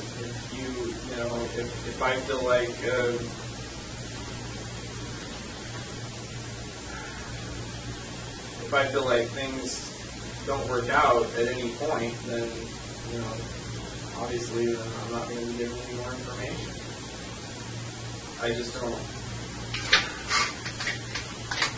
Yeah, like starting this whole process with the courier. I don't even know why the courier thing has happening right now. But whatever they decide to do with it, I don't care about that. I'm more concerned about what happens with Tony.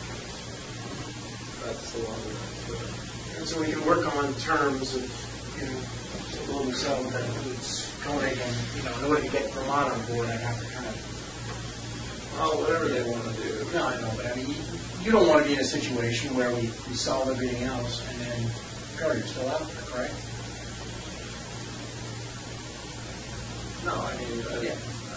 So that's why I'm trying to keep them, you know, I'll tell them when I talk to them, I'm sure I'm going to have to talk to them this week, is that, you know, you're considering and talking to your attorneys about the idea of a global settlement, you know, to give us some time to do that. right. Yeah. I'll see what I can do.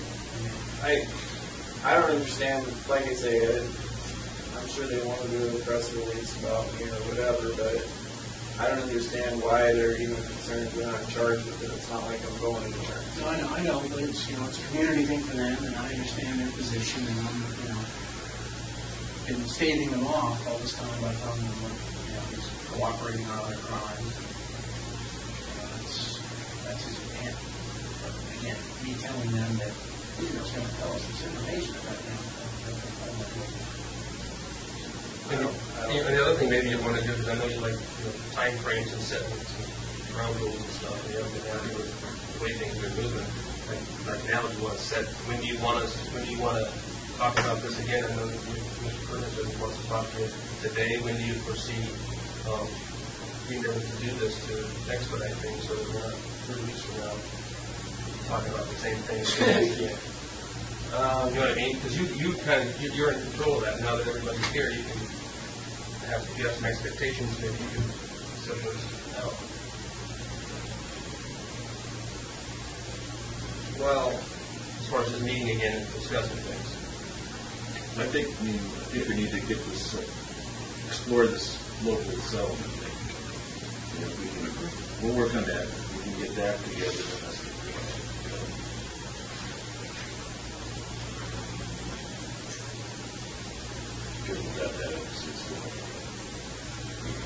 Yeah, no, I think would be certainly helpful, and that's those sort of things that we've been working on with Kurt.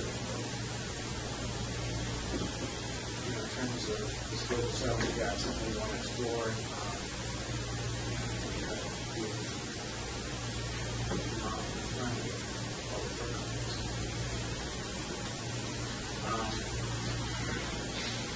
Well, I mean, that's What I can say, at least it sounds like, I can advise Capital Crimes that August 6th is sort of a workable date if it's planned to change. Well, I mean, for me, in my schedule, September 17th would be work. But yeah, I don't know exactly. It doesn't even have to happen. So why do we even need a date? Yeah, I mean, Now, why does there have to be mitigation? I don't understand. there's no. You just said it doesn't have to be, so. It's just a date, an opportunity. We don't want to deprive you of that opportunity, but you don't want that opportunity. Go, so if I got to go, then yeah, let's do it. It's clear. It sounds like obviously you don't want any mitigation presented in the code. Correct? I'm not interested in any dates in the Coney case, anything added to it that's going to complicate it. Whatever you have to do to personally get it moved along, do it. All right. Well, I'll talk to Capital Crimes and pass along your views on it, and as well as the view of you'd like to be heard on it. I don't know. Is that true? Yeah. No, if there's some sort of mitigation that's set up, I definitely want to be part of it because that means I didn't know about it. I don't know if there's a procedure for that. Maybe there is. I'm not sure, but I can ask them about that. In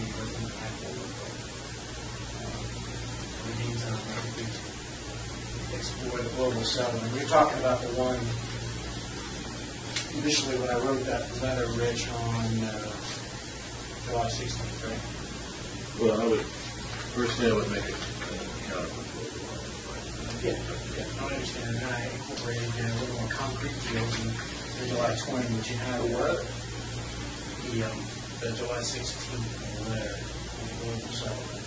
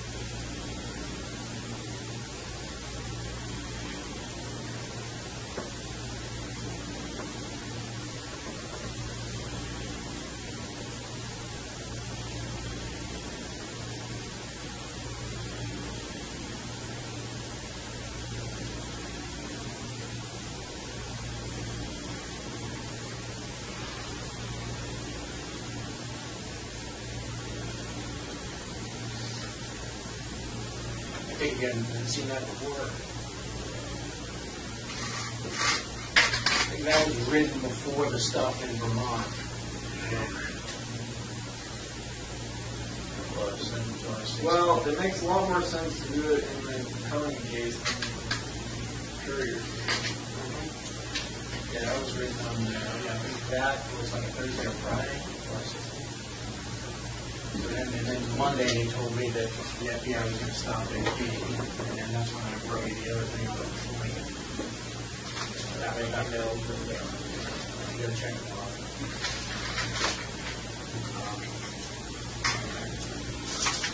All right. Any other questions as we're all here?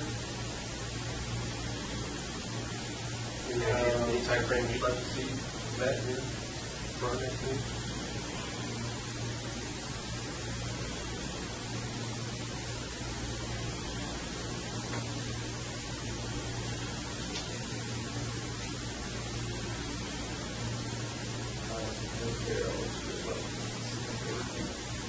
Let's talk about it.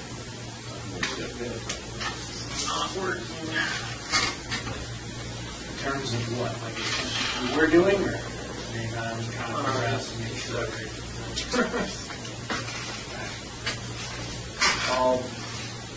You taking it back down? When he's ready? Okay. You ready, Israel, to return? Go back? Yeah. You're reception, right? Give us a minute here and then get your computer. Are people looking up here to take a leak or anything before we get back? No, good.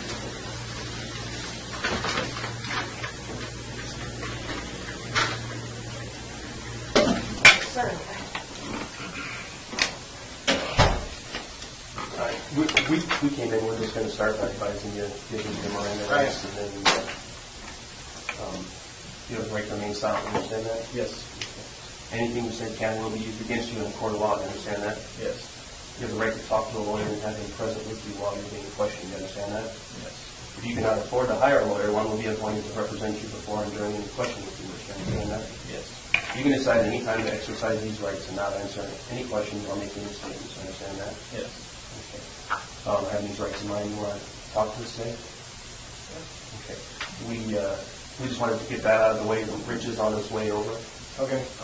This was the email that Rich sent over yesterday.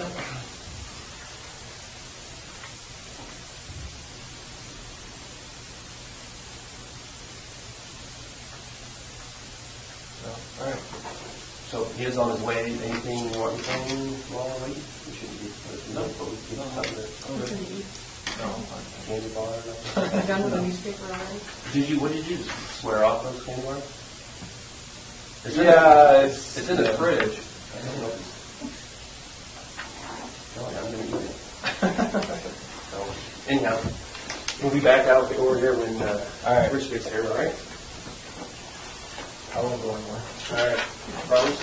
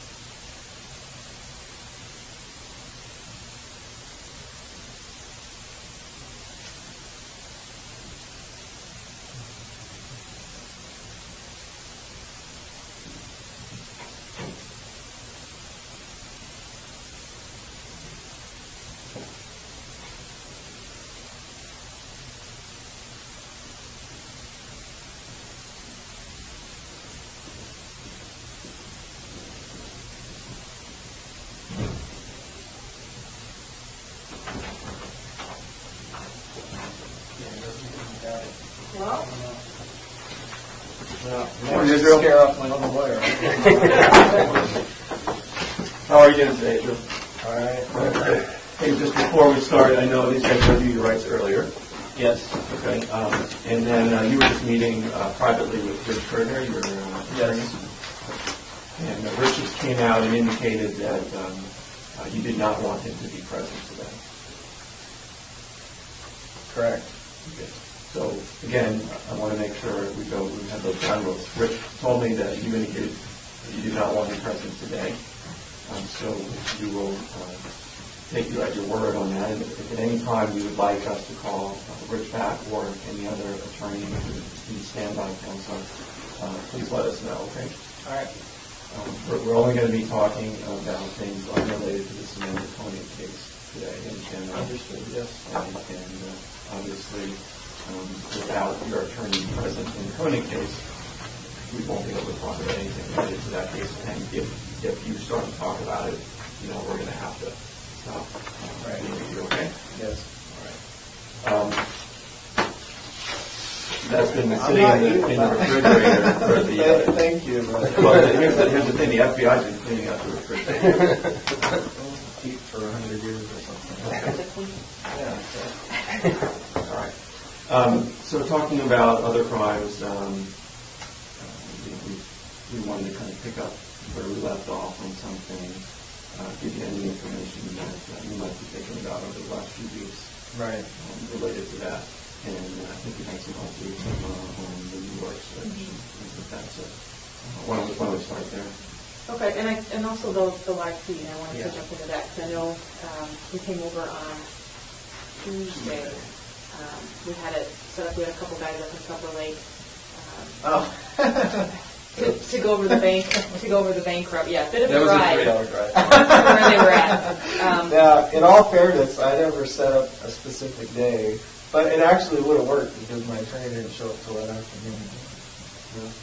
All right. Well, it didn't work that day, but we had hoped to have it set up today, since when we thought it was going to work for today.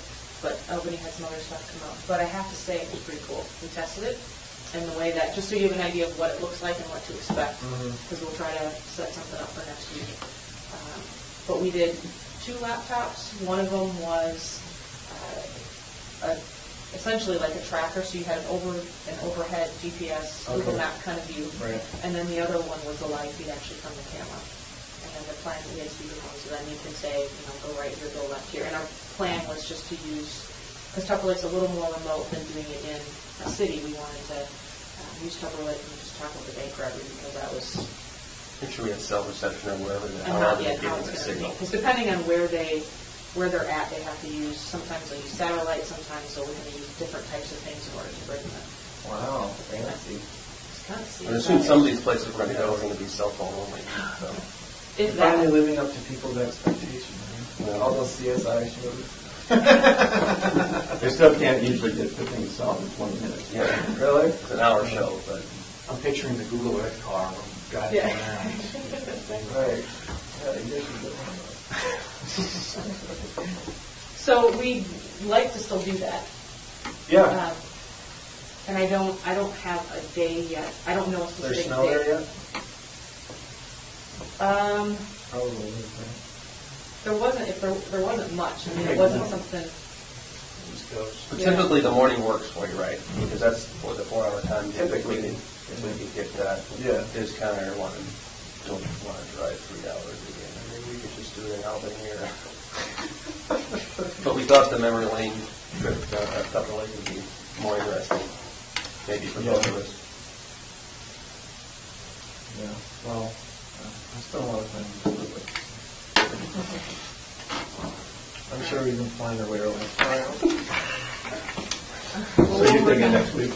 Yeah, I don't have a specific date yet. We'll work on setting up a date next week, and we'll do it like we did this time, early enough that if you've got other stuff, Right. try not to Yeah. make a conflict with that, so that we can get you back there by mid-morning even. Right. Yeah, I didn't realize you guys had. I don't know. You didn't mention that when you came in. Yeah, I did mention that. You weren't receptive. Well, that's all right, it's your decision, but we just want to let you know they're going to set it up next week, and it'll be your choice whether to come over or not, but they're probably not going to set, they're only able to do this. But we'll do it again. Gas is expensive. Keep it within the budget. Upper Lake is probably still a good location now. Yeah.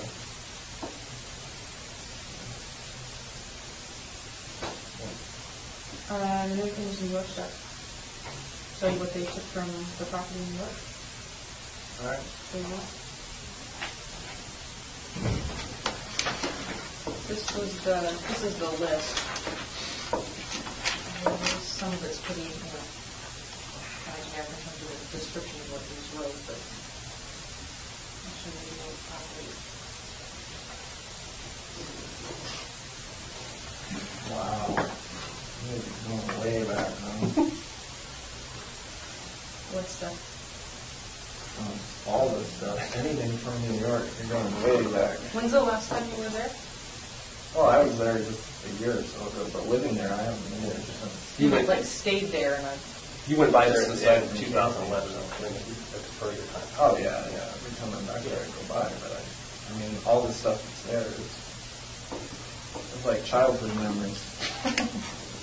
Did you live there for a period of time? Yeah. How long? A little less than a year. 7, 8 months, in 97, I think. Yeah. 97. the same. I'm surprised the road is still there. There's a lot of, on one side it's missing a lot of shingles. I didn't know which of these pictures. Yeah, I thought, last time I was there, I thought the roof was falling in one spot. But there's some other pictures, and apparently the basement, well, I got some pictures, the basement's got quite a bit of water in it. Oh, here you can see it better. That's the indoor swimming pool. Yeah, you can see it. Down high groundwater? Yeah. So this is the main house? Because there's a bunch of buildings. There's a few There's like buildings. an old garage and an old shed, yeah. Okay. And then there's the indoor swimming pool.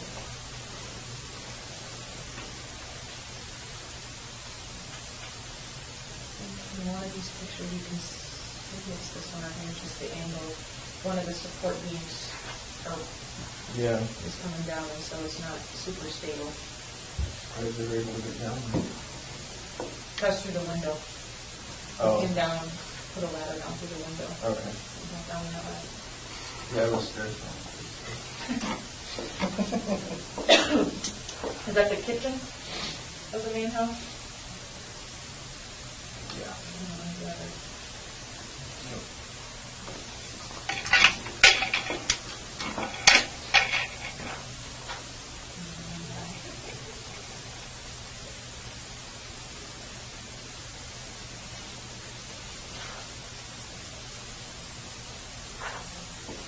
Have there been other people staying there that you know, or is that what all this stuff is from? This is a close up of that. Or was that how it was when you were there? Last time I was there, it looked like there had been hunters or campers hanging out in there. Just spent some time there? Because there was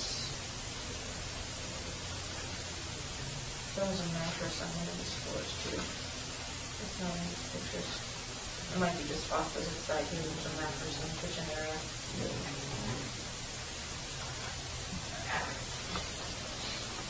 And then, what building is that? That's the garage. So we can put this.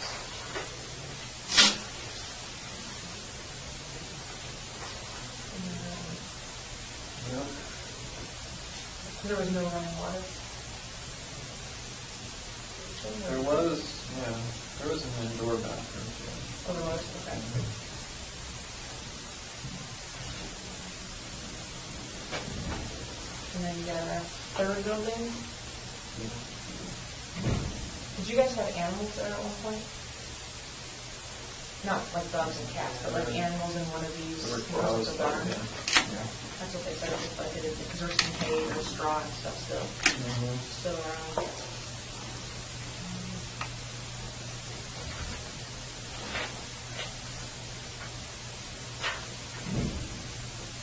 This was a box, that first sheet. There's a receipt on there. You can't really see it in the picture.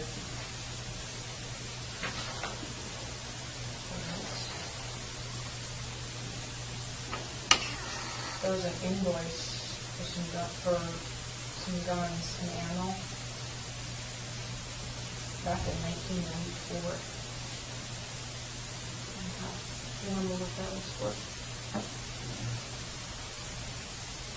I reckon these little books vaguely, but it's been a while since I've been training that stuff. Did you have a place up there that you could buy guns? No, not in New York. I never bought guns officially. I was always under the table. Okay. We'll get the invoice, because you said the invoice was in your name in March of 1994. What had it done on it?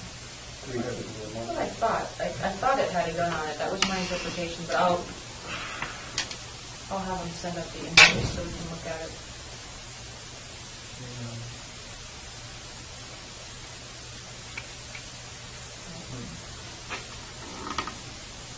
Bunch of maps. What was yours?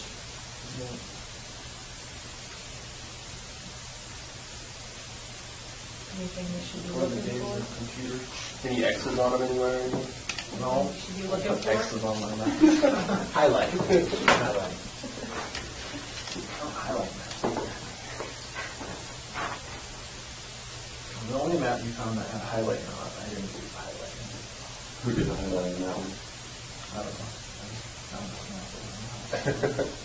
What about the map that when you... I think there was one in the car and it was highlighted.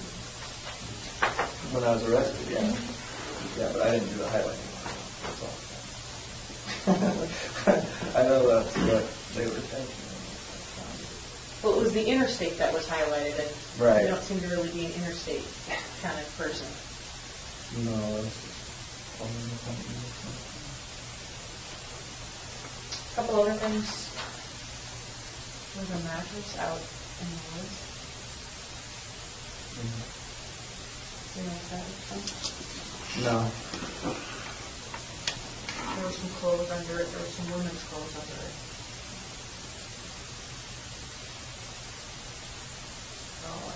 I mean, you're not going to find anything relevant on the property.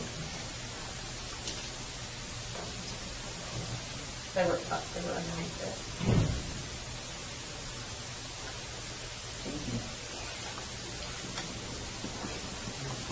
And then this is a photo from the fire pit area behind the house.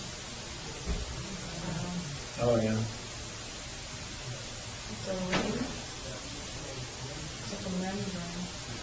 And these are some beads from a necklace. Huh. Yeah, I haven't burned anything in that pit for a long time, so.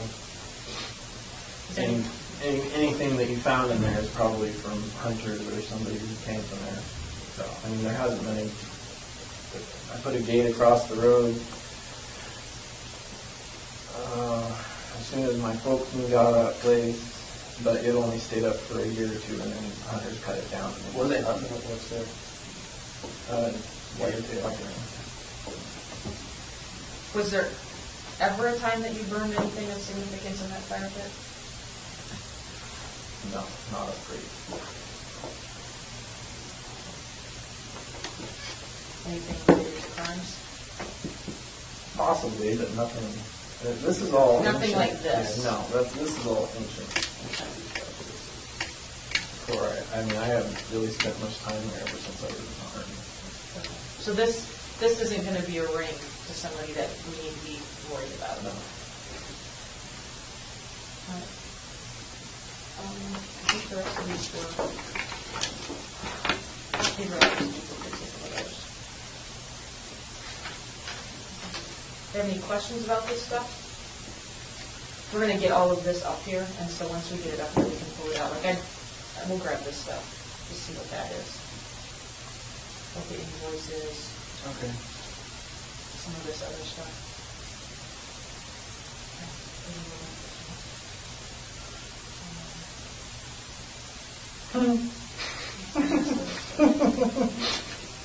You know who's that for?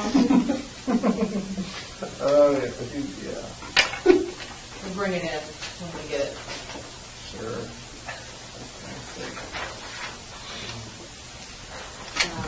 So I think that, anything You said about trip this? down memory lane. Yeah, There it was. Yeah. Okay, anything? I didn't even realize they still had anything in there. I'm Yeah, guessing all that's that stuff was in the garage or something? Or? It was spread out. I think the box was in the garage. I don't remember where some of the other, like there were, some of the other specific stuff, but I know the box, pretty sure the box was in the garage. Huh. And I think, we jump into this, but just I had this stuff laid out to show you. This place looks familiar? Yeah. I think we maybe even showed you these before. I don't know No, I if we did saw or the not. ones that were doing. Okay, yeah, these Was that were, as they found it? yeah. They might have pulled something away. Just so you could see where, Okay. about where it was. Yeah. I was gonna say I thought I kind of camouflaged it. Yeah, that was sort of like walking up on it. You can see Okay. it. We got a report. We just got all this stuff sent it into the lab. So we do everything that we get. And on the tray that holds the ammo in there, there's a perfect right thumbprint. Yeah, right. No, there is. I don't have the lab report back. Wow. Uh-oh. More CSI stuff. Yeah, I'm impressed. Well, I'm disappointed in myself mostly, but I'm saying. The lab examiner called me. I don't have the report yet. When I get the report, I'll show you the report. But I'm not being silly. It was on one of these two on the plastic tray inside. Huh.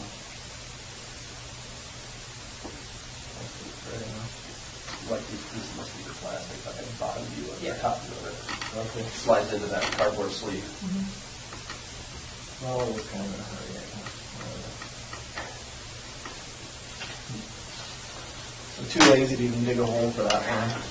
Just piled rocks on top of Are you planning on going back for that? it. Yeah, this summer.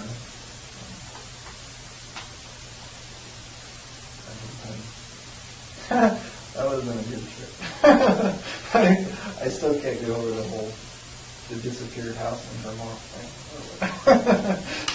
You have big plans for this summer? Back there?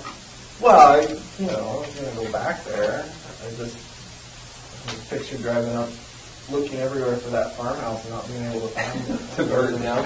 Yeah, that would have been funny. But whatever, you guys did that for me. Speaking of Vermont, Yeah, speaking of Vermont, we were talking to Vermont on Monday. And they want to know what's going on. And they are interested in filing charges as they have been all along. What, So, federal? well, you know, You don't know? no, I mean, we talked to both the state and federal prosecutors on Monday. And we want to know what we should tell them from your perspective.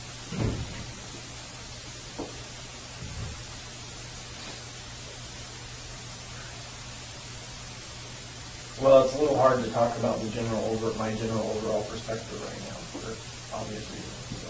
Well, to tell us your perspective, I understand that, and we're not going to do that, but we are interested in your perspective on the courier murders, because that's what they're interested in. And they're also interested in your cooperation on other crimes and where that stands and whether you intend to follow through on some of that. So that's the kind of thing that they're looking for from us. Well, like I've said all along, my cooperation on other crimes is dependent on what's going on with crimes that I'm already charged with. And I said that all along.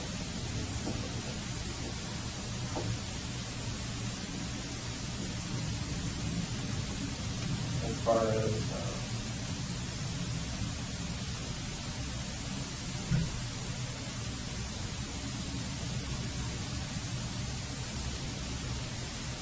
an interesting legal process, I guess you could say. well, you've known, and we've talked about this quite a bit, that Vermont is willing to be patient if they think that there's forward momentum on solving other crimes. You know, I know that you don't care about that from the perspective of families or other victims, but Vermont does. And so there's a way to meet in the middle by giving something that they can then have.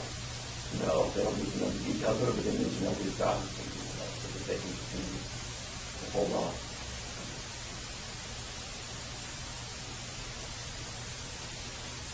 I just don't understand why, even from a legal perspective, I don't understand what the hurry is or what their issue is as to why they want to file charges, additional charges, when I'm clearly already charged with substantial ones. Well, in Vermont, you've got state prosecutors who right now have an unsolved, you know, according to the public, unsolved murder at the Courier. Right? So the law enforcement is under a lot of pressure. They get calls from the press. They're telling us every week, you know, 4 different state prosecutors are elected, so I think they probably feel more of an obligation to, you know, inform the public than, you know, people are told to let prosecutors. Right.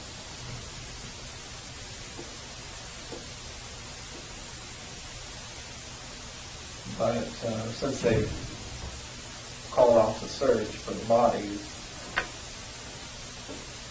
as far as the public knows, they can't even definitively say that it was a homicide.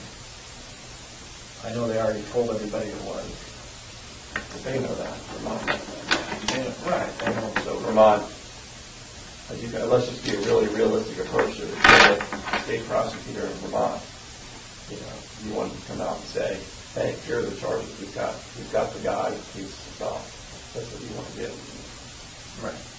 So you need to give them a reason to say, don't do that.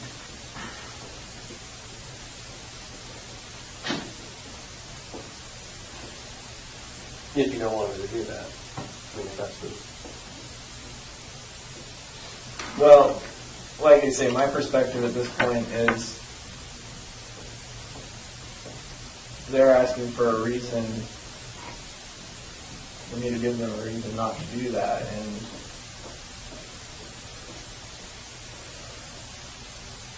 I have no reason to suspect that at this point that any information, any further information I give is going to be used or portrayed to the media in the way that I'm told it will be or won't be, just because that's the way it's played out so far. So if they're saying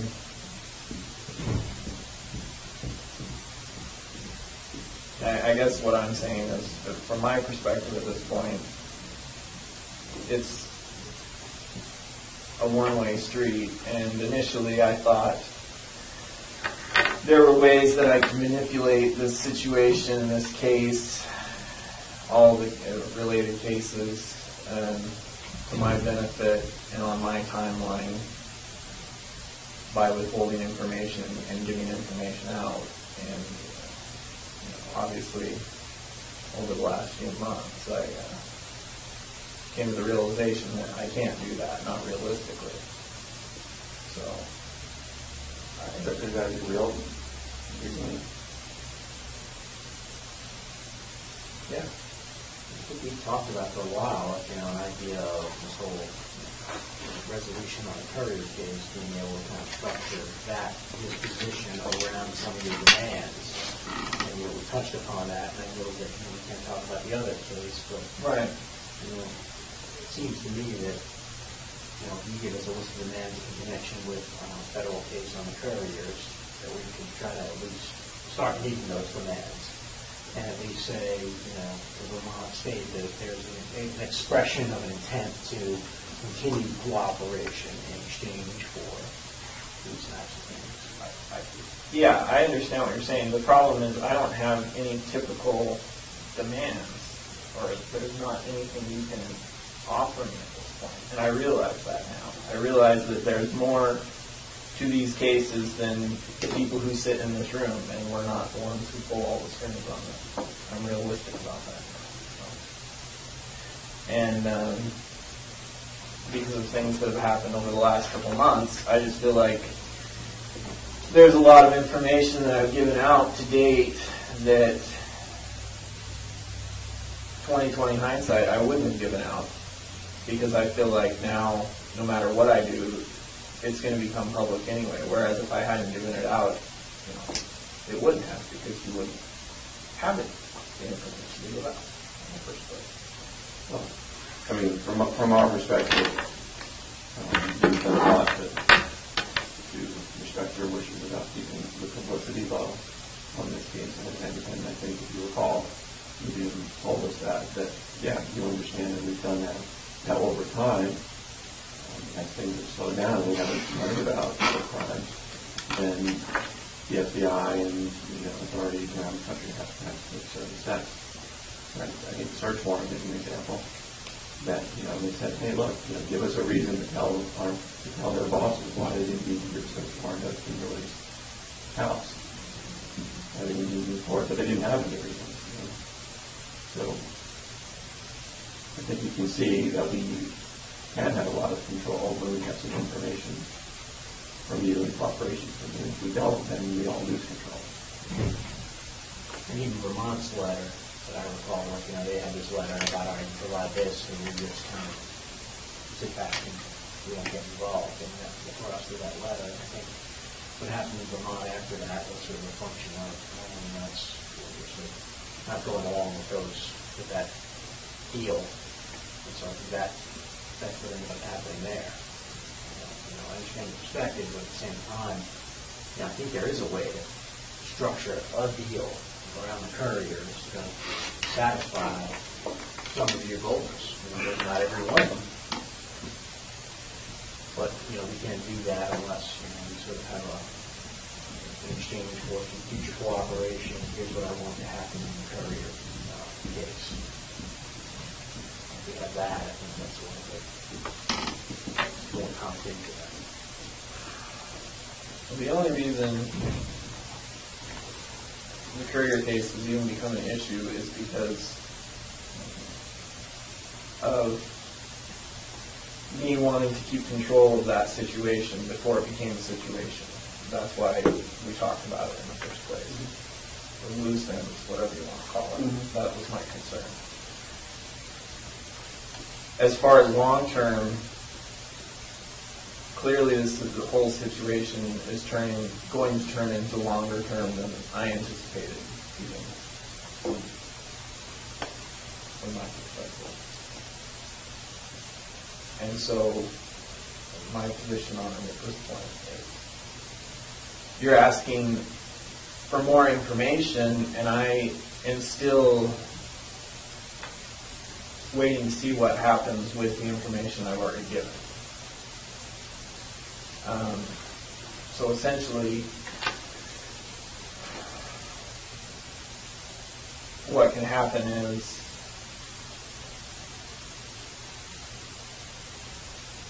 it becomes a one-way street until I see what comes out the other end on some of these other issues. Well, we're also looking at, from what you expressed earlier, the time frame. You all said that we're going to be sitting here a year from now, and this was going back 4 months or 5 months. So we're getting a lot closer, I think, to the year from now. Because we've also talked about the way that Vermont initially came out. We were all kind of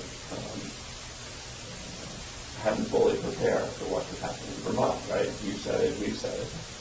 And we learned things from how we dealt with Vermont that would not necessarily be repeated in other jurisdictions. So we have information about if we in other jurisdictions, we can approach them without even giving them any details. I hear what you're saying, but at the same time, I feel like there's been several, I don't want to say breach of trust, because I know we don't trust each other, but based on initial things that were said verbally. Nothing in writing. I know we didn't have agreements hard and fast. I just feel like, especially with the last search warrants that were executed, it was done in a way that was clearly contrary to what my initial intentions were for the way this whole thing would play out. And I hear what you're saying as far as it has to be done, but what I'm doubtful about is the motivation for doing it. Your motivation, or the FBI, whoever sanctioned that, their motivation for doing it in the way that they did it.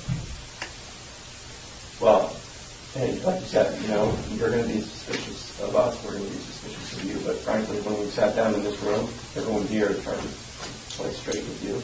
And I think if you understand the reality of the situation, and you're a pretty reality-based guy, I mean, you understand how the world works, is once you stop telling us significant information about other crimes, then these guys couldn't control what the rest of the FBI is going to do. And the playbook says, if you've got a serial killer, you're going to have to go through that house, right? With a fine-tooth comb. Even though they can say, hey, Israel's told us there's nothing there. Well, they're going to do it. And the only way to hold that off is to say, well, look, he's cooperating, he's giving us information. But when we stop, then there's going to be consequences. We're trying to be reality-based about this thing. We've always given you what we thought was actually going to happen in the real world. And it's the same thing from Vermont. If we had had more information in Vermont, maybe Vermont would have been a whole lot more quiet and cooperative. As it is, they've been really cooperative, right? They haven't filed any charges, but how long can we hold off on them without another piece of information? So, you're a reasonable person. Don't you think it? Use somebody else for an example. This type of case. Someone who's not cooperating and not talking with law enforcement, don't you think that if this would have been viral across the United States, every place you've ever been, don't you think that, if you hadn't been talking to us, we don't have any other choice but to try to do it on our own and use all the information that we've put together about you and your whereabouts and put it out to those communities for help. And we haven't done that because you've been talking with us. Even the stuff you've done, you guys did, I think, a pretty good job, even on the search warrants. There were statements to the press that we're looking for evidence of other crimes. No one stood in front of a camera and did that. The cameras, may have shown up, but no one said a word. In hopes of still moving forward on this. You only be so discreet about doing something on like a street that's 6 houses long. Well, especially if you block it off. Yeah, we were trying to prevent people who we didn't want there to getting into that, but you can't stop. I'm just saying, yeah, you've got to go by your playbook, but I refuse to accept that there weren't ways you couldn't have been more discreet or more. That's just my impression. I have nothing to go on other than what I see and my gut feeling on stuff at this point, because I feel like I get the trickle-down bullshit from all parties involved. So, that may or may not be the case, but that's just where I feel like I'm at right now. Right, we can't change your feeling, but we can, we've always come into this room trying to give you the straight scoop. And we've tried to deal with you that way because we know that you're a smart guy and you know how the world works. And what I'm sensing, what you're telling me now is you're trying to, look at us as if we've been manipulating you somehow. No, I don't think anyone in this room has been manipulating. That's not my concern right now. My concern, you're asking for more information. You talked about it going viral. If I give you any more information and it somehow gets out and it gets in the paper again, one more snippet of information could push the whole thing over the edge, and then for the time being, as many times as it's been in the paper and there's still all this speculation, it hasn't really taken off. And why do you think that is? Well, I know it's because you haven't been giving official statements that you could, which I do appreciate that aspect of it. What I'm saying is, until I know what's going to happen with certain current issues, my big concern is that another rumor gets out. It doesn't have to come from you, just another rumor from somebody, I don't know. And then, I'm no longer in touch with all the different, I don't even know what's being said. in the media or what has been said about the stories. I see little snippets here and there, but that's my concern, is that, you know, if something else were to get out, and especially in a different area or something, then you know, and now there's the whole Nia Bay aspect of it now too. You know, like my kids live in Nia Bay now, and gossip is the town pastime. So that's my concern right now. Is it doesn't even have to be. I feel like at this point it wouldn't even have to be something that was confirmed. It could just be a rumor. And well, you're not going to get rumors coming out from us, and you haven't so far. The stuff that's come out is when the people outside of this room feel like that you're not being forthcoming. right, I know. And we can be advocates for how we want to pursue this case, but we need something we need material, we need currency, we need something to advocate with. And that's what that's exactly what we've told you for the last 6 months and more. Yeah, I understand that. So, What about, just the idea of, and I'm just thinking along the lines of what tell homologists to stand down, even just a clue that doesn't give up anything from your perspective, but at least gives everybody something to work with behind the scenes, nothing that we, have to kind of go and publicize to the world, but a clue about, one of the past murders, that it's really not going to reveal anything. So you're not playing any cards, but at least where then going back to these guys' bosses and to Vermont and saying, look, you've given us a clue in exchange for this sort of discretion for everybody to kind of stand down, so to speak. Well, first of all, I don't know.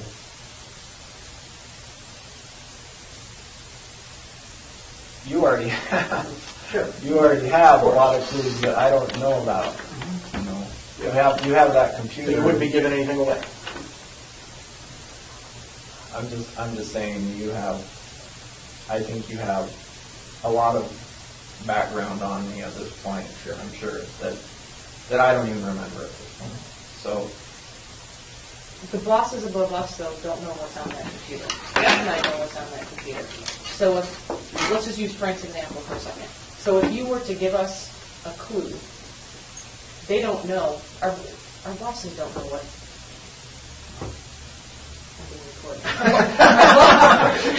Our bosses don't know what is on that computer. So they're not going to know. next time. So they're not going to know if we already knew that or not.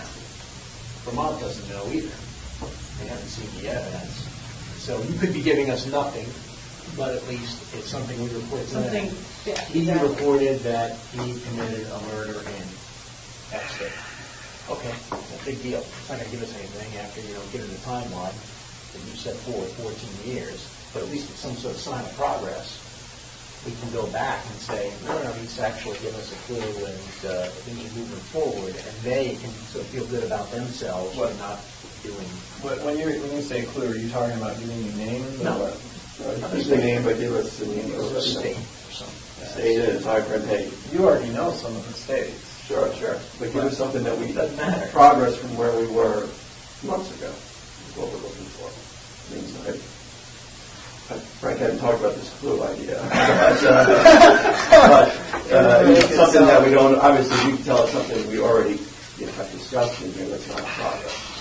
Because everybody knows what's been discussed in here, but, let's assume it's something from your perspective, you're not giving us anything, because you think, hey, we already have it, it's a clue, and it's just something that gives us credibility that we can report, even though, maybe this is just a fiction.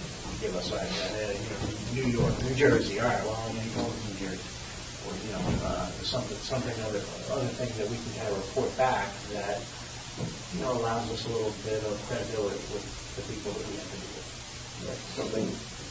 Did you find any knives in New York or in the boat? Bowling knives. They're about 6 inches long. I don't know. I think that might have been in the boat. I You think told us I can there was, you find thought out there was knives in the boat, right? I think there was a knife. There's two knives that were not in Kimberly's house, and I don't know where they were. I thought they were in that bucket. I thought that they were. I may have left one in New York. I thought there might have been one in the boat. Just knives that I had from a long time ago. But I haven't seen them in any of the pictures, so I don't think that's Ted or. Yeah, I can find out about that. But I don't think there was a knife on the boat. I don't remember a knife being in the bucket though in the photos.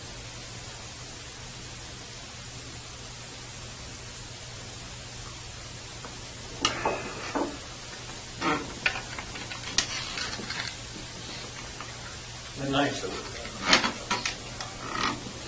there was a folding knife. So why is that knife? Well, it's a folding knife, so I don't know. You took it apart and like Would there be blood on the knife? there, well, the knife not on it, but maybe inside.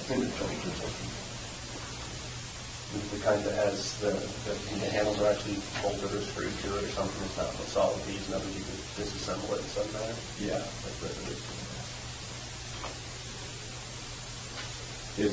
Would the blood be from a long time ago or just the knife? No, the blood's not from a long time ago, but I haven't carried it for a while, so I couldn't remember where I left it. Any other places that might be? No, I don't. Well, it was in the boat. It was a long time ago. Well, 2005. right.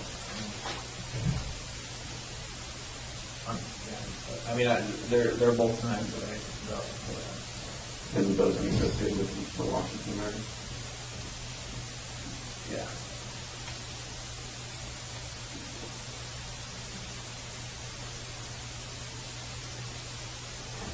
On those lines, I'm waiting for Ted to respond.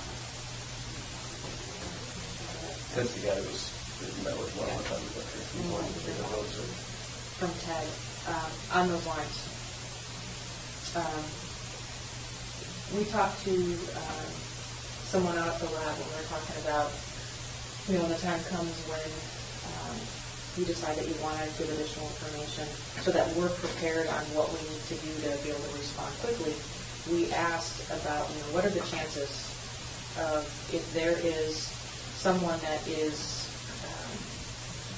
if there's a body at the bottom of the lake, what are the chances of that body still being intact 7 years later, or that kind of thing? What are we going to be looking for, and what do we need to have in place in order to be able to find that? And one of the things that they said, might be of interest to you, is depending on how the body was put down there, it's possible that the body is actually very intact. If the body was just tied to something and dropped to the bottom of the lake, there's definitely still going to be long bones and that kind of stuff. You won't have finger bones and that kind of stuff. There'll be femurs and long bones and that kind of thing. If the body was contained in something, even a bag of some sort, it's very possible that the body could still be intact, depending on the depth of the lake. All of that determines the kind of equipment that we would need in order to locate the body. And so, obviously not asking for details about where and who and all that kind of stuff. But in terms of the Washington bodies, were they contained in something, or were they just tied to the milk jugs? I mean, is it something where we might possibly actually still get it intact? No. No. Okay. And that's helpful for them to know, because that's a whole different type of search that it would have to be done in different types of equipment. Let me just make a call. I'm going to send out a call. Yep. This is not answering this question.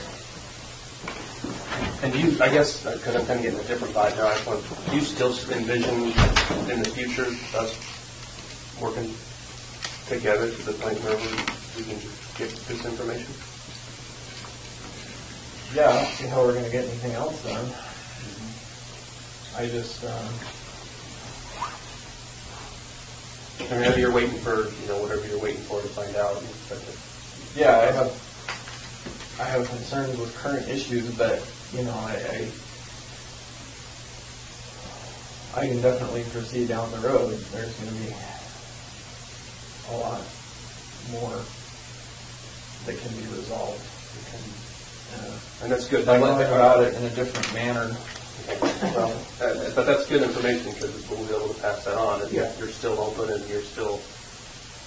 No, I haven't.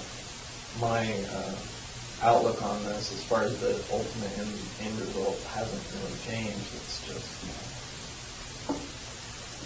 has more to do with timelines, expectations. But and the balancing game that we're talking about doing is we're just trying to keep everybody happy the best we can till we get to that point, and that's kind of a difficult balancing act for us. Right. And it sounds like you're holding on to some of this stuff to trade in for something you might need later. True? Well, yeah, I don't have much else. Well, I mean, that's the thing is, this whole clue idea, might give us a little short-term solution to keep this thing moving the way we want it to move. And maybe even get you something in the short term. If you're thinking about, like, I don't know, you come, you give a clue, and you want lunch or something like that. I mean, that's something that can be worked out. You need a candy bar. I know, that's what I think, I don't know if he feels guilty about it, but... If you had a cigar, you'd probably pass out if you had a cigar right now. But I mean, the notion of this whole idea is, hey, you come over, we keep things going, at least on a smaller scale. You're not giving up anything in terms of trading value, but you're giving us credibility with other people we have to deal with. You're not giving us any useful information really, other than, all right, well, we got, a night in Washington. It's not like we're going to solve the clue game and have, Professor come in the library and that kind of thing. But it gives us a little bit of, stuff to go back with people and buy time and buy what we need to buy. And, in the short term, if you have short-term needs that you think, it might be fun to have sushi. That's something that can be arranged. We're not talking about huge clues here.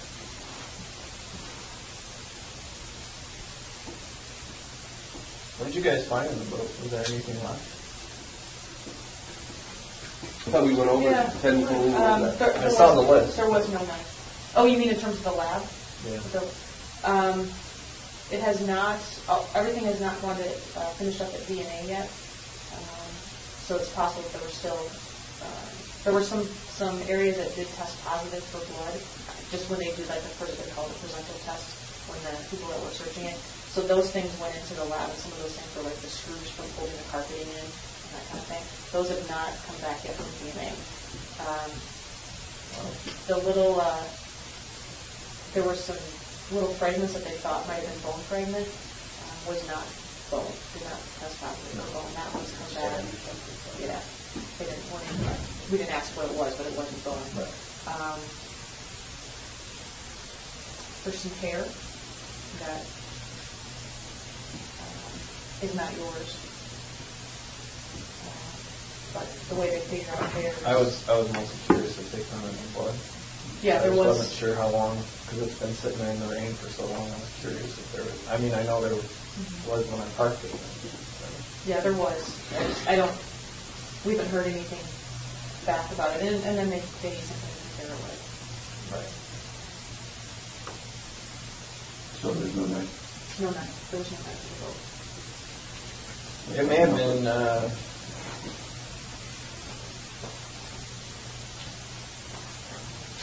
I don't know what happened to that night. It was a Tonto, cold steel Tonto. How big? Like, was it It had a 4.5 inch folding blade. And I think I bought it at Walmart.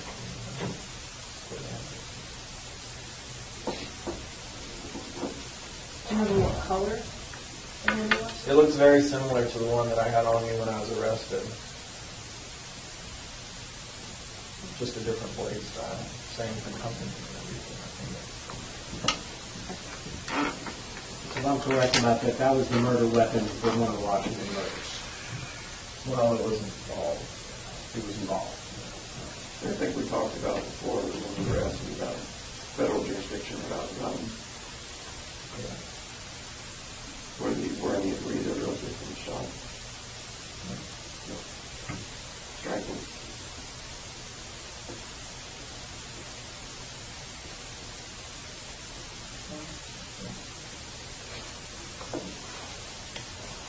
We'll get the whole story eventually. Right, we're just gonna get parts so that we can move. No, the only person I ever shot was Bill Curry. Everybody else is done. Or I don't want to have the wrong impression. You know, so everybody else was trying to go to war, those are something else.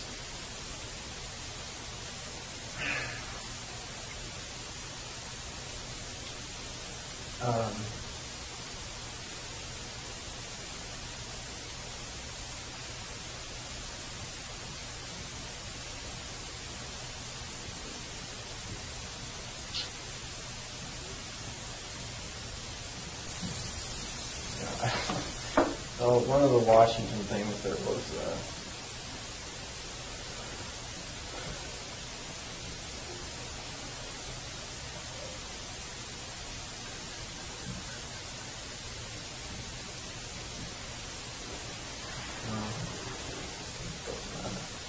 it just no, it wasn't strangled.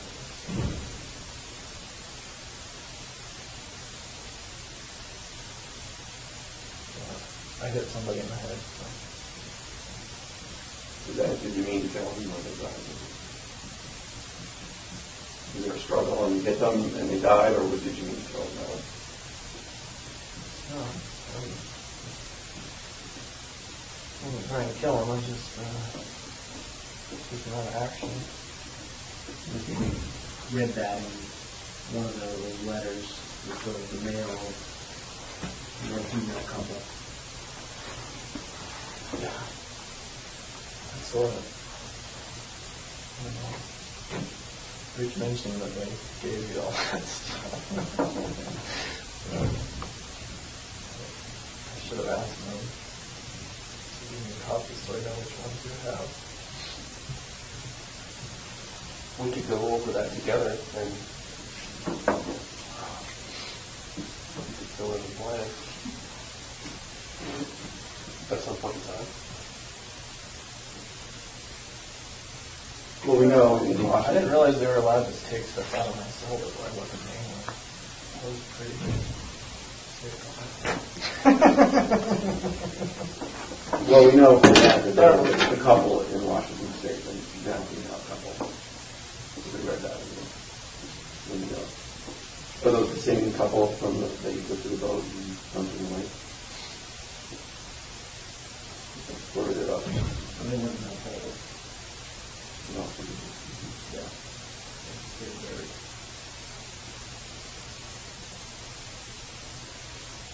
Yeah, that was wow. That was a long time ago. Right after the is that right after the military? You told me once right after the military. After you got out of the military.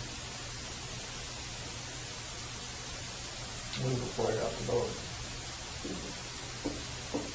And you told us one time that it wasn't long when you got out of the military that you killed somebody, and it was that sort of feeling that you needed to do something that was hard to resist.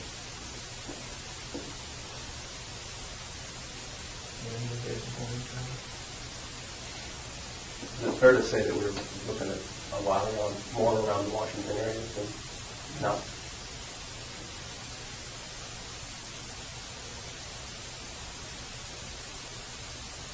Just the two in Washington? No, there's a couple. There's a couple in Washington, and then there's two. Is that right?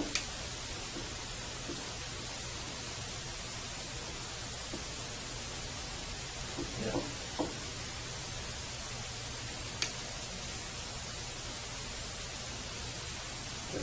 So if we can't find this knife, Unfortunately, that doesn't give us much to go on.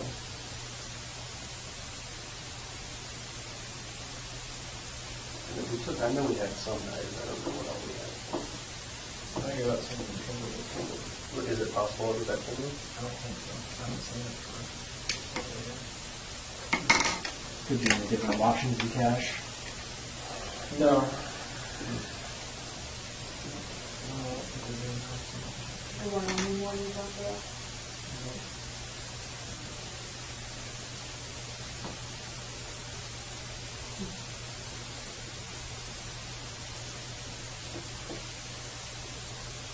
A couple of husband and wife, you know? I'm not going to talk about this. What about other cash? Is there another cash?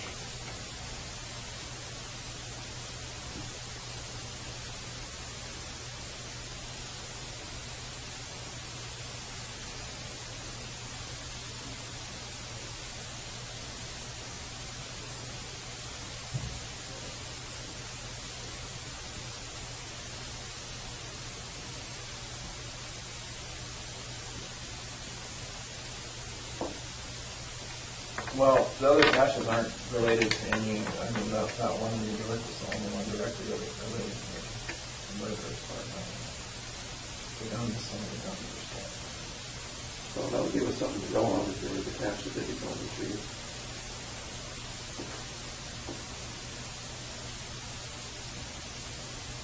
Yeah. That would keep, I think that would keep the FBI busy. Yeah.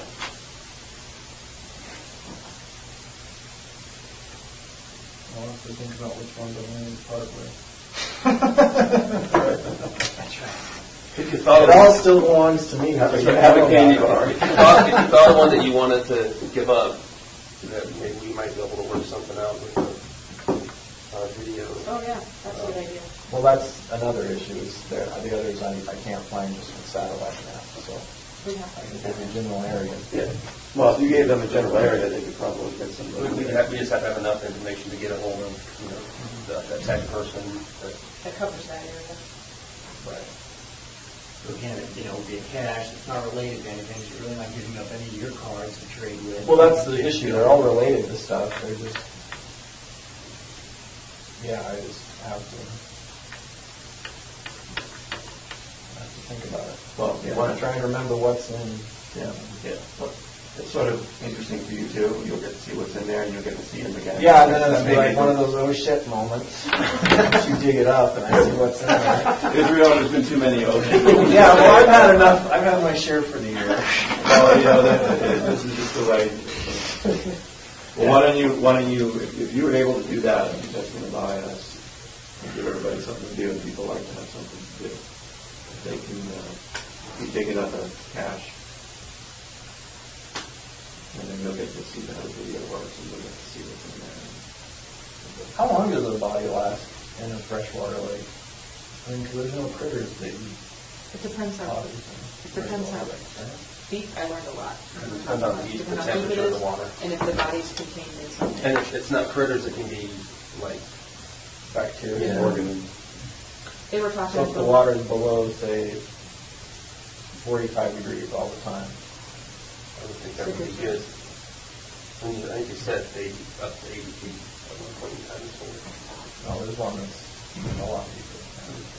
Like 200 feet. we should like get a submarine. Or deeper. Deeper than 200 feet. You guys know about Lake Crescent in Washington? How deep is it? I think that lake is 500 to 700 feet deep. They've never been to the bottom of it. There's people who've gone off that lake, and they still haven't found their cars or anything. Well, that's the lake. That's one of the lakes. This is really deep. So this thing is never going to be able to recover. Well, it's over Submarine. 200 feet. I said 500 feet. That's the the lake. deepest part, but I'm Oh. saying, I don't know how deep it was. I know the general area, and I had a fish finder, but it didn't register how deep it was. I just know it was over. Max out at 100 feet. Oh, is that your fish finder goes to 100? I don't remember. I just know if you've been to a lake, you would see what I'm talking about. It drops down like a V. So But you didn't go to the 500 foot. No, I wasn't. I was near the edge, but 30 feet out from the bank on that lake, it drops down to 50, 60 feet already. Anyway. The lab was talking about a case recently, actually, where they recovered a car that had been submerged in water. And I don't know how deep it was even in, but it was a relatively cold lake, and because it had been submerged and water still got in, but critters and others weren't able to get in the car. And that was in the 40s, in the 1940s, and part of the body was still intact because the person was protected by the car. So there's a lot of factors that go into it. But there will definitely, even if there isn't skin or things like that, long bones can be recovered. They may be missing small bones.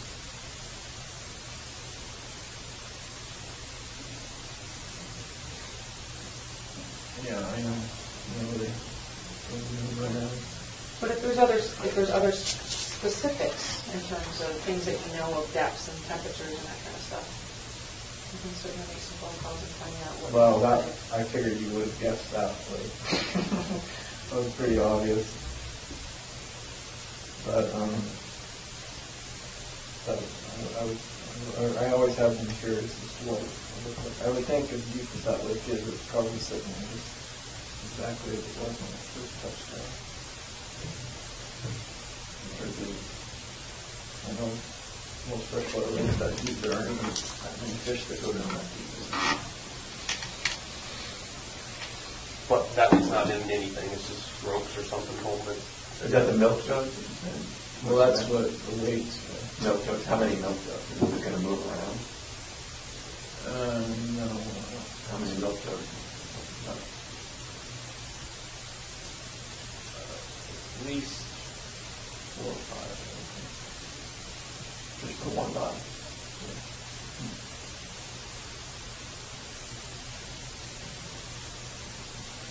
Well, what about a cache that they can work on for next week?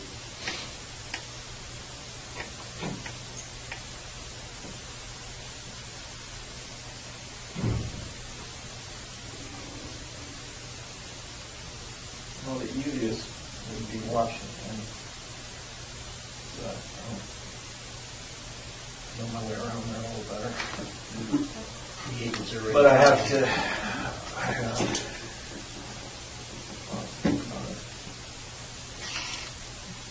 I'm trying to remember what's in it. Do you want them to line it up? That's the thing. You can't make the decision that day because they won't have time to. Yeah, they won't have time to line it up. You think about it over the weekend. Yeah. But you think about it over the weekend or something? Yeah. If there's anything you want, like me. Can you give me like an hour on the internet, maybe? Sure. Before we do this. You want an hour on the internet? You do a little research. I've been in total blackout for too long. I think that's, you think about that, and if there's anything you want short-term in terms of... I was joking, I wouldn't do that anyway. No, I'm not talking about the internet. I'm talking about, like, if you want some sort of, all right, I'm going to do this, but... You wouldn't do that on the internet if we set a computer down here? Oh, because I know you're just going to go right to everywhere I went. I wouldn't do that to you. No. But yeah, know anything, to kind of satisfy any short-term goals you have, even if it's just food or coffee or, whatever, obviously, coffee anywhere. Again, it's sort of a situation where I think you're not giving up anything, just giving us help with whatever we need to persuade. Right. I think it's, No, I can see I see your point of view, I do, on this, but at the same time, I have my own frustrations right now as well, so. But even, like, this is productive. This would be just productive, you said that you came over, we got stuff, and so. It's only productive from a non-prosecuting attorney's point of view. It's productive for us. Well, it's already got me on enough stuff. Okay. I'm You know, not getting out on bail anytime keep soon. me that I'm not trying to work with you. I am, but from my perspective, Israel said he's going to do a lot of things on a short time frame, and we've been sitting here looking the months away. And leave me unaware of the month clicking. I'm just,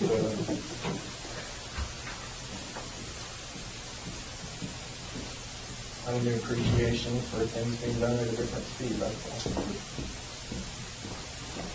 So let me just make sure I'm clear on the cash.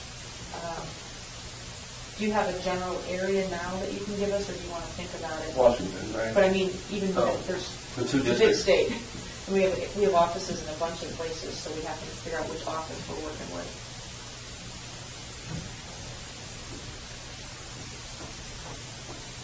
Within 50 or 100 miles of. Is there anything close to Nia Bay or Well, that yeah, area? yeah, not near Nia Bay, but in That area? Okay. Outside of Seattle, between Seattle and Seattle. Right. You already met those agents already, so it's not like Yes. we're bringing new people. Did I see that top picture?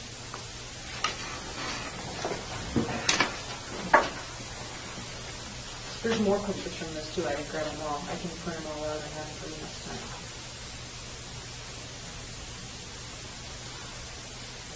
I know there were a couple, a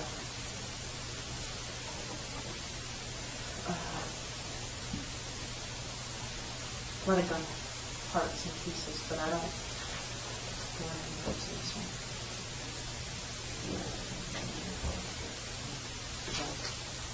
Okay, I can grab most of the pictures right tonight. Okay, so, do you want me to try to set that up for next week? I don't know, I'm obviously not going to know a day until From I Port Angeles area. somewhere.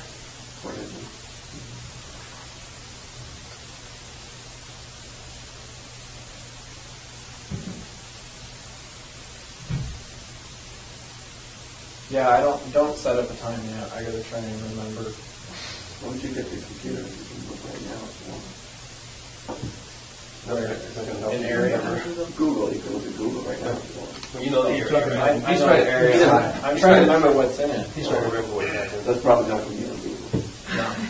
We can find that together. We'll just open it up and do like Al Capone's vaults. It's not that impressive. It's just, I'm more concerned about the little stuff that might be in it.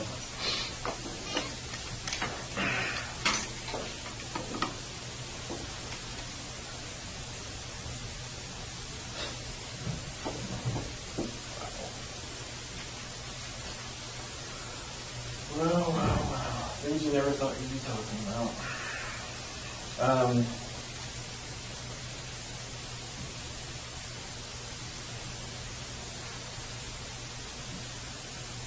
And then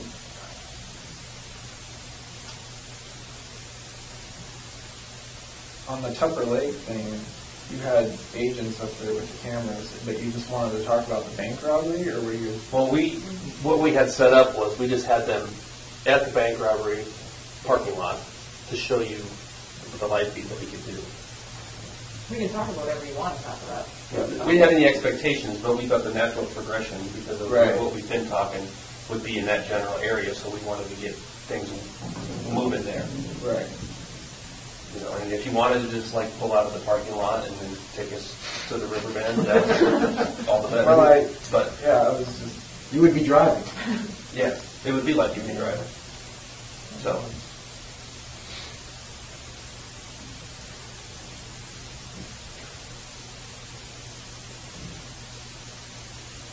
Because we thought maybe that's how it's going to have to be eventually. Maybe is that you might have to be in the driver's seat, so to speak, to see, landmarks or whatever you need to see. Yeah.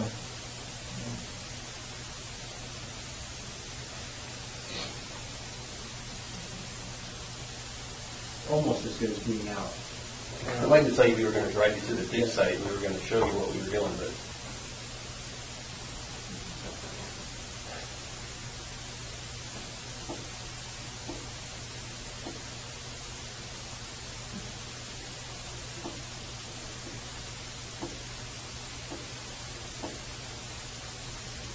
I'm having a harder time remembering roads in Port Angeles when I wasn't. I'm sure I can figure it out. well, you need that computer for an hour or two. No, I just haven't been through.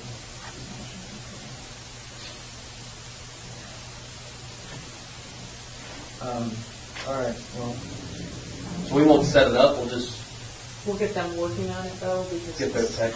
Yeah, the tech DPI has to Their deep get squad. the camera and get everything all kind of set up. Right. So we will get that moving, and then we can touch base with you at the beginning of next week. And have a better idea of what your schedule is going to be like, and figure out what we can. And I'll know at that point what their schedule is going to be, and we can maybe figure out some time that will work. Yeah, we might be able to have another meeting next week.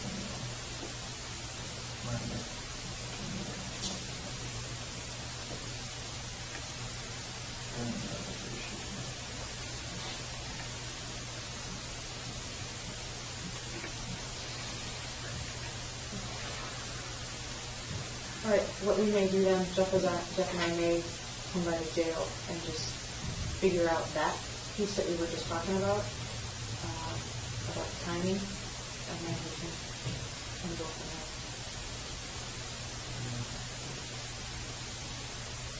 In the meantime, I'll start talking to them tomorrow, and I'll just tell them that,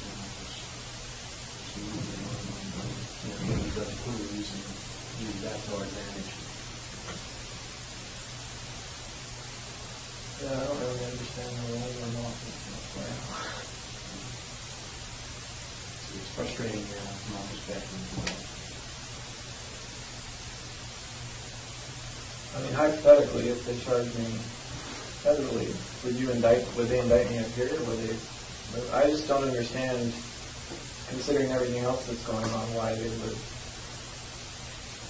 or how, I guess not why, but how it would work. I don't know, like the logistics of it. Well, like I said, they want to be able to have that crime solved. Right, they want to put my name on it. I understand that. It's not going to be officially solved till. But they want to be able to put your name to it. Right, and I understand that. And then the question is how that going to work. Do they want to file charges there? And that's what we're talking about. And it's a lot easier for them just to stomach it if they, their forbearance is giving rise to clues to other murders, whatever those clues might be. I think that is able to accomplish our goal. I understand their perspective. From my perspective, though, even if they were to officially charge me at this point, it's not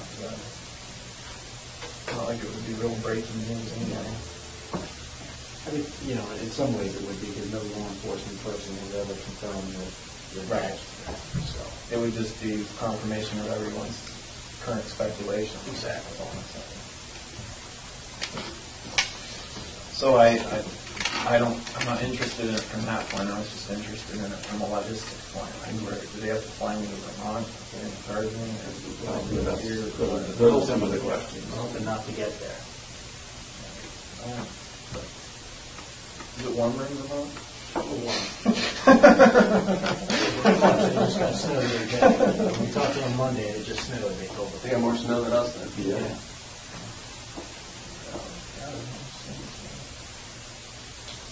Got a quota for last year. Any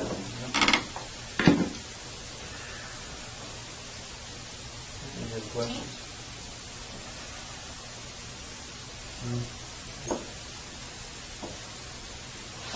You gotta take a leak or anything before we take them out? You're not gonna eat this? No, I'm good, thank you. You sure? Yeah, I'm sure.